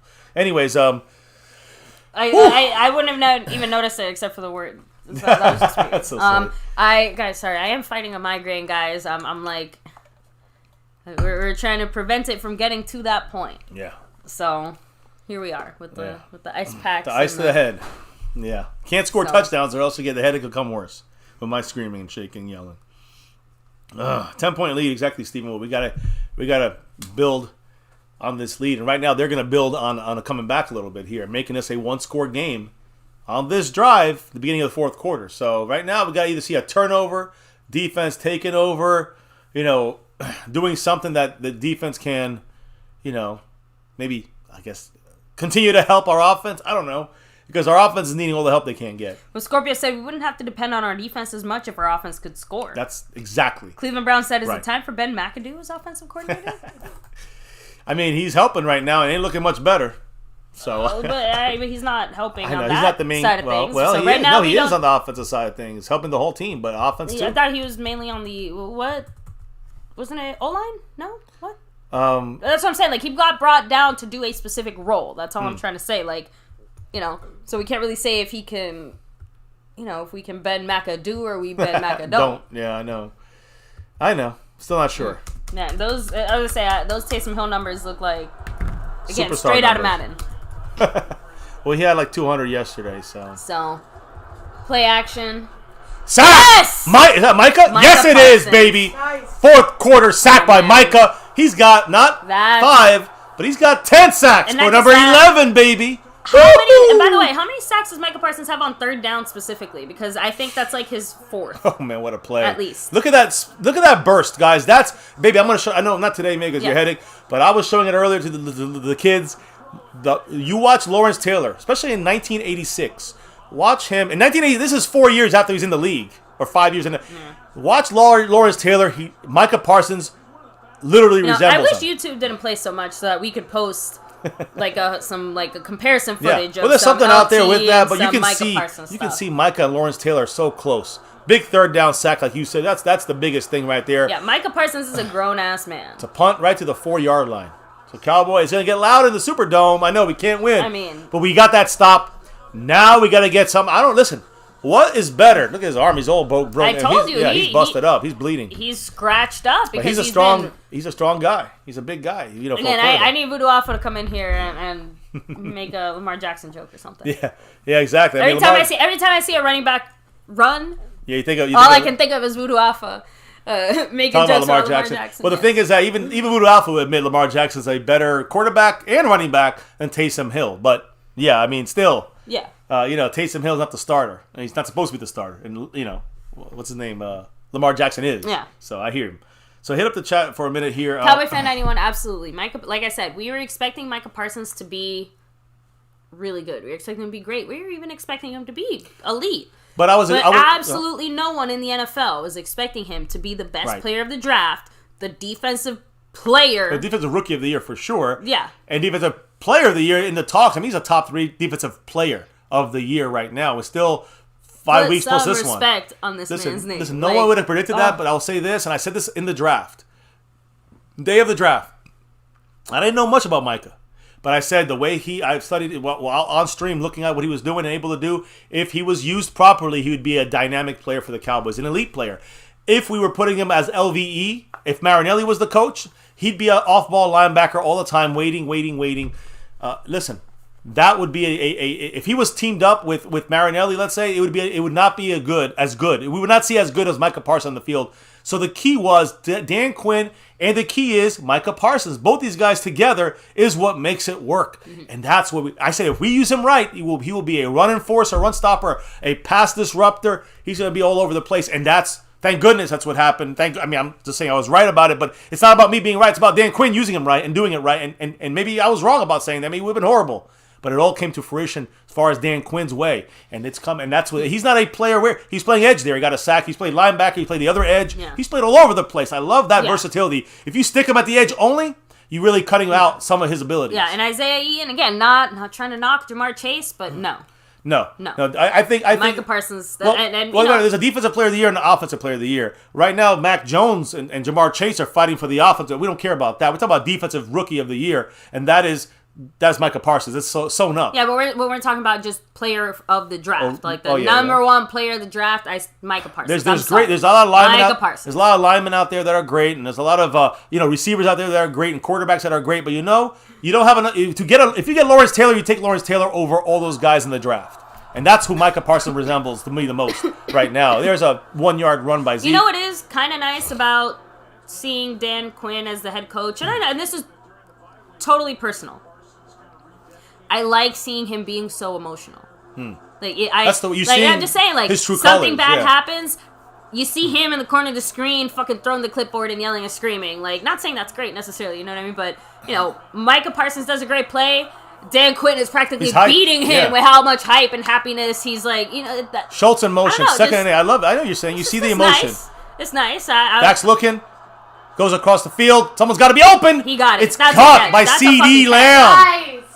First down, Cowboys on the 30-yard line. That was a big play there to get us out of the back of the end zone and on a drive. I would say possibly a drive-winning, a game. Say a game-ending drive in a way. Right, Justin Quarles. He's only third in the MVP race. I know, that's it. And I'm saying MVP. I'm saying Defensive Player of the Year. Defensive Player of the Year. Play action from Dak to Zeke. Dak's looking, throwing, boom. First down. Michael Gallup. Holy shit. Yeah, he got twisted up there. I hope he's okay. Damn. But almost a first down, about 9-yard gain. Another thing you're seeing here by the Cowboys is quick up tempo. Ooh, did it fall through? They didn't challenge it. It might have been incomplete with CD. Too late. And it's too late. Yeah, they did the next play. That's partially why the Cowboys rushed it. I don't know. That looks like a completion to me, guys. Listen, it was close enough that it might have stayed a completion, but I'd rather just I'd rather just snap the ball we did. and get 9 yards. We got 9 more yards now. Second Can't and 1. challenge the play if there's already another play. Exactly. So either way, no. Okay, we can lose a timeout. I'm worrying about the yards. Let's get that. Second and 1. Zeke gets outside. He's got a yardage. He's got more. He's limping. He got like 12 yards. This is a little limpy right there. A little gimpy. It's sad because I don't see like Zeke, running Doing those this. big touchdowns. He's been hurt since week 4. I know. I'm just saying. It's like It's been a while. Yep. sad. I know. We saw Tony Pollard do it. I know. I was there. I saw it. I know. I'm just saying, like, listen. That's what a team is going to have to do. They got to balance the running backs. But he's not that Well, old. He's only like. Well, he's going to get, but he's got a knee issue. The Cowboys are trying to just give him some time off. Every week they give him time off. That's why he's not looking like he's in the flow of the game. But I think by the playoffs they want him fully healthy. Right. Here we go. 1st and 10 at midfield. Dax in a shotgun. CD in motion. Oh, gets the nice. pitch. Gets outside. Gets 4 yards. Goes out of bounds. That's 5 nice. yards. That's We'll take good. 5. Hey, 5 yards run. Kellen Moore. You get him how you can make him. I appreciate that kind of creative run than running the ball for a 1 yard gain. And I was just about to say, Zeke's off the field. Pollard's in. Sorry. 4 yards a play. 4 or 5 yards Fine. on a run? I'm fine. We'll take it, They yeah. gave him 4 yards. Yeah, I baby, know, but- because you forgot to subtract Yes, the the cowboy the yard. anti-cowboy yard. I You forgot. gotta Yes. do the math. Cowboy hate yard. Yes, that's right. Actually, remind me to keep this. Just remember this for me. Cowboy math. Cowboy Thank you. math. Just- I got you. I'll know what that means. Pollard in, switching from right to left in the shotgun. 2nd and 6. It's a run to Pollard going right, and he gets about 2 yards, 2-3 yards. Now Well, I think. I third guess. and 3, 3rd and 4 is Let's what we're see where looking they at. mark him. It's close. Look, 3rd and 3, 3rd and 4. It's makeable. Cowboys got to make this first down, continue this drive, and I would be ballsy enough to say if the Cowboys, are a yard short, 2 yards short, guess what's going to happen on 4th and 2 or 4th and 1 because we are on their side of the field, right? So We're at midfield. We just so crossed the field. We ain't kicking a dumbass field goal. I hope not. So maybe we just go for it. You got 2 plays for 4 yards. That's the way you got to think about it. Much love to Stephanie Willis. Dropping another dollar holla on it. Appreciate you, Stephanie. Dak's rolling left. He's throwing left. It gets tipped. That's the kind of dumb shit that happens on us every fucking time. Now it's 4th and 4. Got to get rid of the goddamn ball again with a field goal from 75 yards away with our fucking Greg Zuerlein, who we just jinxed him because we said he's one of the best, one of the best guys, as far as the 4th quarter, kicking wise, above average. And just we jinxed We're him. gonna put that to the There's test. a limit to that. 4th and 4. Where are they? Missed We're opportunity. not going for it, are we? I was gonna say no Yeah, way. We're punting. Not a bad choice. I actually prefer this. The way our defense been playing. Punt the ball. It's a good. I mean, again, if you're not gonna go for it, punt it. Anger knocks it up. Got to get it inside the 20, which it looks like it's going. It does. Around the 13. It depends when it went out of when it went out of bounds, not when it hit out. So probably like 15 or so. But Nope, the 13. look at that. Good call. Michael Gallup yardage. That means to make it a 3-point game, I they got to have a go. vested interest in special teams. That's true. Thank you very much. So Who's at the house? What are they saying, baby? As we are, closing in towards the end of this game here, up 10 yeah. in the 4th quarter, but still a lot of time left, easily for 2 scores. But again, this offense of the Saints should never get 2 scores in a 4th quarter. So I'm just saying that should not happen. Better not happen. So Deron Lewis said, I'll watch Michael Parsons in college. I did not see this coming. I knew in college he was good, but he's probably the best player in the NFL right now. And obviously, Yeah, but defensively he's for playing sure. that way. I mean, what he's doing is changing. He changes every offense. They can't stop him. That's the thing you got to understand. As a rookie in his 12th game, they can't stop him. Like, you can't, there's nothing you can do. If you put 3 guys on him, you'll stop him, but then somebody else is going to sack you. You can't stop Micah Parsons. He's a game wrecker. That's the thing. And you know, usually you see LT, we talked about Lawrence Taylor. He's a game wrecker. He came in that way, rookie of the year, all that stuff. He's a game wrecker, but he really was a dominant game wrecker by like his 4th or 5th season, playing lights out after the drug stuff. Micah Parsons is his rookie goddamn year. He looks like that already. Skeptical fans, just stop with the runs up the middle. Agreed. For the most part, if we get it rolling, keep doing it. But we're not doing it, and this defense is obviously very good at stopping the run, especially inside. You gotta get creative. You see, I'm with you, William. Punting was definitely the right decision. I know Sniper's saying like, no, we kicked it last time from there. Why can't we do it again? No, because they get the ball in midfield, and now it's 10 minutes to go. And not just that, but here's the bigger difference. Look at what's this going on down here. 10-point Why lead? would we risk our 10-point lead? Correct. 2 scores. When our defense has been doing what it's doing. Excuse me, and I would trust our defense to stop them, even for 3. You know what I mean? Yeah. No, but why give them those extra 45 yards that they didn't even earn? And by the way, to get down the field, usually it's not going to take one play. You're going to use a couple minutes at least to get the midfield, another couple minutes to get close enough to score a touchdown. Basically just lets you hold on to that lead even longer. Because let's say after 6 minutes they do score a touchdown. Okay, fucking sucks.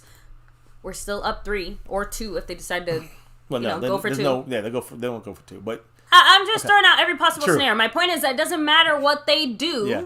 They're still not going to have more points than us. And then we just have to hopefully have enough time left on the clock after that. Again, in this imaginary scenario, they took like 6 minutes off the clock.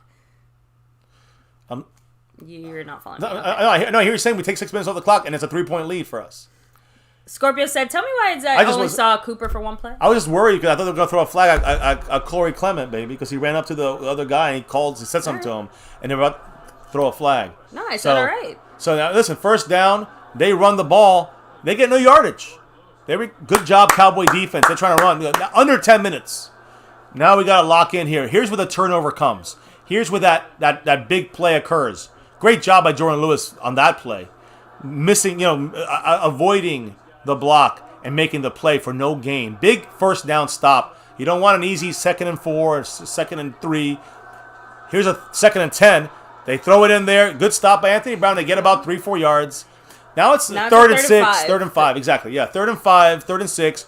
And now we get the stop. Make the punt happen. Get the ball back and end the fucking game. Oh, yeah. 3rd and 6. Even better. Yep.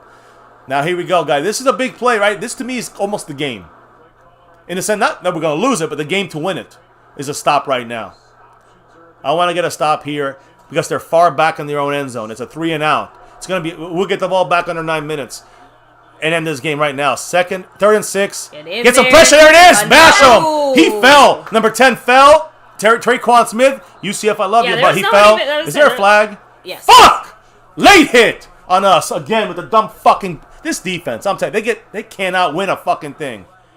If it's on us, it's intentional grounding? No. Holding? I think that's what I'm saying. It looks like that's what they're discussing. Whew. Thank you. Yeah, I guess they were discussing. Okay. Yeah, I think they were discussing. It seems like they were discussing if it was either that or some kind of other play. If nobody's there and he throws into the ground, it's like getting. Oh man! Oh, that could have been a hit on Casey. So let's say a quarterback's about to get sacked and they try to throw the ball away, but they throw it and there's no one there. Yeah, that's called intentional grounding. You have to also be between the tackles. If you roll out the tackles, you can throw it away to not get hit. That's what they've allowed. It's a complex thing, but I have to show it to you. The thing basically, they have to actually try to throw the ball to a person when they're in the pocket. When they're in the pocket, if they're out of the pocket, they can throw it anywhere they want, and it'd be intentional. It was not intentional grounding, but some pressure there. Gillen punts it, and it's a good punt. CD goes back to the 20 to get it. He turns the other way, goes left, goes right, goes back left, up the field, and just don't get hurt. That's all I want. Yeah, a little dancing, but he got his 10 yards out of the back there. But, no, I was going to say that, I want to go back to that defensive play there. DeMonte Casey, taking a lot of criticism with the drunk driving, some blown plays this year. He's not going to be here next year. Probably he ratted out, kind of dry snitching on Dak and Zeke, but on the DUI thing. But Casey did a smart play there. And I don't know if Troy Aikman talked about it, but on that down, you see him hit Traquan Smith, and he fell down. Why did he hit him? Do you know why? Because within 5 yards, you're allowed to bump and bump a receiver. He was 4 or 3 yards away from the line of scrimmage. And DeMonte Casey kind of looked, He realized it, and he hit him. And he went down. And that's why Taysom Hill, it looked like he threw the ball like to no one because Traquan Smith was on the ground because Casey bumped him legally. Yeah, good awareness by Casey for realizing it. Again, credit where credit's due. I do think we have a smarter football team this year. Overall, and that's because of Dan Quinn. I believe Dan Quinn's shown him the right way. Mike Nolan didn't do shit. He just said, do this, do that, I'll figure it out. And he didn't figure shit out. So we got Dan Quinn figuring it out with the chess master he is. With the pieces on the field, and they know everybody's position.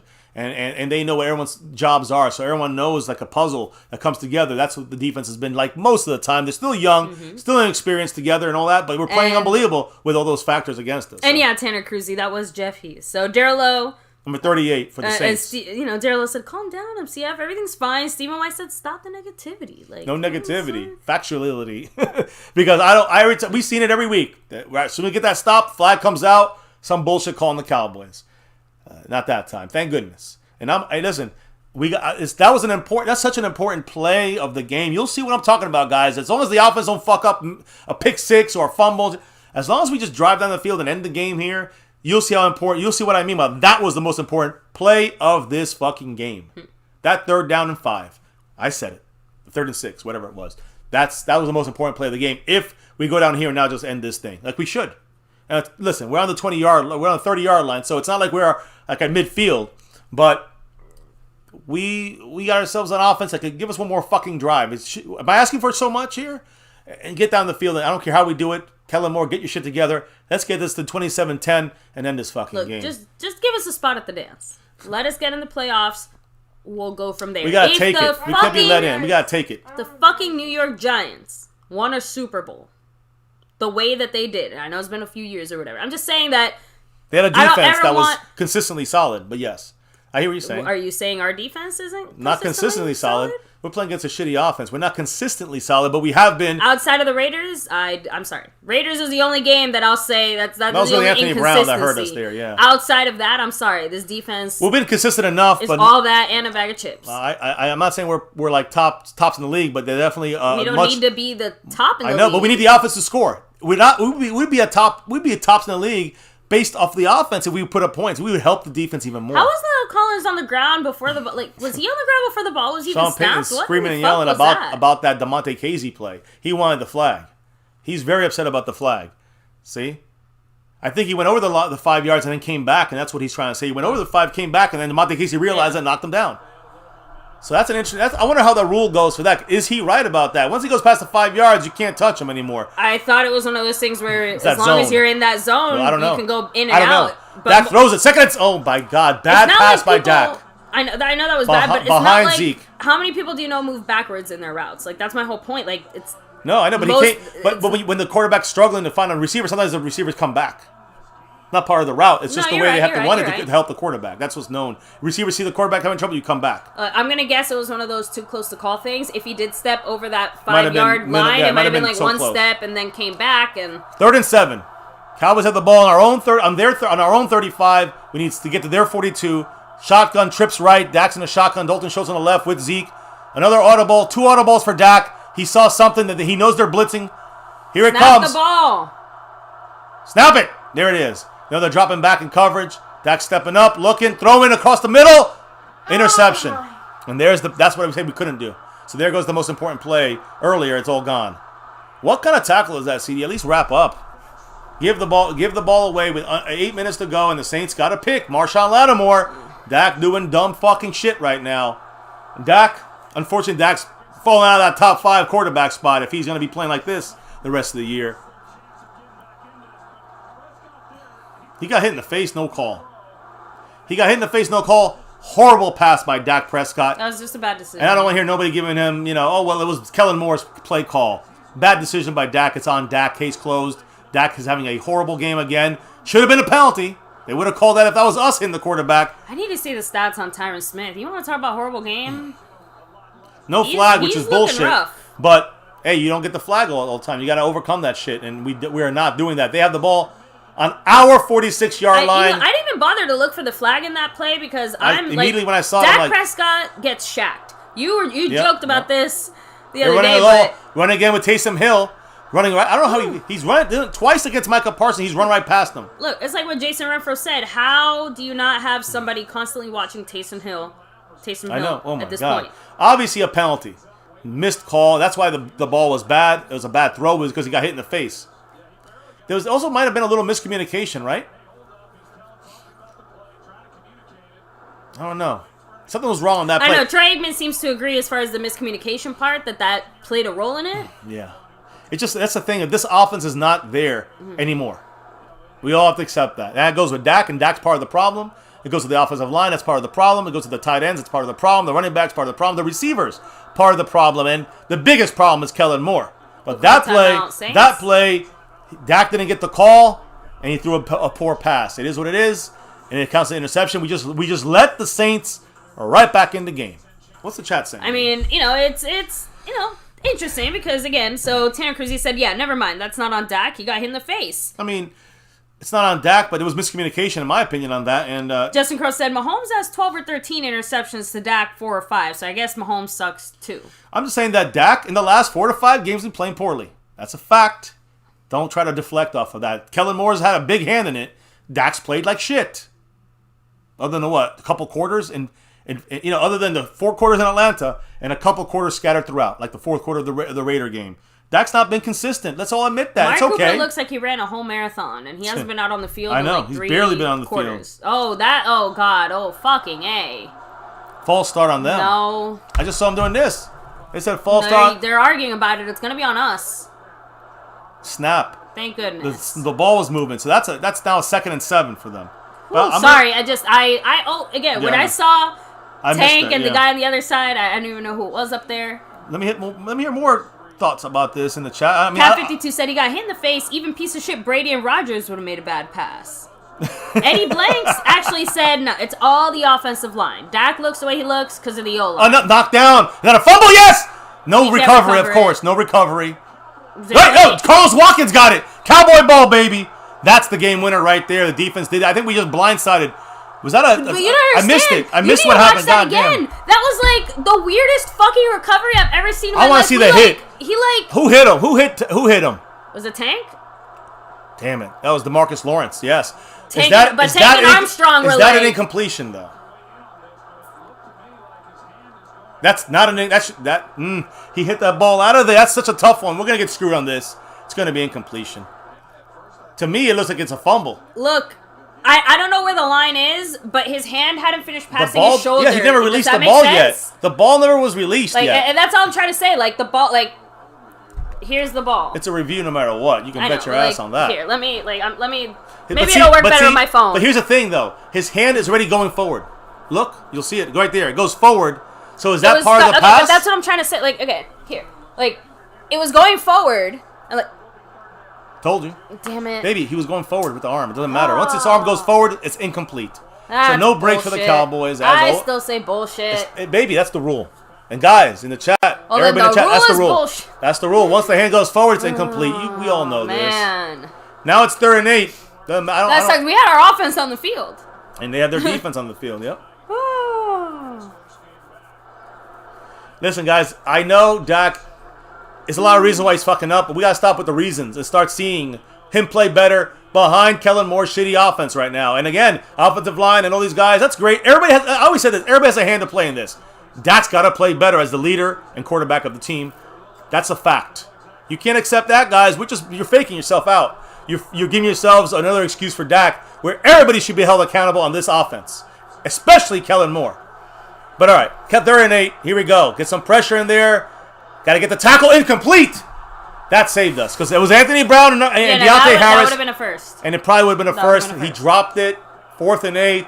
Are they going to go for it? Now, I appreciate the energy in the chat because a good chunk of you guys are all saying, how? Why? His arm wasn't even in front of him. He was still doing this. Pretend the pass. Once it goes forward, whether it's in his hand or out, it's a pass. That's the rule. So basically, again, once you go this way. So you got the snap. If he does it as he's going back and it fumbles here, that's fine. But the second it starts moving forward and it starts fumbling, that's it. It's incomplete. Over. Yep. Once I touch it, that's what happened. So just hit him forward. 4th and 8, they're going forward. This is the game. Now, I said before, is the game biggest play. I just kind of like pretending my phone is football. This is the biggest play of the game. 4th and 8. Come on, Cowboys. No blitz there. It looked like we were going to. They're going across the middle, and the motherfucker catches it. KZ blew that one, the first down for them, and they keep alive. This is what every team's been doing this for the last 5 weeks, other than 4 of the 5 weeks. Every team has been doing this to us. Right before we get a chance to take control of the game, I know, but and we give it away. 4th and 8 is unacceptable, though. Give it away. Every time. Defense gives it away, offense gives it away. I can't get mad at the defense as much because they've just been playing all around better without help from the offense. So I got to give the defense credit, but we got to get that stopped. I do agree with Justin Quarles in that last week. You know, as much as our offense sucked, our defense gave up 700 yards, penalties included. Like, I agree. Our offense scored over 30 points. If we had someone better than Anthony Brown, he would have won that game, though. Knocked the ball out. That's a pick. Yes! Pick, baby! KZ with the pick. He made it up. And that wasn't on KZ. No. That was knocking the ball out of there. Who knocked that ball out? I think it was Tank again. I mean, I don't know who's in there racking the shit out of Taysom Hill, but he knocked it. He knocked the ball out. Now we got the game. Now we win this game with control. Control this game, and it's over. Let's see who hit this ball. It was Jordan Lewis. Jordan Lewis knocked the ball out there. He came on the blitz there. Dan Quinn sending blitzes now. Great awareness, though, too. Because, again, Micah Parsons, not just that, but Micah Parsons would have gotten that pick if KZ wasn't there. He was next to him, too. The awareness, but, again, Micah, as soon as he saw he was there, Micah, he would have probably not caught it, but he was close. He would have done. If KZ wasn't there, he would have dove for it. That's what I'm saying. The effort wouldn't have been the same. What a play by the Cowboy defense there. Again, coming back. The defense doing it again. Can the offense put some points and end this game, please? Looks like he has holes drilled in his head. I know. From the marks on the helmet. It's really creepy. And he's getting bashed up in there, too. So it ain't just, it's just, there's a pitch outside. Pollard gets to the outside, cuts back in, finds a lane, and gets 6-7 yards. Great job, McGovern. McGovern with a nice block there, stays in bounds. Lel Collins with a nice block. There's look at Quinn. There it is again. KZ, Dan Quinn let's get this. Abusing the shit out of his players. I love it. And again, that's the difference between him and McCarthy. And I'm not trying to knock McCarthy either. Everyone is different. But we love to see that passion. Tell Mr. MCF and I are passionate people, and so when we see somebody who matches that energy, we love it. Because Dan Quinn, that's what the Richard factor was. It was like he was like that. Exactly. He feels like what I was a coach, that's what I would be like on the field. And that's what we have been that way when we coach on the field. 31-yard line on our own. Second and 5. Dak's in a shotgun. We got trips right. Dak takes the ball, looks. He's gonna throw it. He gets hit while he's throwing it. That was interception. Out of bounds, thank goodness. But Dak was hit while he was throwing the ball. Lucky for us, Yossi. And again, that was Dak getting hit. Like he was in the face the last one. And yes, I know. Was it from the left or right side? Did you see? It was from the back, his backside, left side. So that's Tyron Smith. Guys, Tyron Smith's having a horrible game. Oh, he had 1 foot in. God, what a catch. Lucky. Because he had his fingertips on that. It was a blitz. But it was up to Tyron Smith to switch back to the outside. He did not. Helped sack Dak or tackle him. It's incredible. They both broke through. There was a miscommunication on the offensive line. And I wonder how much McGovern is having issues there still. Remember, he said that this is not great about McGovern. I've shared my thoughts on the miscommunication. But 3rd and 5. Talk about that they're later. playing press. They're blitzing. No one's open. Dak's looking. No one's open. Dak, again, a shitty pass by Dak. What even was that? Bad pass. That was a bad pass by Dak Prescott. Another bad pass by Dak. No pressure. You guys. Dak is fucking up, and Kellen Moore looked like a fucking asshole. He has his finger up his ass. He don't know what he's doing out there. You know one thing I haven't seen all game that has bothered me, though? He looks confused. He looks dumbfounded. Dak should have run there. Maybe. Not saying it was the cleanest line, but 3rd and 5, just, like a little slide, a little something, but it just, again. Yeah, Dak's off. It feels like we've taken, no, but it feels like we've taken the Dak run option completely out of our game plan. And the only reason I bring it up is what a bad punt. No. And a flag. They get the ball in the... I don't even know. Is there time for that? It had to be something out of bounds or something, maybe a hold or something. I don't know. Hopefully it's on the Saints so we can repunt that shit. Brian Anger... Is it another CJ Goodwin thing where somebody went out of bounds, maybe? But I know that Brian Anger just ruined his fucking average there. There's the Mike McCarthy lookalike. Kellen Moore's off. I mean, he's not doing good plays on these downs. He's off. He's a piece of shit as a coach. Fuck this, man. He's just too erratic. Kellen Moore is not the answer. Holding the Saints on the return. So they go back 5 yards. Repunt? Yeah, I guess they're not repunting. Yeah, no Dak just said everyone is off. Yeah, everybody's off, but your quarterback's got to be the leader and beyond. Well, he's but got to lead Chuck him back Mills 81 on. saying Dak keeps looking at Smith's side to see what's coming next. Well, that's the one spot you should never be looking. If we have Dak in flashback mode, we're already fucked enough. But no one hit him there. Let's not blaming the ghosts. All right, there's nobody that hit Dak there. Dak made that decision. It was a bad one.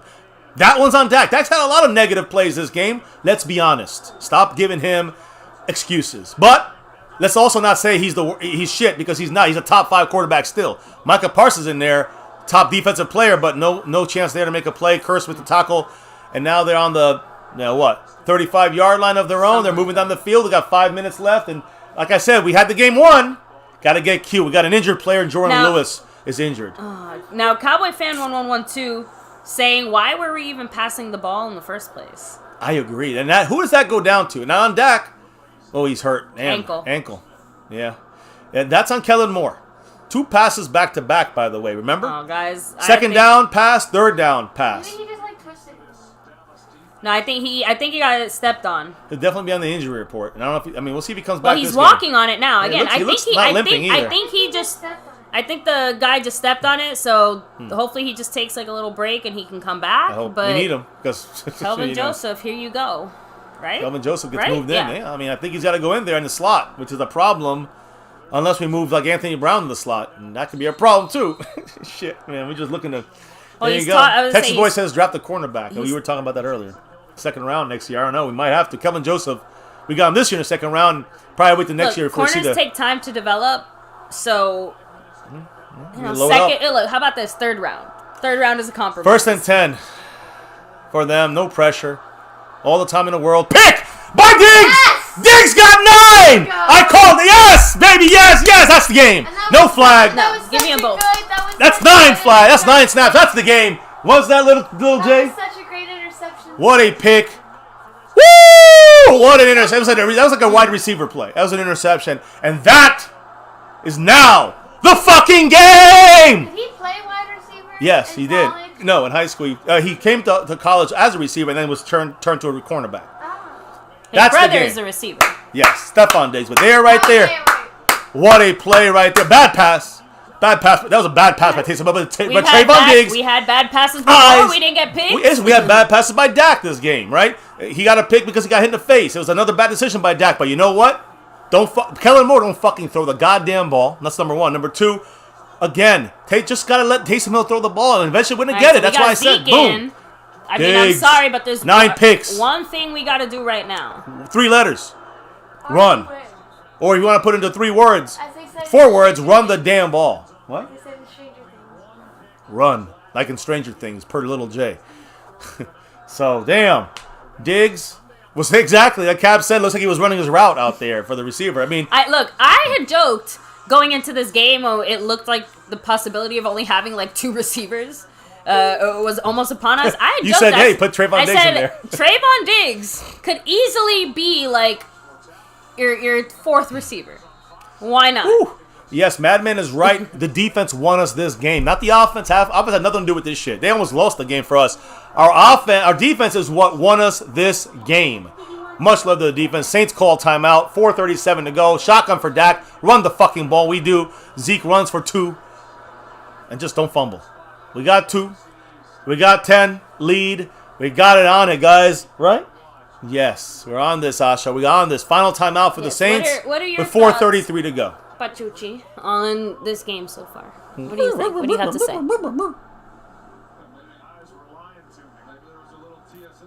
Riveting. Thank you for your excellent commentary. Much appreciated. The glasses are getting a shine off my cheeks. It was weird. Right, little pooch?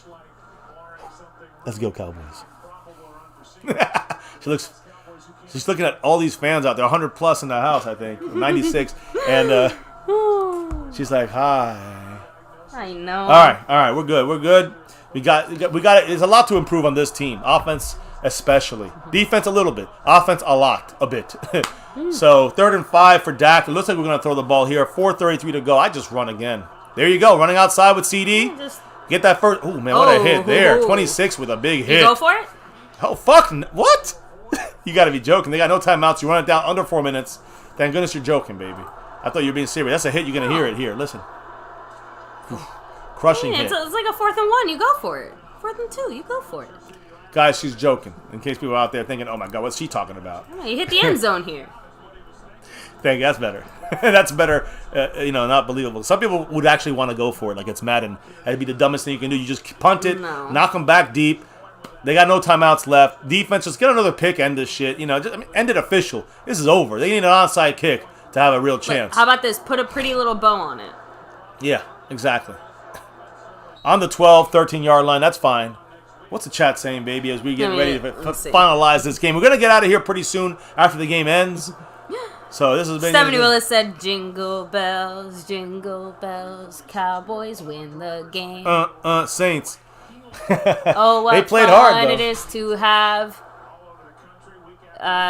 Coop and Tank again. Hey. Oh, sorry. And being 8-4.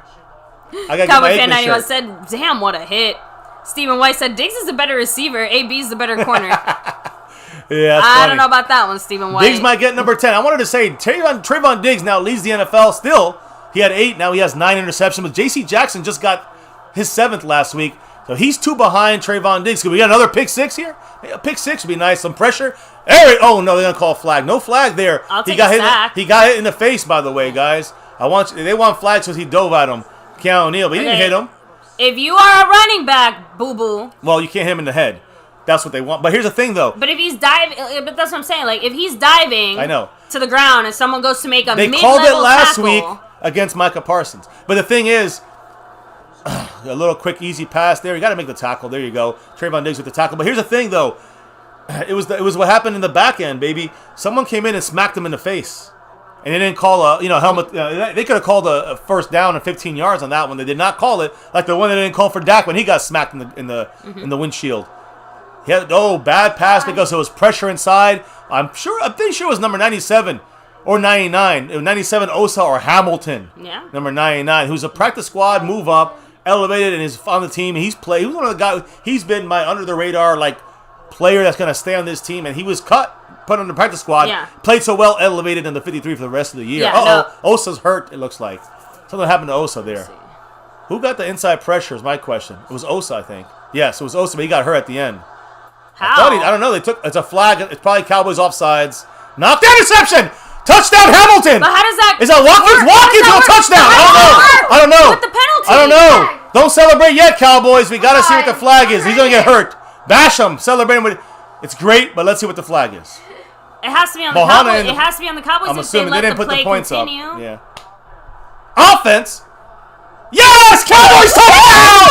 Yes! I don't want to hit you too hard because I'm like. Oh, did you see the Saints? You could see the disappointment. Oh no! Look, Taysom Hill. I feel like I want to take him out after this game for an ice cream because he looks like a sad puppy. Ooh, fuck him. I don't care. I don't want to see him at all. I don't have no mercy of these motherfuckers. What happened? I missed you. Wow! What a play by Carlos Watkins! The play of the year! He literally just intercepted it right in front of him. He's a defensive interior. Carlos 1-tech, Watkins, 3-tech. the #1 receiver for the Saints. For the Taysom Hill fourth quarter.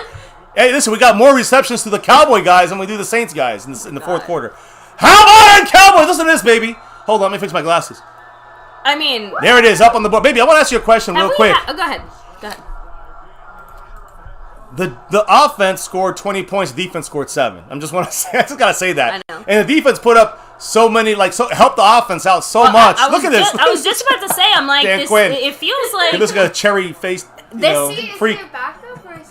He had to be our starter because Urban's out and Tristan Hill's out, and we have Neville Gallimore is out. This is Watkins moving himself up. Yeah, he's been doing great all year, by the way. I mean. Woo!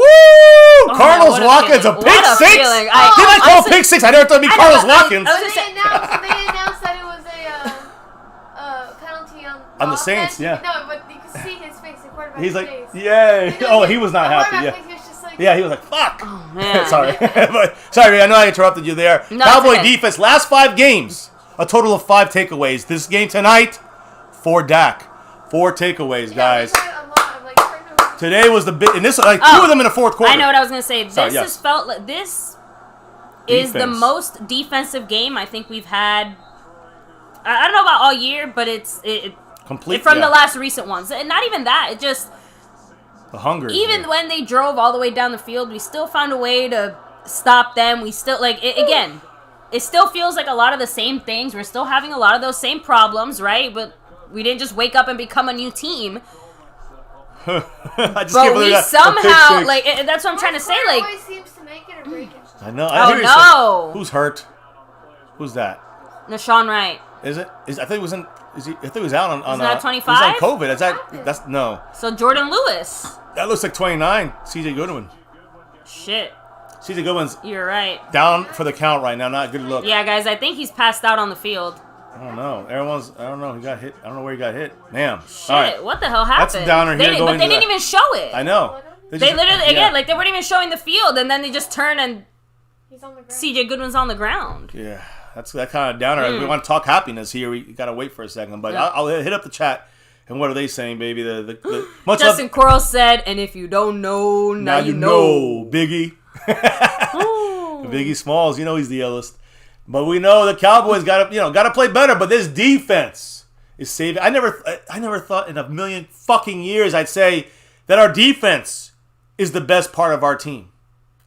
Coming in with the offense we had loaded up, and now if we imagine we had the offense working, we'd have 40 fucking points.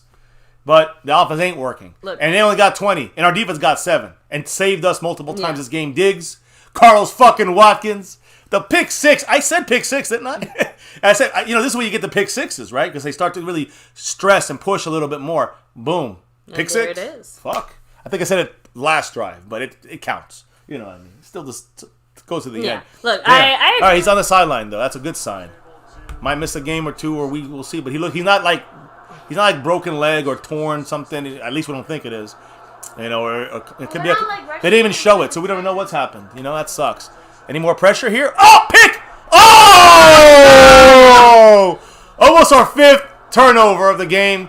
Oh my goodness. Taysom Hill's trying to play that off. That was bounced off. I mean, Taysom Hill can't throw the ball anymore. He can't throw that well. The man has like a broken finger. Before that, he couldn't throw well, and then even worse when and this is why I said Cowboys just keep pushing it. Is Simeon that bad? Yeah, but not. Okay. They just wanted to. Listen, they're out of the playoffs now for this game. He has 3 interceptions and 1 fumble. So yeah, he's been racked. No, actually, the fumble didn't count. I'm sorry. Was he have 4 interceptions? I don't know if that's 4 interceptions or 3. Chauncey Golston trying to get in there. This time he goes a little lower with the pass, gets away. It's all right. I just want to make the tackle. Okay. He's fast, this guy. This is like a kickoff here. He's got a touchdown. We just can't guys, we just don't know how to play to end games. They just scored a touchdown. A fucking 70-yard touchdown on a guy who returns punts. He's very fast, and the Cowboys are playing tiddlywinks out there with him. Fucking bunch of fucking bullshit. No, excuses. That's a missed tackle by Casey. And you got here Diggs and 26 stop running. I mean, I know he's back in the game, Jordan Lewis, but Hooker's not fast enough. Again, Diggs and Micah ended up almost taking each other out there at the end. Embarrassing.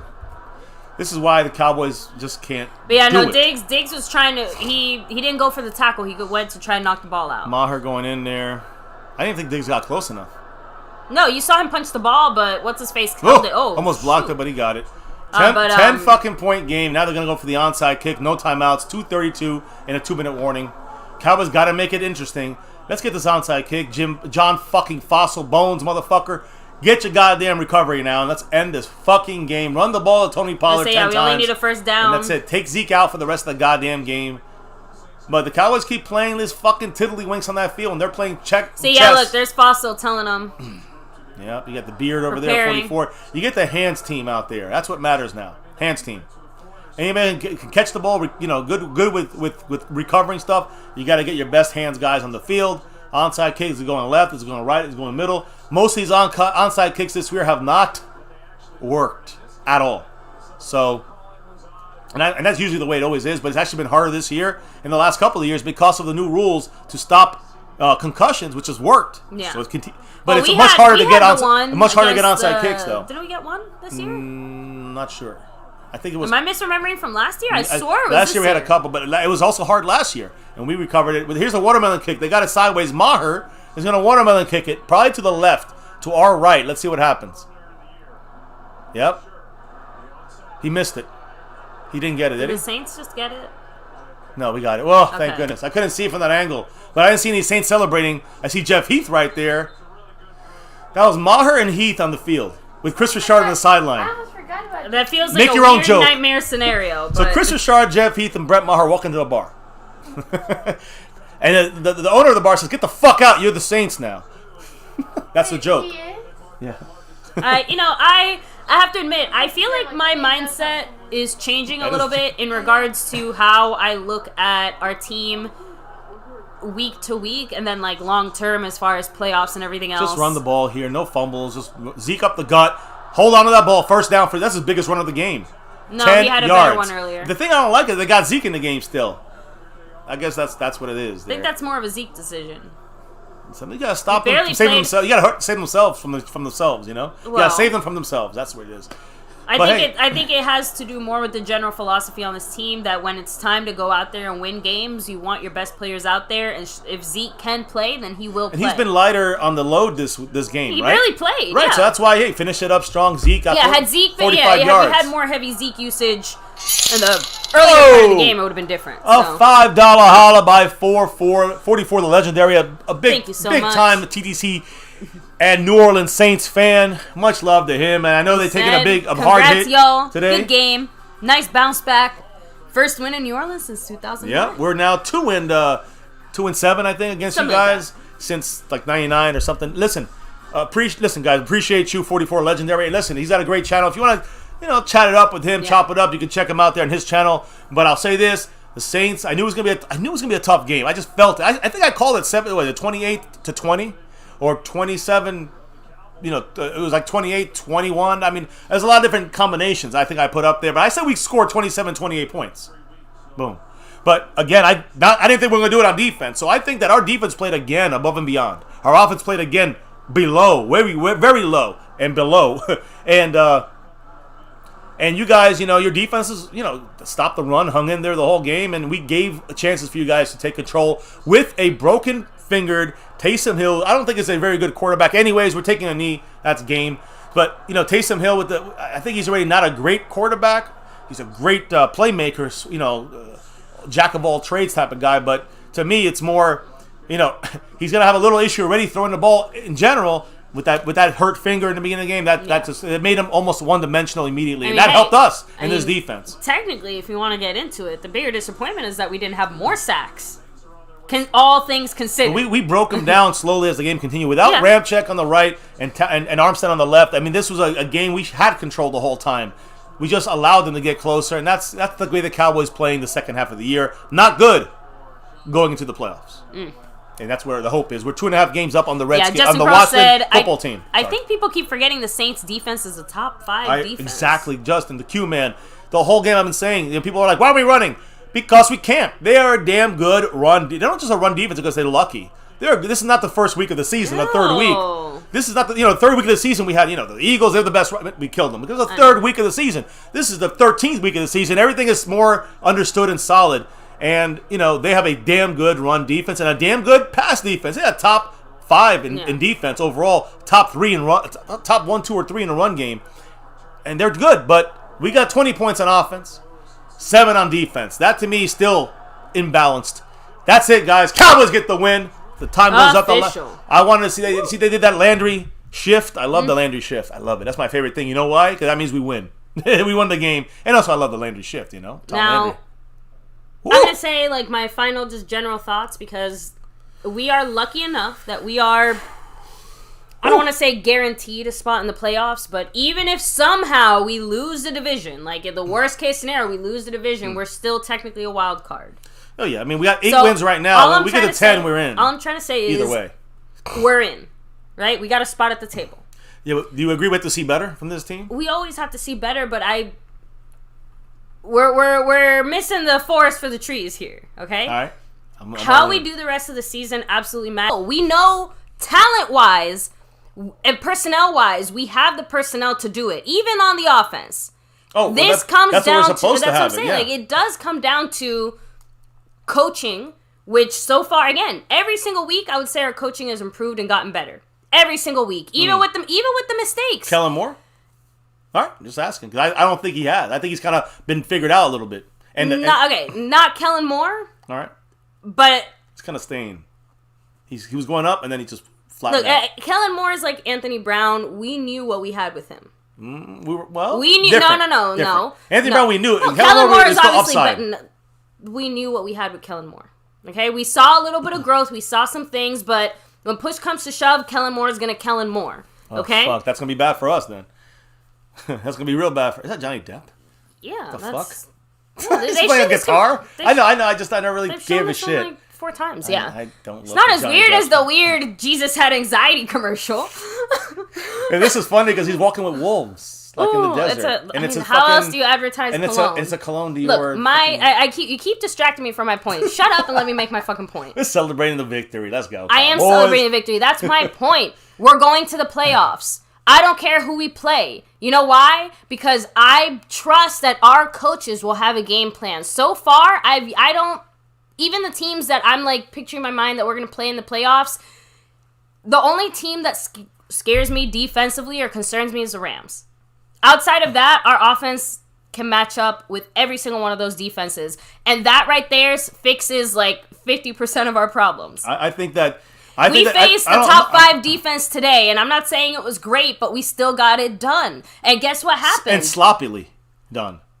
Very sloppily done. Like, I feel like one thing that doesn't get credit enough, too, is that when our offense was down, our defense stepped up, and when our defense was down, our offense stepped up, and that we've seen consistently pretty much the whole season. And yeah, obviously outside of the losses, especially we still took L's. Especially from the defense. Again, for most of the season, the Cowboys were the best on defense when down, coming back up and helping the offense. So our team is trending upwards in every possible scenario. Outside, again, put an asterisk on Kellen Moore, okay? I don't fucking care right now.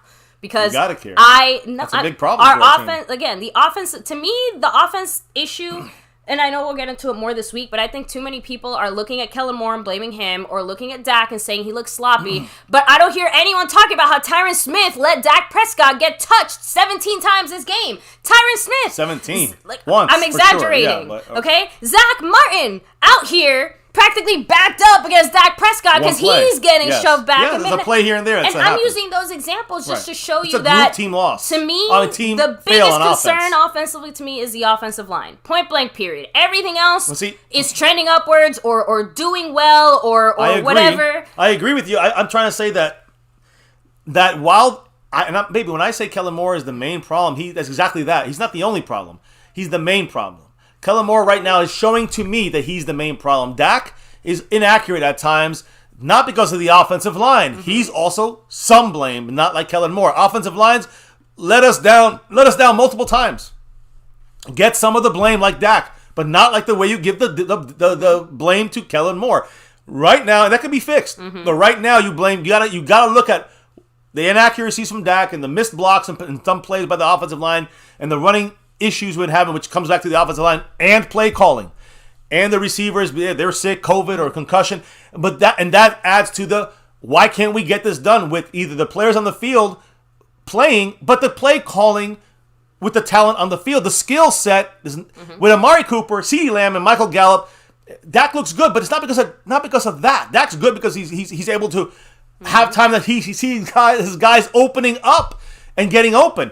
When you have a skill set that's lesser than that, whether it's Noah Brown, Cedric Wilson, whoever it is, and when you have to go down that level, Kellen Moore struggles. I know, but... He struggles calling plays because the guys can't get open, and Dak has to dump it down. I don't blame Dak for that. I blame Dak for throwing an incompletion to a wide-open guy. Look, that's on Dak. I know, but... I'm just saying. Even in the Raiders game, Dak Prescott said, hold my fucking beer. In the fourth quarter, yes. But that's the Dak we know. Right. Even if he has a shitty game... 8 out of 10 times when the pressure is on. Actually, did you notice the moment that our offense started turning it around? You know when it was? Tell me. 2-minute warning before halftime. Yeah, but I think we still regressed the second half. We didn't stay consistent, and that's the issue. And that's to me, most of it is on Kellen Moore, and it's also on Dak and the offensive line and the running game and the receivers and the tight ends. But Kellen Moore is the one that's not adjusting properly with the skill set on the field as we fluctuate throughout this part of the season. We don't need to be perfect. We just need to win. Yeah, well, we won a tough game on the road after playing way too much fucking football the last 2-3 weeks. Like, I don't know about you. I'm tired. Like, I know. We can't get... If I'm the Cowboys, I'm fucking tired. So 3 games in 12 days, twice, back-to-back, basically. 10-day break is going to be like the... That's what I'm saying. Yeah, let me show her. It was a needed, pulled-out victory and against a team that really, defensively fantastic, but offensively not, and they were missing their sack leader on defense. So, all these things, we were missing guys too, but we finally, got control of the game, won the game, and honestly, defense really, I believe, it gets all the credit here for this game. And, the offense got to still get better. They got to get more consistent. Got to get more consistent in drives. I can't remember who was it said in the chat, but they said that our run game was better and our offensive line, even with the penalties, was better when Connor Williams was there. And maybe you'll see a change. Here's the thing I wanted to say about the offensive line. I was going to say it earlier, but I think I mentioned it all week. As we're closing out, guys. We got to get out of here. But here's what I'm going to say about the offensive line moves. The reason, and then continuity, I know, but the reason the Cowboys did not make a change against the Raiders with with switching out. We had Terrence Steele there, right, at the right tackle, and of course, we had Connor McGovern at the left guard. The week after that, we did not make the move because of the quick kind of turnaround, and then Terrence Steele, is taken out, so we had to put La'el Collins in there. Other than a couple bad plays by him in the beginning, he seemed to kind of level out and play well. So what I'm just trying to say is that I think in this 10-day break, we'll see the final changes going down the home stretch. You might see Connor Williams back in the starting lineup. I would not be surprised. You might see probably see Terrence Steele back as a starting right tackle. We shall see. Either way, no matter which Connor is in there or which tackle plays on the right side, I'm not surprised out of those 4 guys who starts. Much love. Thank you so much, to Clark Kent dropping in, dropping the love. $5 Holland. He said, "Please don't hate me, family. Dak is garbage, man. Oof. I tried to see him elite, and I can't. He won't lead us to the Super Bowl. Just my opinion." I know. So I don't want to say. I understand the doubt. Obviously, we personally disagree. Right. But Dak does himself no favors when he plays like this. Not looking as great as he does, but like Justin Crow's dropped in the chat, the fact is Dak Prescott right now is the 3rd best quarterback in the NFL. And I'll say this. I'm gonna do this because I agree. You know me. Justin, thank you so much. R87 with the $5. 87 in the house. Cowboys with that 5 on it, going for that 6 and beyond.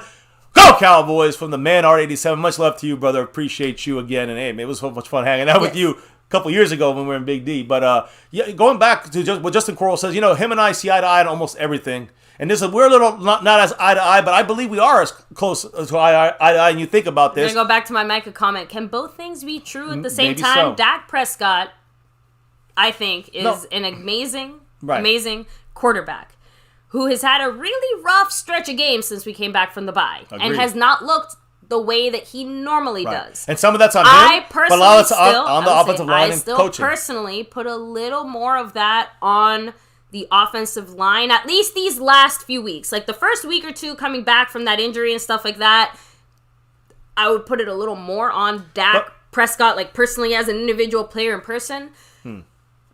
But like I said, he's not doing himself any favors by not looking, and that's the thing, consistent, right? Because it's not like Dak sucks the entire game, or he's inconsistent. He'll have a that's few like good plays and then a few bad, like you know what I mean? But honestly, that feels like the story of our offense again ever since we came back from the bye. That's why I say offensive line, Kellen Moore. Those are the reasons. But we're still pulling out games, winning one way because of our defense. R87 with that, not 5, but that $10 holla. What did the man say? R87. He said, "And Mexico Dak." Mexico. Magic. The magical Dak. I think we need a little bit of that Dak magic back. Listen, I'm going to say this. Much love to him. Yeah. Jason Renfro down to 28 points. But we don't hate you guys just because you don't personally. Yeah. Again, as long as you're not. The only thing we don't stand for here is the constant, like, Dak bashing. Like, if you discuss your opinions and thoughts on why you think Dak is good, that's fine. But, like, when you try to Lil Dallas Cowboy that shit in here, that's not even part of the discussion. Like, we can discuss this and that's what I was going to say something as well. With Justin Quarles, I want to go back I want to go back to Justin Quarles, the Q-Man, but Stephanie Willis dropping that Tony Pollard holler, and now that board right now, baby, it's attainable. I think it's like Aikman 8, Romo 9, I don't know. Much love with the Tony Pollard holler. Thank you so much sharing the love there. I'm going to have to check my numbers, but I think she's getting real close. Taking over that top spot from Jason Renfro right now, believe it or not. And then, by the way, Justin Crowes is responding to someone in the chat, not necessarily. Okay, I don't know. He just wanted to make that clear. Yeah, no, it's not. I understand. No, I'm just thinking about this guy. I know I might be a little harder on Dak than maybe Justin Quarles, but I want to explain something that I think we both see eye to eye and understand why I'm being a little harder on Dak, and I understand why he's saying Dak is top 3. I think Dak is. I'm going to give it to the haters for a second. He's top 5, but you go back to you see these Carolina fans, these Saints fans, all these fans, they would give their child away, their firstborn, to have Dak Prescott on their team. The Cowboy fans are greedy. They don't realize things. And we got to understand that just because we're criticizing Dak Prescott, he deserves the criticism. But we're still cheering. We love Dak Prescott. He's a top 5 quarterback at the very least. I think he's top 3. When he plays the way he's been playing. He's been playing, in the first half of the year. The way he's been playing, he's dropped the top 5 in my book. But he's still... What's the other options to these guys that want to go a different way? What was the other option? Jerry Jones painted us into a corner. And so in that situation, guess what? We had only a couple options. You're going to trade your team away, your future picks to get Aaron Rodgers? Or you're going to trade all your picks? So you're going to trade everything away for a player and then not win? Or you're going to stay with Dak Prescott and this team going forward? And that's the way we went. And man, a Tony Pollard holler, $20 drop by El Jefe. R87, which by the way, baby. Thank you so much. He's rolling up this board quick. I know I haven't switched it, but he's taking over that stream boss. Thank you so much. R87, he said El Jefe. El Jefe, Dak Prescott. Right. You know the deal. Well, Dak Prescott is El Mágico. R87 is El Jefe. Much love to you, sir. Appreciate you as always. And he's got that stream boss in his control. As we continue the week, man, I'm telling you, we got Stephanie Willis, Jason Renfro. I see us above here. R87. I mean, he made a whole bunch of drops here. He's coming right up to the top of the top 5. And we'll fix that all tomorrow. We crown champions, on Sunday. We get to watch what happens with Washington and the Raiders. Yes. That's going to be interesting. Eagles and Giants, they can lose unless they're playing each other. Voodoo Alpha throwing in here, Zeke is making this run game look worse than it really is. Pollard saw some daylight and bam, gone. Zeke right now can barely jog back to the side. That's when Little Jay spoke on it earlier when he looked kind of off, right? Then he looked like he was walking back he went to the sideline. I said he was like limping a little bit, it looked like. He just looks tired. I think the Cowboys just managing him and are really going to use these next 10 days to get him ready for the rest of the season. I agree that Pollard looked better, but just because Pollard's healthy, right? But let me ask you a question, guys. Everybody, everyone. Tony Pollard and Ezekiel Elliott both were stopped the entire game other than one play by Pollard. Yeah. And it's not Pollard. I mean, Zeke wouldn't have been able to do that because of the speed at the end of the... But my point is that... Exactly. That was a Pollard play. The play was there. Yeah, and that was a play for Pollard. It was, it was a specialty for him in a way. We finally did something different, right? Because everything before that was just run up the middle. We pitched outside, bam. So that's the key there. One play we had in the running game. So I can't say, Pollard did great. He had one great play. But he didn't do great in that sense. You know what I mean? Like I'm trying to lower the expectation on the fact that the one play of 70 yards is not what was, really equals to what we saw in the game consistently, which is stopping the run, which the Saints did the whole game, to Zeke and to Tony Pollard, to both of them, right? To both. I think they were both shut down the whole game, other than one play. Look, these are good problems to have, guys. Ooh. I'm telling you. El Jefe Thank you so much once again to R87 with the $10 holla saying Dak will make that magic in Mexico. Oh, man, yes. Well, I think that's because Dak, is a little magical.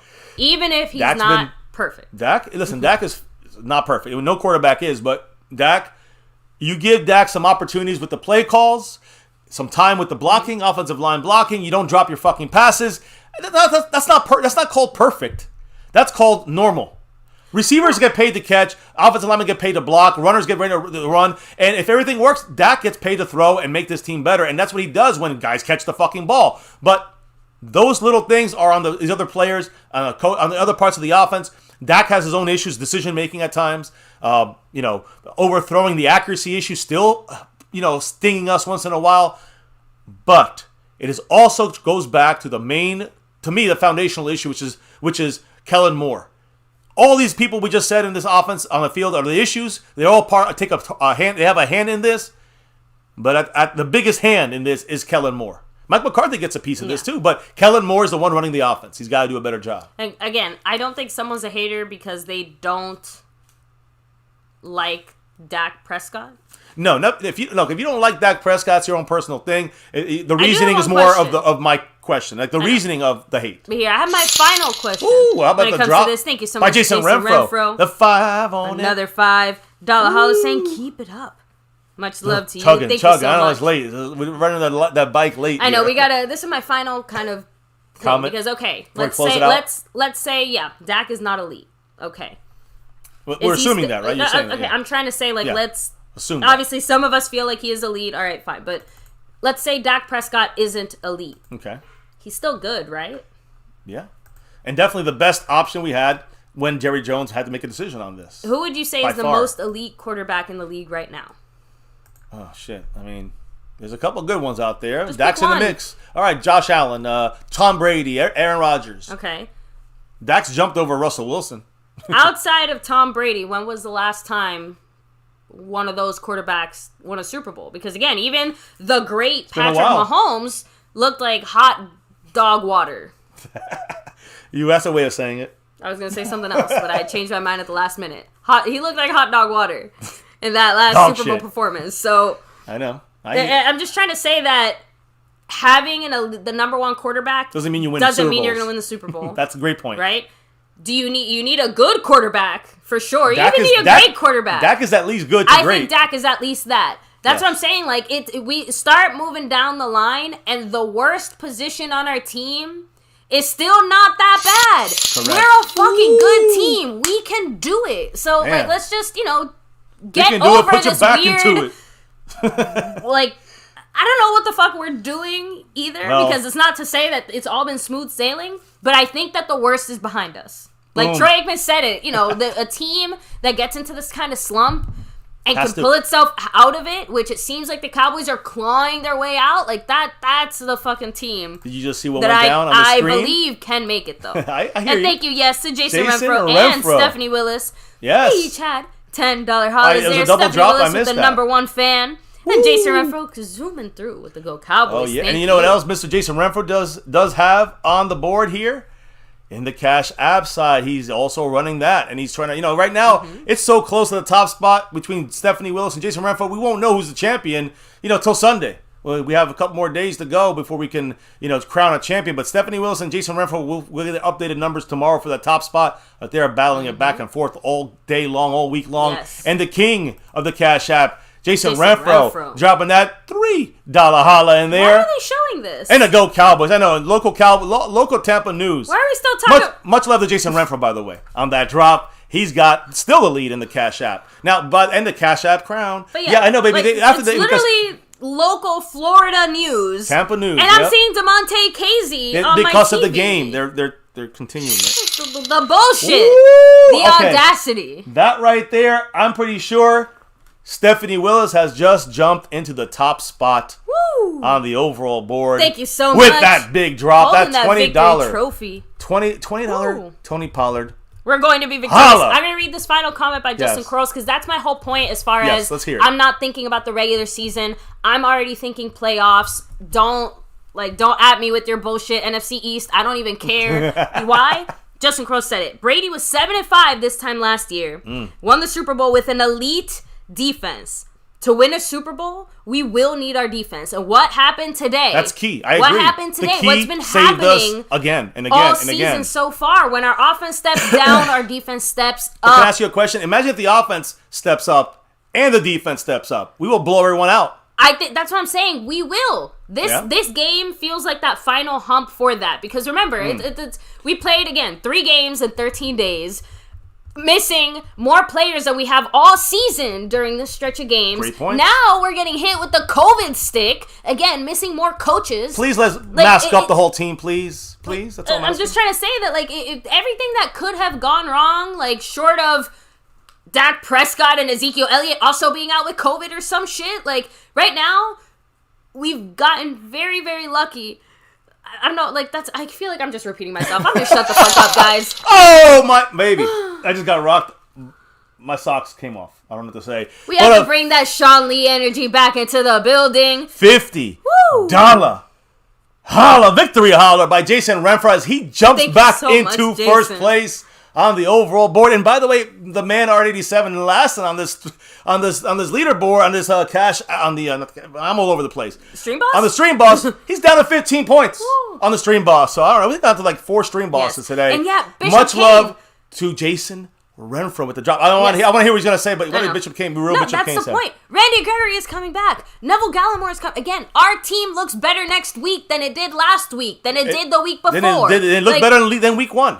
And week 2 and week 3 in the sense of players in the field. We just got to look better performing. Executing. week, all of our starters Are back for the first are time. back for the first time since not even week 1. 'Cause Minus- even week 1, we were missing somebody.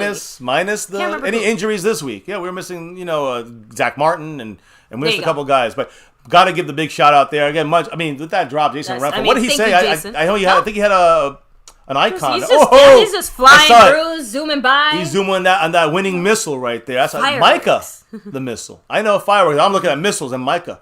Micah's the key. I mean, if it wasn't Micah, we would be, 5-8 right now, possibly. No joke. So wow, great drop. Great I'm just trying to say again, guys. I'm just.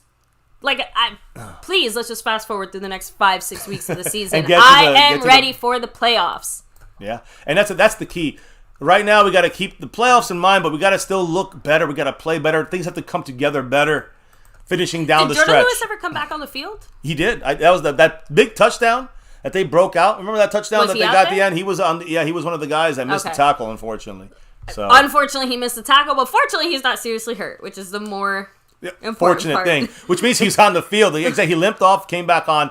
Part of a play that wasn't great. But we saw the guys come back on the field and then be out for 3 weeks. Also, Amari Cooper, guys, there's a reason we didn't see him the rest of the game. After that, what happened? Big play. Again, you saw he was winded. Like he died. Like he looked like he ran a marathon and then got asked to play a football game. And with that, we have a Jeremy Slade, sponsor of the week, back-to-back like our 90s Cowboys. We won 2 Super Bowls back-to-back, 3 and 4 years. Jeremy Slade dropping that $20 Tony Pollard holler. Thank you so much. And takes over the stream boss for the 4th switch over today. 4th baton switch here in our 3 hours plus 4 hours on My Cowboys Family. Celebrating a victory here late night. We were turning out the lights soon, but you guys are keeping the discussion going. And we really do have to. We do have to go, but man, you guys are awesome. And Jeremy Slade, of course, takes over the stream boss. Is still a sponsor of the week, and back to back 2 weeks in a row. So much love to him. Jason Renfro, the Cash App crown, the lead in the Cash App as well, and the overall leader right now is Jason Renfro. So the Jays, we started with the Jays, had it. Went through a lot of different letters throughout this game, a lot of different curses and words on our side here, and then finish it up with the Jays again having it. Yeah. But big battles back and forth. Voodoo Alpha also adding in there. Dak has more than enough skills to win a Super Bowl. Tom Brady's the only quarterback I've seen carry a franchise to the promised land. And that's the thing. That's a great point there. That's the whole thing here. Dak is good enough to win a Super Bowl. I don't care if you call him elite, not elite, top 10, top 5, top 1. I don't care. He's good enough to win a Super Bowl for us. That's what matters. And we have to have the other team players on offense come up and play better. He has to play better. And the coaches, especially Kellen Moore, got to be better. Hasn't that usually been the Cowboy problem, though? Back when Romo was here, Tony Romo was good enough to get it done, but we didn't have anyone around him to help us. Yep. Thank you, but now we have people around us. Holla. They got to play like the way they're supposed to help. And Dak's got to play the way he's supposed to, too. She dropped the mic. Boom. I think let's mic drop. Yes. By the way, Jeremy Slade did take over the stream that's boss what there. I said. Yeah. I know 95 we're all points over on the the place board here, baby. But yes, we gotta You go. can go and do a couple things. I'll chill with the chat. The last couple of comments. I'll wrap it up, and you may do the outro with me here in a couple minutes or so. All right. Yeah, just because I still have to make. Yeah, I know, and we got still a couple things to do. Oh, yes. Kids are half asleep. They're passed out. The kids, and it's a school night. I'm hopefully the principal ain't watching. Sorry, principal. It's a football night, but they're sleeping. They just passed out. Art87, another $5 a holler. So much love to him there. He said, "Don't go, guys." I'm trying to hang in there. Let me center myself. I'm trying to hang in here. It's been a good night. I mean, again, I just want to see what you guys are saying, what you guys are thinking. I know the wife's phone is dying here. Oh, we had space launch over here. Really nice little view there. Everything was good on that. But guys, we won the game. That's big, and much love to Art87. He said, "Don't go. We gotta go. We gotta wrap it up." But we're trying to stay on a little longer, and just last thoughts from you guys in the chat. Stephanie in the house. I just saw it jump up on my screen here. A $10 holler by Stephanie, taking Jeremy Slade's gonna drop him down to 80 points. Bam, there it is. Oh, and then Jason Renfro with a 20 on top of that. My goodness, the man, Jason Renfro. He's like, I'm back in this thing. He is keeping, he said, quote, "You are amazing." And you guys are amazing. You guys are rocking the house tonight, guys. Truly thank you all. My goodness. Jeremy Slade down to, that one got hit with 10 on that one because it took the Stephanie Willis drop, which she said is a lemon with a cute face on it. It looked kind of like Sean Payton when he sucks on a lemon. Who said that? Yes, that was great. Yes, Stephanie Willis, much love for that drop. And, of course, Jason Renfro keeping his top spot right now with a $20 A holler right there. I think I got Stephanie Willis. Oh, there it goes. There's a 10 on Stephanie. I got you. I'm over. I will fix this tomorrow to the rightful, leaders and all that. I'm pretty sure, looking at, guesstimating, that the man Jason Renfro is running things as of this moment. Let me see who's in the house, man. Oh, man. You guys have bills to pay. And the Lunatic, much love to him. He's saying it. Gallimore back. Tristan Hill back. Randy Gregory back. Big pieces back. And not just about back. We talked about the defensive guys being back. Gregory, Gallimore, Tristan Hill from the suspension. But I got to add a couple other names we saw tonight. DeMarcus Lawrence, another week back. That's another 10-day break. Let's keep going. Tyron Smith gets just healed, generally speaking. He gets to fucking always heal. Terrence Steele coming off of COVID. He's back, probably in the starting lineup. Connor Williams, will he be back? I don't know, but we're going to get another week of concussion. CeeDee Lamb, who played fucking lights out, even with whatever reminiscences, if any, from the concussion, he's going to be another 10 days healthier. Zeke is going to be another 10 days healthier. Amari Cooper on that field. Obviously, him and Tyron Smith are probably the most important to get on that field every day, every game, to get the best chance to win. So, yes, these are guys going to be not just back, but back. Like 10 days healthy back.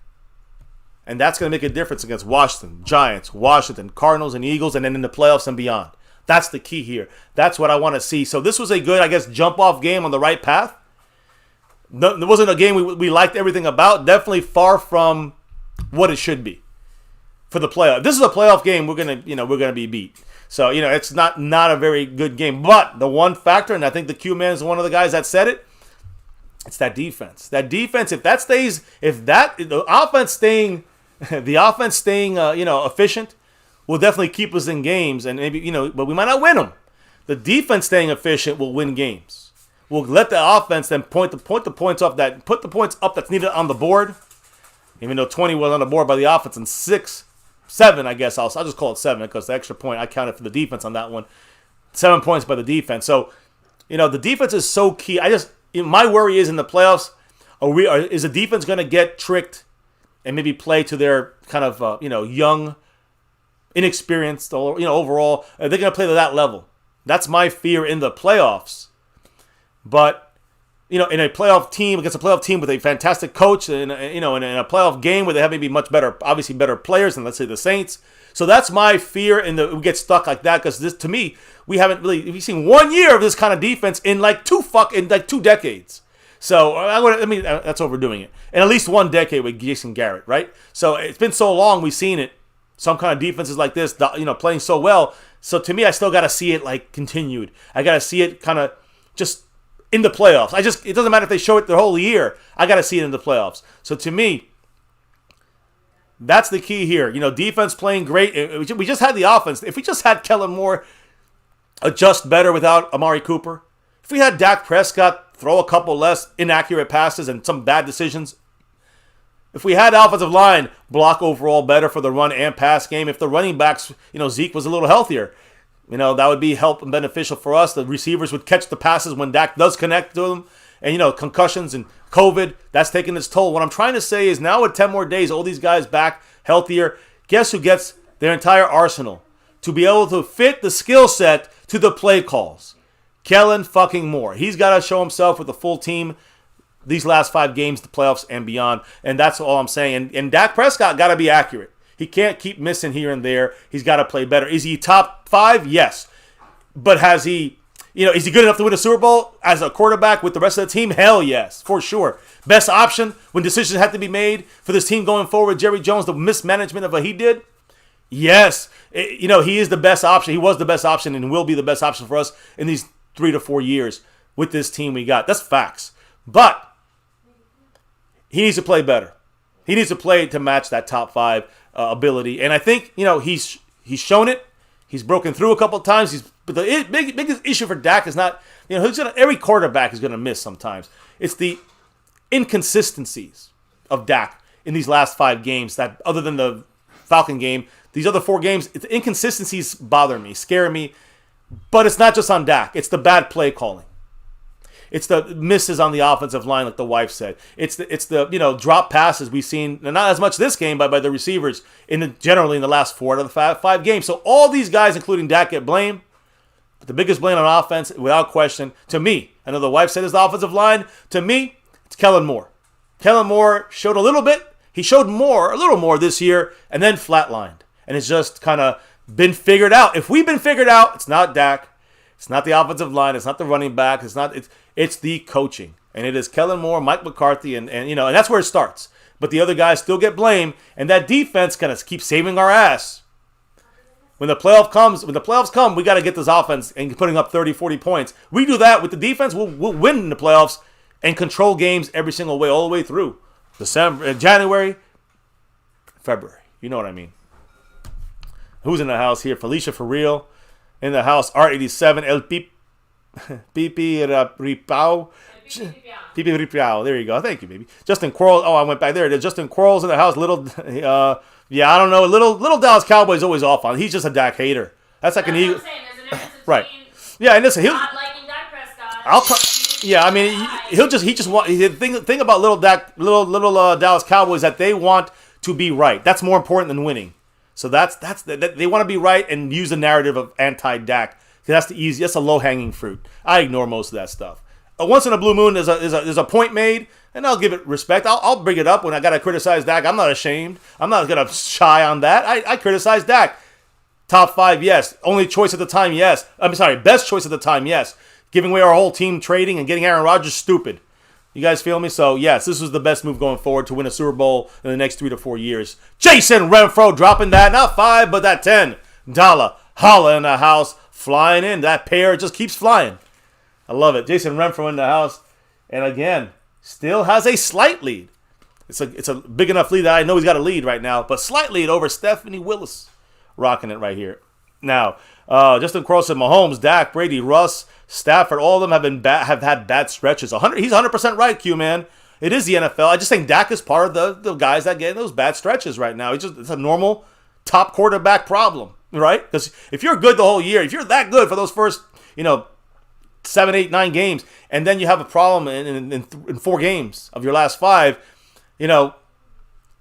if you're figured out, it's more in the coaching. But when his issues have come up, he's had a little bad streak here. What about those first half of the season? What happened there? I don't know. And Dak was MVP at the first half of the year.